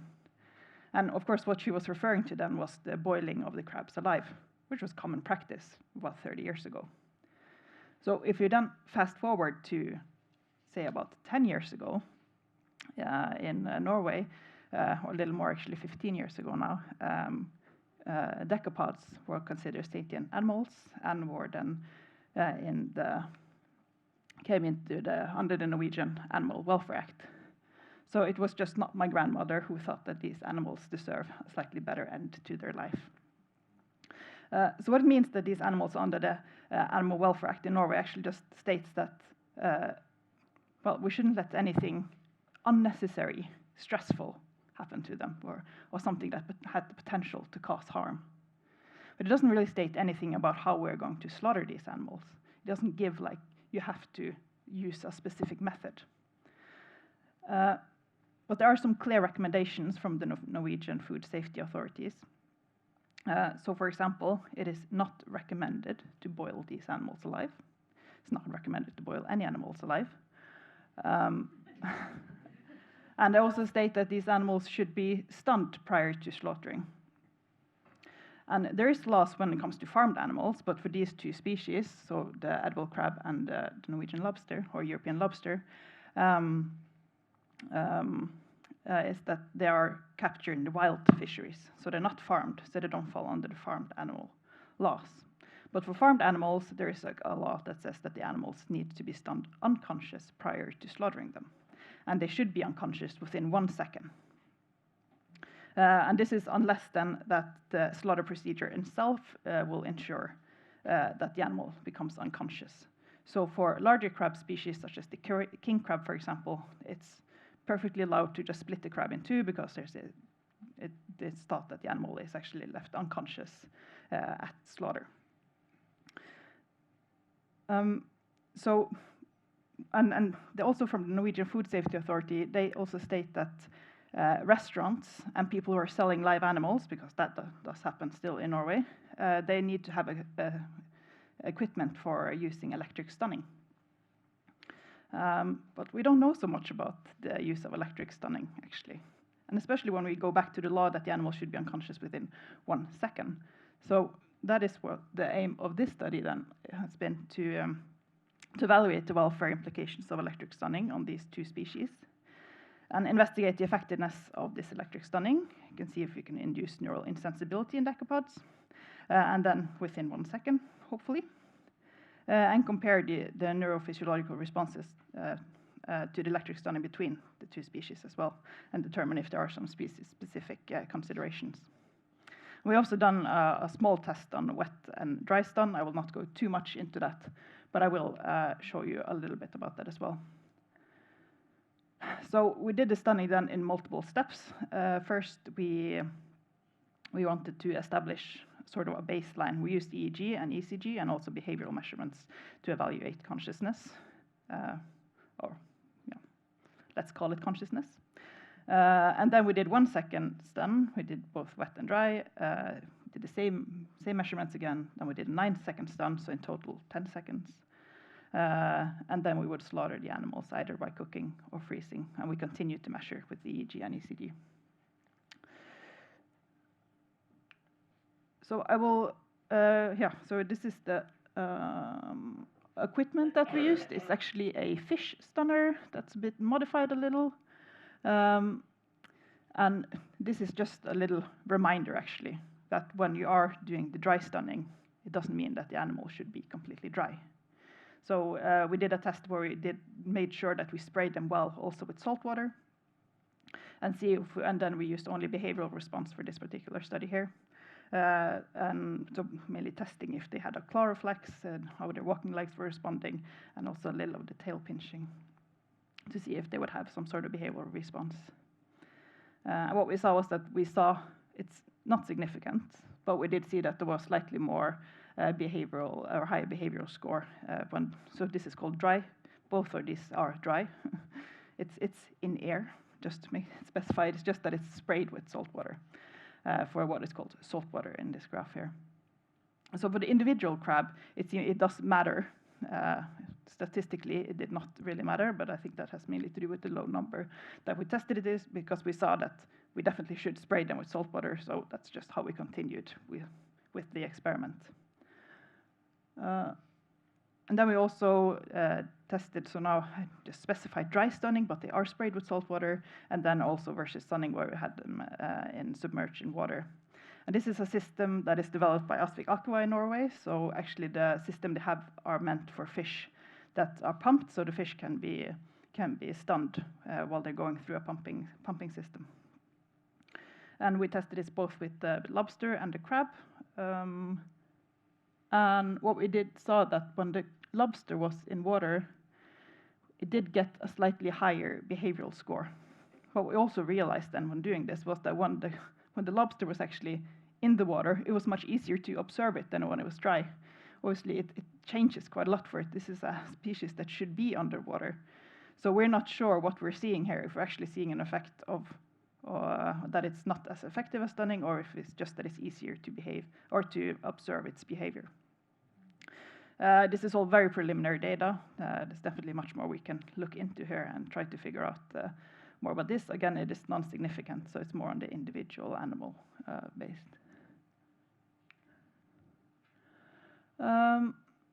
So we also became aware that design is, of course, very important when it comes to your stunning equipment. We tested the amps between after stunning the animal for 1 second. So we looked at how much electricity is actually going through the animal. So we looked at it after 1 second and then again after 9 seconds. So I wrote 10-second hairs, but that's the 1 + 9 is 10. And we saw that for the crabs, it was no different. If it was 1 second or if it was 10 seconds, it was the same amount of electricity that was actually going through the animal. Whereas with lobsters, there was a big difference. If it was 1 second or 10 seconds, it took much longer for the electricity to actually go through the animal. And I think this has mainly to do with the anatomy of the animal, because we were using these spoons that are meant spoons for the stunner that is meant for fish. And of course, with the edible crab, it has a much bigger surface, so we have a higher chance of having full contact with the stunning gear. Whereas the lobster is more round, and we had them just in, so they were on their legs when put into the stunner.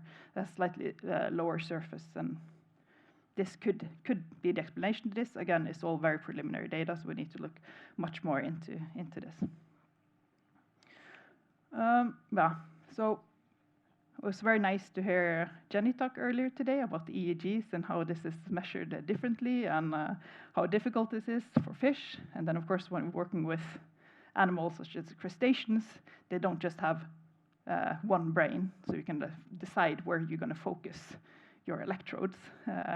So for the edible crabs, they have what was called one brain, which is the frontal ganglion, and then they also have the thoracic ganglion, which is situated approximately in the middle of the crab. And then, just to make life extra difficult, if you look at the lobster, they have 15 ganglions.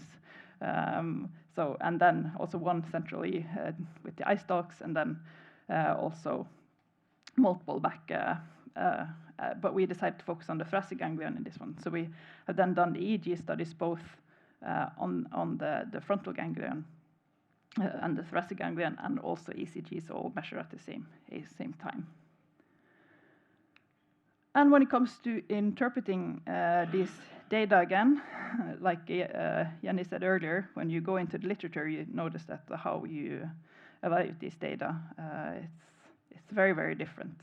How we chose to do it was to see how can we compare this to the baseline that we established. And so when we did now, this is all for dry stun, and when establishing the baseline of the animal is also in air. And so we have what you can see in the top two columns up here. This is the unfiltered data, and then it's for both the thoracic ganglion and the frontal ganglion, which is so-called cerebral, and also you can see the heart, which is the green one. And then we filtered the data, so we have two bands for both the thoracic. Both the thoracic and for the cerebral ganglion. What we try to do is just to see, is there really a difference between the baseline and after a stun. And then we also, at the same time, did these behavioral measurements and scoring of the animal. Directly after 1 second, so this is one individual, I'm going to only use individuals now just as examples. Again, very preliminary data, so we have a lot of work to continue working on these data. So what we believe we see directly after is at least it's not similar to the baseline. That's what we can establish. And we've been having discussion whether or not what we're seeing is actually a seizure, or we have concluded that we cannot state that this is necessarily a seizure. But how it definitely looks pathological. It does not look normal.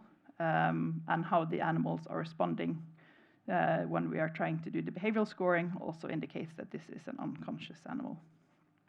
So this is immediately after 1 second then of stunning.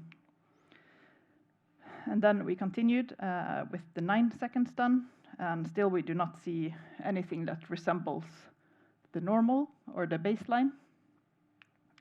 And when you continue after 30 seconds, it's actually starting, at least when you look at the thoracic ganglion, like it almost is starting to flatline more. There might be some heartbeats going on there, as you can see, smaller. And then this crab was killed by freezing, or in brine, so it's -20 saltwater brine. And again, it is chaos EEG. It does not look normal, which again is the conclusions that we'll keep coming back to. And then after 30 seconds in this brine, we consider this animal to be dead. There's nothing more going on here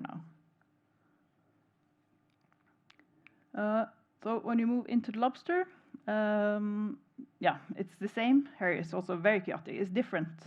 It looks different than the crab, that's for sure. But the same pattern. We have 1 second stun and chaos happens. We do not believe this animal is conscious, also based on the behavioral measurements of the animal.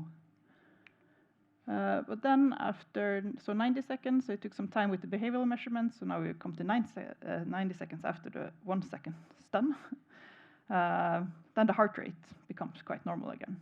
So that's very quick compared to the crabs.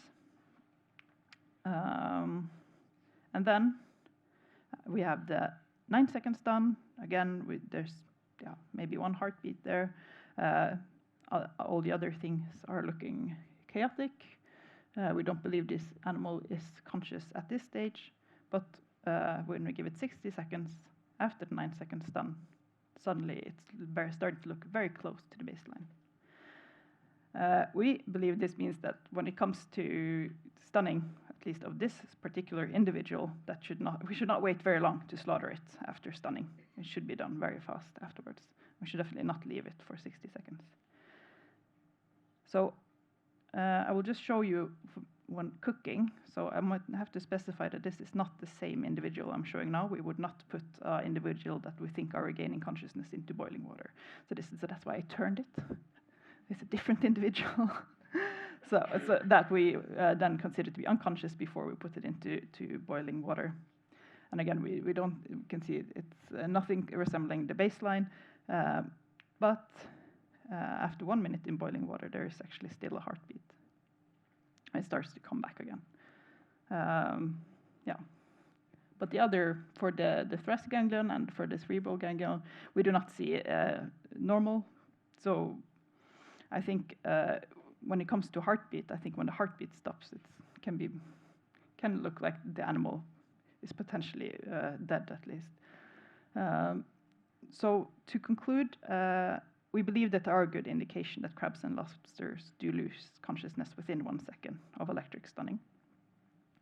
And again, with the salt water, even though it's dry stunning, it should not be completely dry. It should be sprayed with salt water. And it probably is important to have equipment that is fitted to the anatomy of these animals. And we did see some specific differences, and in some cases, the lobsters did recover very quickly. Now, we did not use, we did use some to check with lighting and awoke responses, but we did not find this to be a strong enough stimulant. Now, our scare is that when you take an unconscious animal and you put it into boiling water, for example, that will be a very strong stimulant, and we don't know whether or not this animal is actually waking up then, because quickly, as you can see from the EEG as well, it becomes quite chaotic and it's difficult to really interpret the data. So what we want to move forward with now is to use other strong stimulants, which is scent, especially crabs and lobster are very, very responsive to different scents. So that's a way to move forward to be sure that the animal does not wake up again when being exposed to very strong stimulants. And I would just like to end with a picture of me asking AI what I do for a living. And it apparently looks something like this. So, yeah, thank you.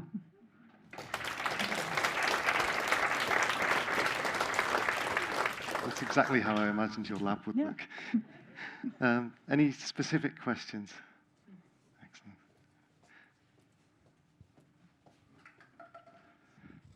Yeah, very interesting talk. I was just wondering about your behavioral scoring, and when you're doing that outside the water, how does this look like, and if there was any ones that they were more informative than others? You mean like what type of behavioral? So we found mostly that actually the legs, the walking legs, and the claws seem to be the ones that gave the best response. We also tested with touching of antennas. That did not work very well for this species, or especially for lobsters and crabs. Yeah, I've had with other species, such as with snow crabs, then I noticed that the tail was the strongest, the one that would give the strongest response. But here it seemed that the legs and the claws were the ones that gave the best. Yeah. And the second question is like, I guess that you would expect the EEG to look the same if the animal was in water? Yeah, I would expect, or I'm not exactly the same, that I can't say for sure, of course. But yeah, so, and also the placement of the electrodes will mean a lot. So we can't expect it to look similar on each individual. That's why it's so important to have this baseline to compare to afterwards. Yeah. But this was out of water? The animals were Yeah, this was out of water, yeah. Here. Hello. So for measuring the EEGs, where you were putting exactly the electrodes? Because if depending in the side you will put, you will have a response or another, no?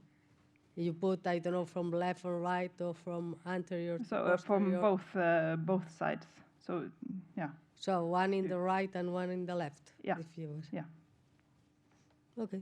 Thank you. Is that correct, Hans? Yes. Yeah. Just to give you that information, we administered live flesh to the eyes, and in some crabs and lobsters we could see a response on the EEG. So that gives us a preliminary indication that the electrodes were placed correctly. Sorry, I will repeat my answer.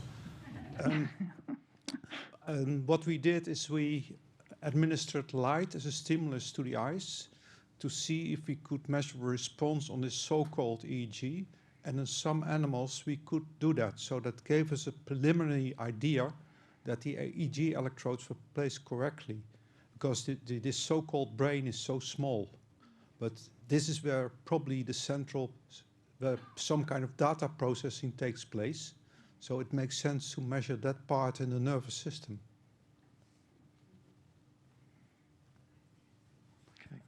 If there are no more specific questions, can I invite the rest of the speakers up to join the panel, and we'll have a final panel discussion. Have a seat wherever you like, and have a name tag as well. Thanks. There you go. So, are there any more general issues that anyone would like to address? Particularly, I only have to ask once. So can we have a mic over here, please? Oh my God. Okay. There's a cable. I think more of a general question, and maybe for the last speaker, is about splitting. I mean, you mentioned splitting as a killing method, and what are your thoughts behind splitting? My thoughts is that we need to be very precise when splitting. I think it's very easy to make a mistake. Yeah, you need to make sure that you're actually destroying the ganglions and nerve systems for it to be successful. It's difficult to measure, but. I suppose I might follow up on that. How would you check afterwards, or is there any way to check? We have tried using EEG after splitting to check, and we did actually get signals from an undestroyed ganglion because the splitting went a little wrong. And, but it's difficult to really say anything certain about it. Interesting. Thanks. And is there any way that we might improve that when it translates into an industrial process? I mean, is there a place? Everyone always says AI for everything, and I know lots of people talk about using AI to do ikijimi in fish, for instance. So might we improve the process by something like that? I can imagine that would, like, using robots to like really make sure you're hitting it on the middle where the ganglions really are. I mean, for some species, such as the king crab, for example, it's just can't stun them. They're too big and they're too spiky, and it's just really, really difficult. So splitting is kind of the only thing that can be recommended at the time. And also, you can't expect, at least in Norway, like the European lobster and the edible crab is huge in recreational fisheries. Like everyone goes for crab fishing, at least along the coast. And you can't expect everyone to have a stunner at home. So it's important to also be open that the splitting of crabs and like, I think I would say it wrong in English, but like stabbing of the ganglion is probably not called stabbing, but spiking maybe. Spiking is a better word, yeah.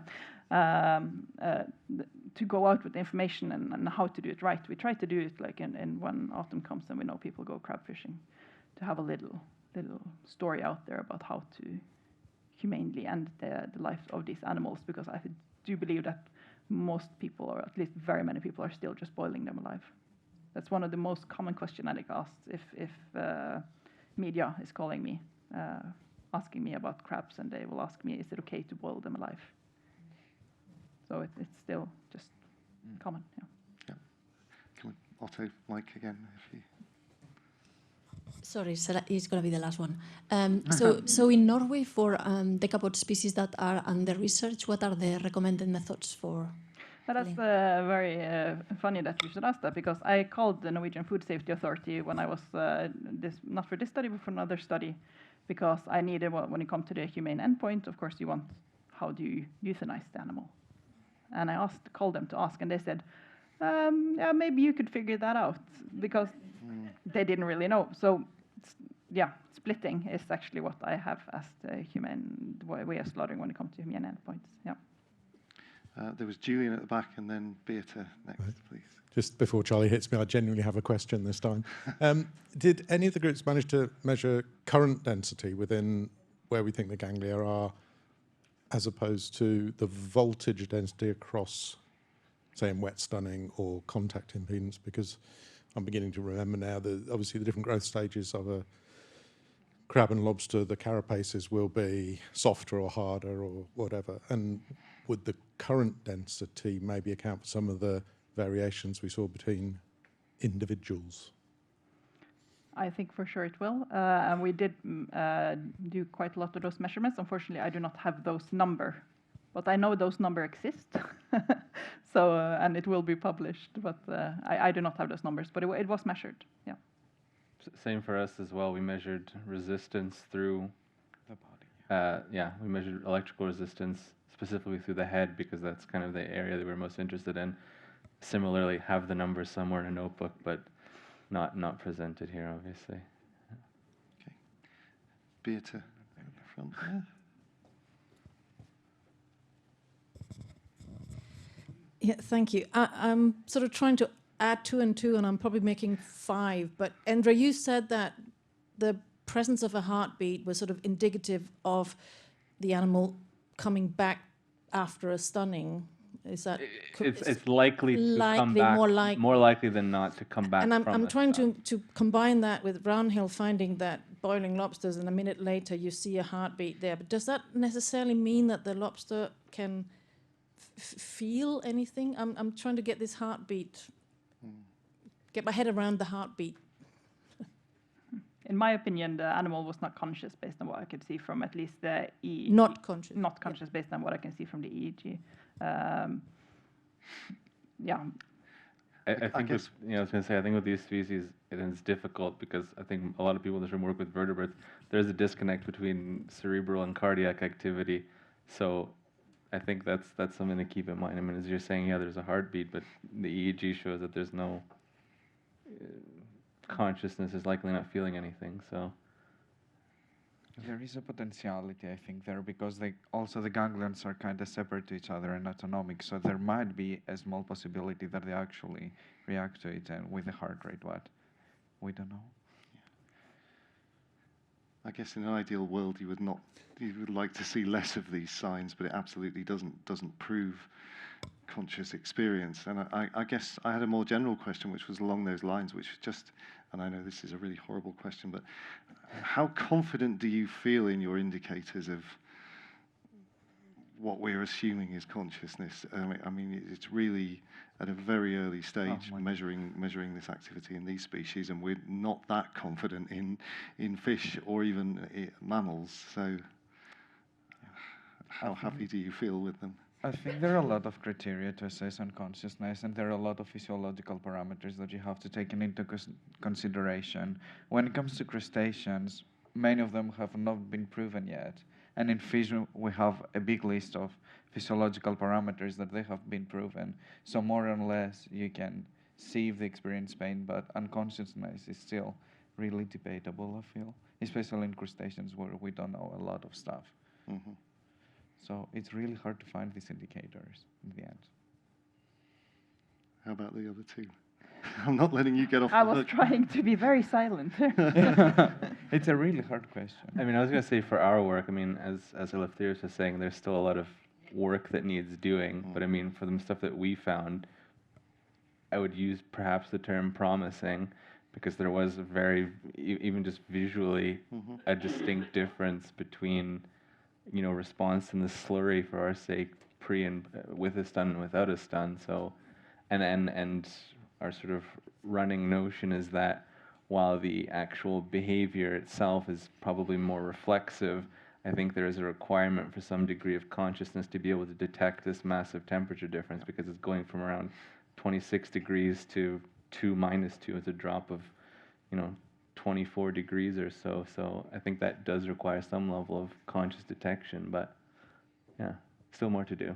Yeah, and I think also, like, because we saw that the EEGs might be seized and ECG might not be seized, I think when they're both seized, there is higher probability that the animals are not they don't sense and they're fully unconscious.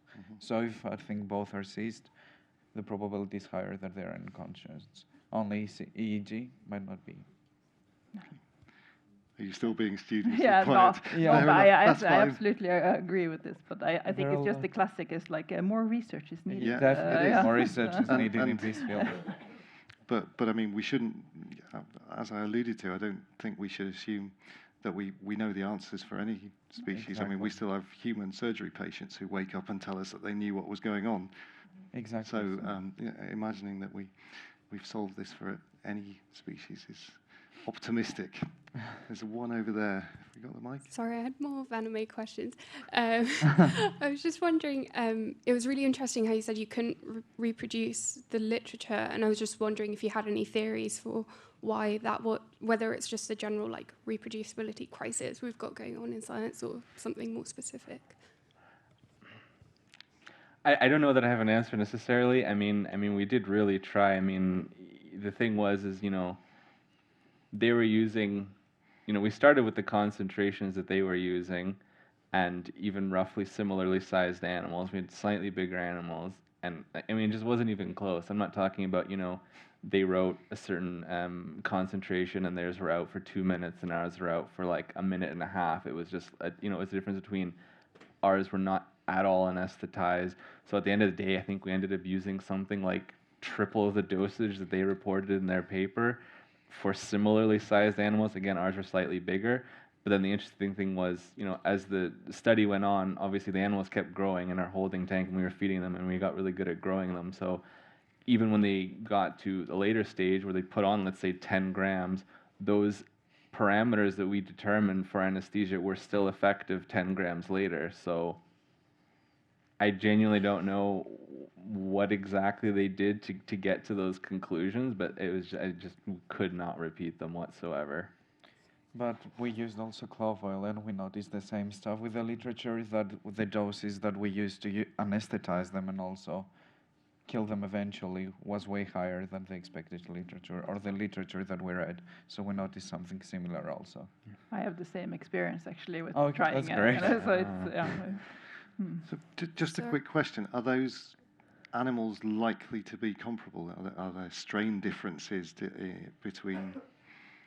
Definitely. I noticed that between Nephrops and the American signal crayfish, that they were exhibiting different behavioral patterns for sure, even in clove oil and the whole parameters of killing. So there are individual differences. Sorry, I just had one more Van question. Is it species specific, the findings that you had? So do you reckon you could apply the same thing to like giant tiger prawns and it would be pretty much the same, or would you have to start all over again? I don't think I'd have to start all over again. I mean, it would obviously require some tweaking. And again, a lot of the work that we did, I mean, I only threw up one slide, but there was a lot of sort of fiddling with the voltage and stuff. And I mean, as you were saying, you know, we talk about this rendering them insensible in 1 second. I'm sure that applies, but for any, you know, practical purpose, it's useless. I mean, you're not going to stun it and be able to then get it down a line or something where someone's going to kill it in the time that it's going to take it to recover. So, you know, the fiddling around with it to get it to a point where it's commercially viable, I think, is definitely doable, and yeah, it's just sort of part of the process. So, yes, I guess is the short answer. So just before we go on from that, I was just going to jump in on the 1 second stun because someone else was asking me at lunchtime, and just sort of clarify why some of us have seemed obsessed with a 1 second stun. It's not that we're suggesting that a 1 second stun should be used in practice. We'd be perfectly happy for longer stuns to be used, but we want to be sure that a 1 second stun is effective, because then what you're saying is that the animal cannot possibly suffer for longer than 1 second if you apply a longer stun. Exactly. And the reason we're obsessed with that as well is because it's probably what EFSA will use to assess a stunning method. And if we ever get to the wonderful place where EFSA or other authorities are regulating stunning methods for decapods, they're going to want to see an effective stun in 1 second. Not that that's used in practice. So Exactly. That's two next to each other there, so we can share a mic. Oh, sorry, there's one already at the back. Shall I? Yeah, Okay. go first. You've got the mic, you win. Yes. Okay. So as a researcher, I very much agree with you that we need more research and have more questions, right? As a practitioner, we still need to know what we have to do until you're done with all your fancy future research. So having now like the collective, seemingly European, Canadian knowledge of crustaceans in here, how do I humanely kill my lobster until you come up with a better method? What's the voltage? Is it stunning? Is it ice? Do I cook it afterwards? How long? What's the ampere and what's the electrical conductivity of it? Because that's what we need to know until you come up with a... I think that this morning we had it nicely said, right? We have a yesterday, we want today be better than yesterday. We know there's a tomorrow where we're going to do it better, but what on earth do we do today?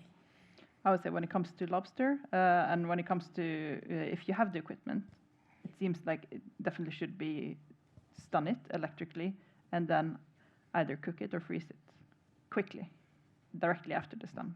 And it looks like you can do a 9 second stun. I mean, it seems to be unconscious within 1 second, so it's okay to stun it for longer, at least with the equipment we were using now. So 9 seconds. So 9 second stunning. Do we do like salt water? What's the electrical conductivity? Absolutely.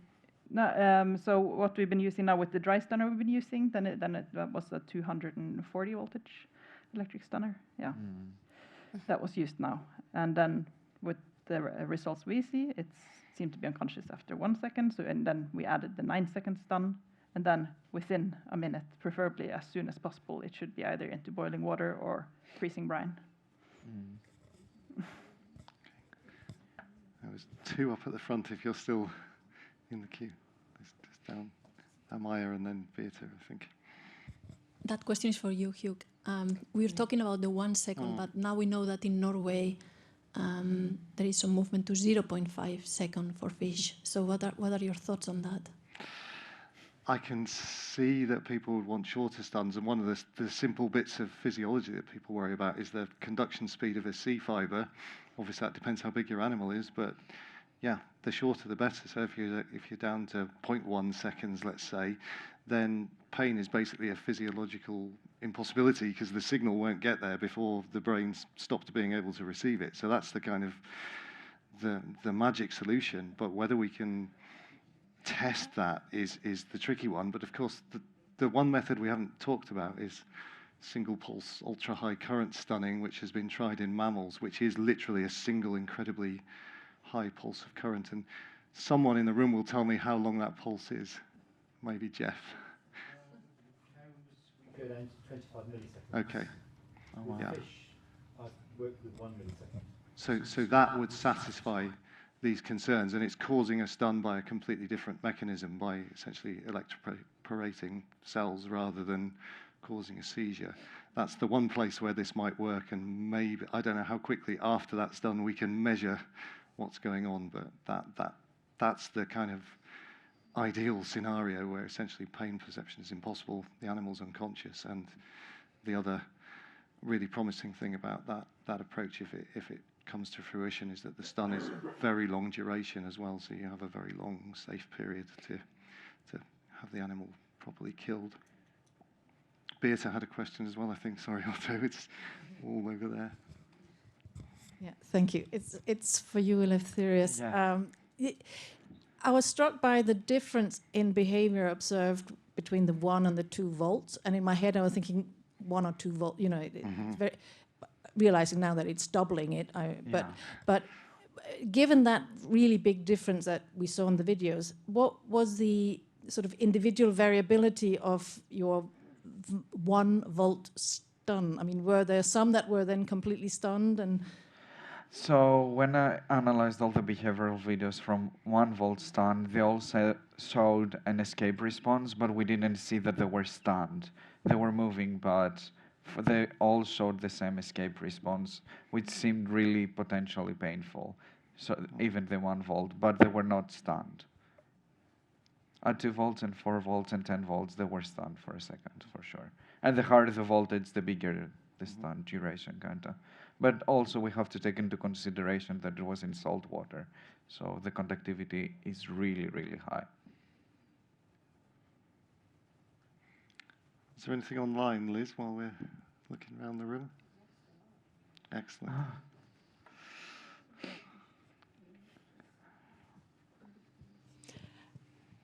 So there have been several mentions of the individual nature of decapods and their responses to stunning.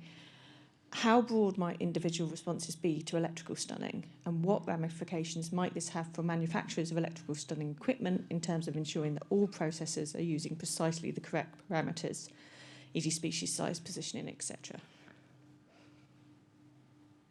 I mean, I would say for Vaname, I mean, the thing that I noticed, and I mean, I've been asked this question a small handful of times. People say, well, why don't you just crank up the juice and just really give it to them, zap them, right? Then you're sure, you know, if you hit it with 10 volts or 20 volts per centimeter, if you can output that much, then you're sure. But then it enters into discussion of meat quality and things like that. And, you know, if you're ruining the quality of the meat that you're trying to sell, then it makes the whole thing kind of pointless. So, I mean, I think there is some nice middle ground where you can, and it's kind of what we were doing is sort of playing with these parameters, you know, reasonably, you know, if I would hit it with 2 volts per centimeter, 20 seconds, by and large, the animal would be out for, let's say, 7, 8 to 10 minutes, something like that, fairly consistently. Again, that's a 2-minute variability, but hopefully, and I mean, again, it would vary from system to system, 7 minutes should be sufficient to take it from where it's picked up, stunned, and then put in ice or split or what have you. So I think it's doable, but I really think it's just fine-tuning the parameters so that you kind of get as good a spread as possible. Is there any more on there, please? Or Hans, in that case. Yes. I've got a question for Eleftherios. Yeah. I was wondering, do you consider to assess whether you can find nociceptors in crustaceans? So, yeah, actually we did. I was in Portugal this summer and we were trying in crabs to find nociceptors, mechanoreceptors with electrophysiology to try to define if they have any existence. And we have some results. I don't know if I can talk about them now because they are not analyzed, but we have some promising results where we found mechanoreceptors and what we think is nociceptors. Okay. We had different stimuli, at least, when it comes to that. So we're working on that, too. Okay, very good. I've got another question. Yeah. An experiment a PhD student did. Okay. What he did, there was a zebrafish, and when you place it in an experimental tank, it swims into the shady area. But what we did in that area, we gave it a little shock. So the next day, it became hesitant to swim in that dark area because it remembered from the day before that it was given a shock. It's called inhibitory avoidance, these kind of experiments. And have you thought about performing these kind of experiments in crustaceans as well? Because it will tell you something about the aversiveness of an electric shock. Yeah, actually we did that. We tried to have a shaded area where the animal usually prefers it because crustaceans doesn't like light. And we had a light area where the animals could go, so it was a double-sided tank. And we introduced acetic acid, not electroshock, but we think that's going to be the next step for us. But we tried with acetic acid as a painful stimuli to see the avoidance. and it seemed to work okay, but I haven't published that yet, so we'll let you know more. But we tried that also, the learning experience. Thank you. You have other ones, Liz? Well, this one's more on terminology, and we kind of know terminology is important with all these things. They've asked whether EEG is an appropriate term for what's being measured in decapods, and actually should it be electroneurogram instead? Probably. Yeah. I mean, EEG is for encephalon, which is brain. Maybe we can change the terminology to ganglionic something, but for the sake of science, I think it still works. We know that we get EEG by measuring brain activity. They don't have brain per se, they have a brain ganglion. We might change the name, but it's similar procedure overall. In my opinion, at least. There are other ones online, Liz. You've got the floor for now. Yeah, so it was kind of covered a little bit earlier with what would the slaughter recommendation be in the aquaculture industry for crabs, but they've also asked about shrimp. So what would your current recommendations be for shrimp at the moment? Well, I mean, I would say stun, not just stick them in slurry. But having said that, I do recognize that, you know, my colleagues here talk about species that are quite common to European areas, where the species I'm working with are more commonly farmed in developing countries. So it comes into a question of infrastructure and things like that. From, you know, conversations I've had with other people that have actually been on the ground with the farmers, there does seem to be a general desire to improve their practices. They want to learn more and do better. But yeah, so sort of a short answer is stun, then put on slurry is a good way to go. But yeah, the infrastructure needs to be there first as well. So it's And there is some stunning occurring in prawns, right? Yeah. Commercially. Yeah, I mean, it's still early days when everyone's doing it, but yeah. And is it possible to identify when you're buying your prawns? Do we know which ones might have been stunned? No, I wouldn't think so. I wouldn't think so, no. Until one producer commits to stunning all of their production, I guess. And any other questions online or in the room? Yeah, we have another one. What would you recommend for private fishers? How should they kill cephalopods? Cephalopods. Okay. That one came from left field. I don't know. Maybe stunning. I have no experience with cephalopods. But I think similar problematics will definitely arise. So unless anyone else wants to risk that one, I'll just say that the Humane Slaughter Association funded a program of research to look at both electrical and mechanical stunning for octopus and squid, and we await the results. I mean, they clearly desperately do need to be stunned. The way those animals are often killed is not good at the moment, but we need to wait for the results, and like many of these things, it's tough not to be able to give a recommendation when you know something inhumane potentially is happening, but it's also dangerous to give recommendations before you know what the right thing to do is.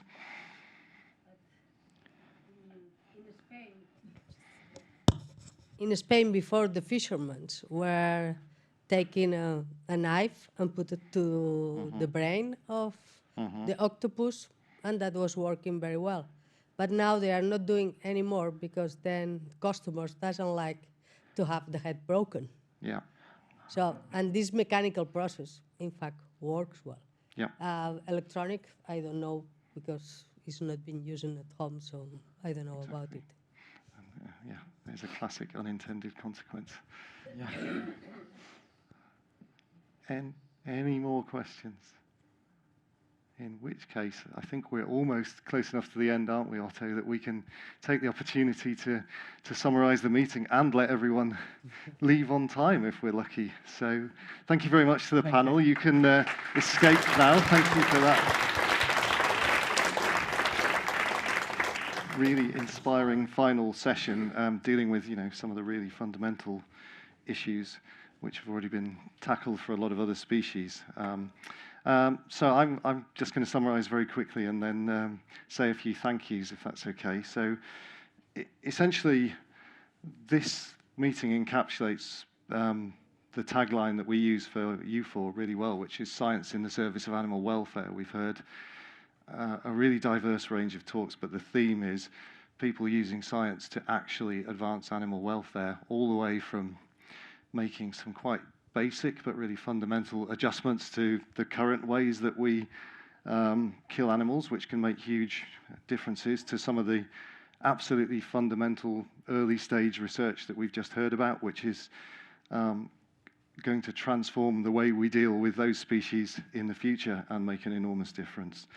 And it's really inspiring that so much good work is going on, and particularly in the aquaculture area.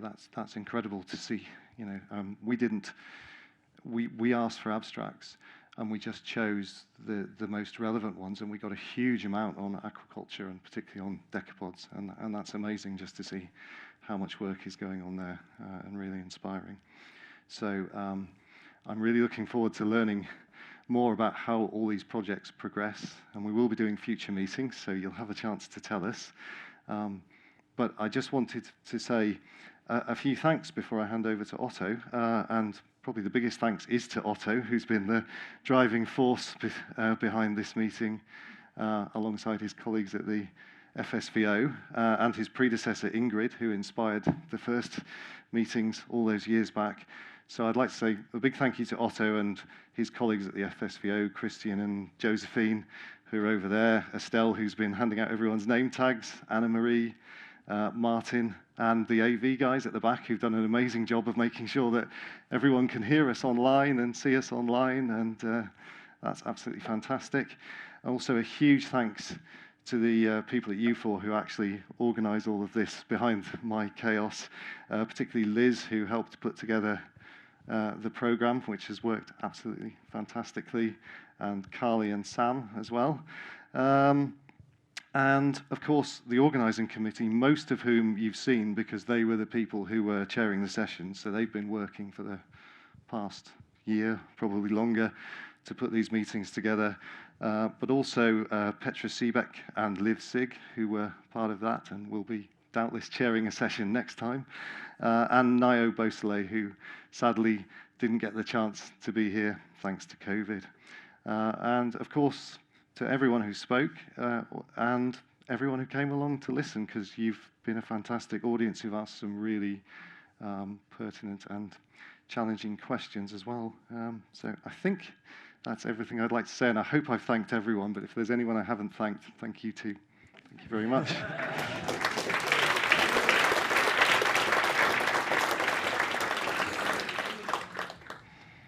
Thank you. I had the same list. I didn't notice anyone that you forgot.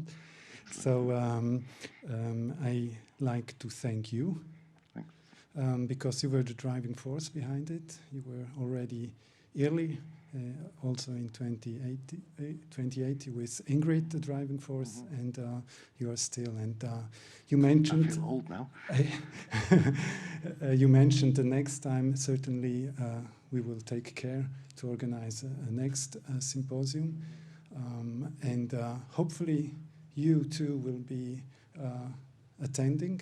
So many, many thanks to you on site and also online, because by attending the symposium, you also support the idea behind the symposium, and that is very important and very motivating for us. So thanks a lot. Don't forget to fill out the survey.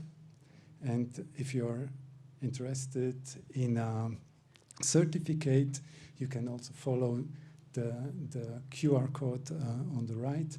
And then you get in touch with us and we will provide you the certificate. So many thanks to UFAW, many thanks to the team FSVO, and many thanks to the technical support, which was very professional, and hopefully see you the next time.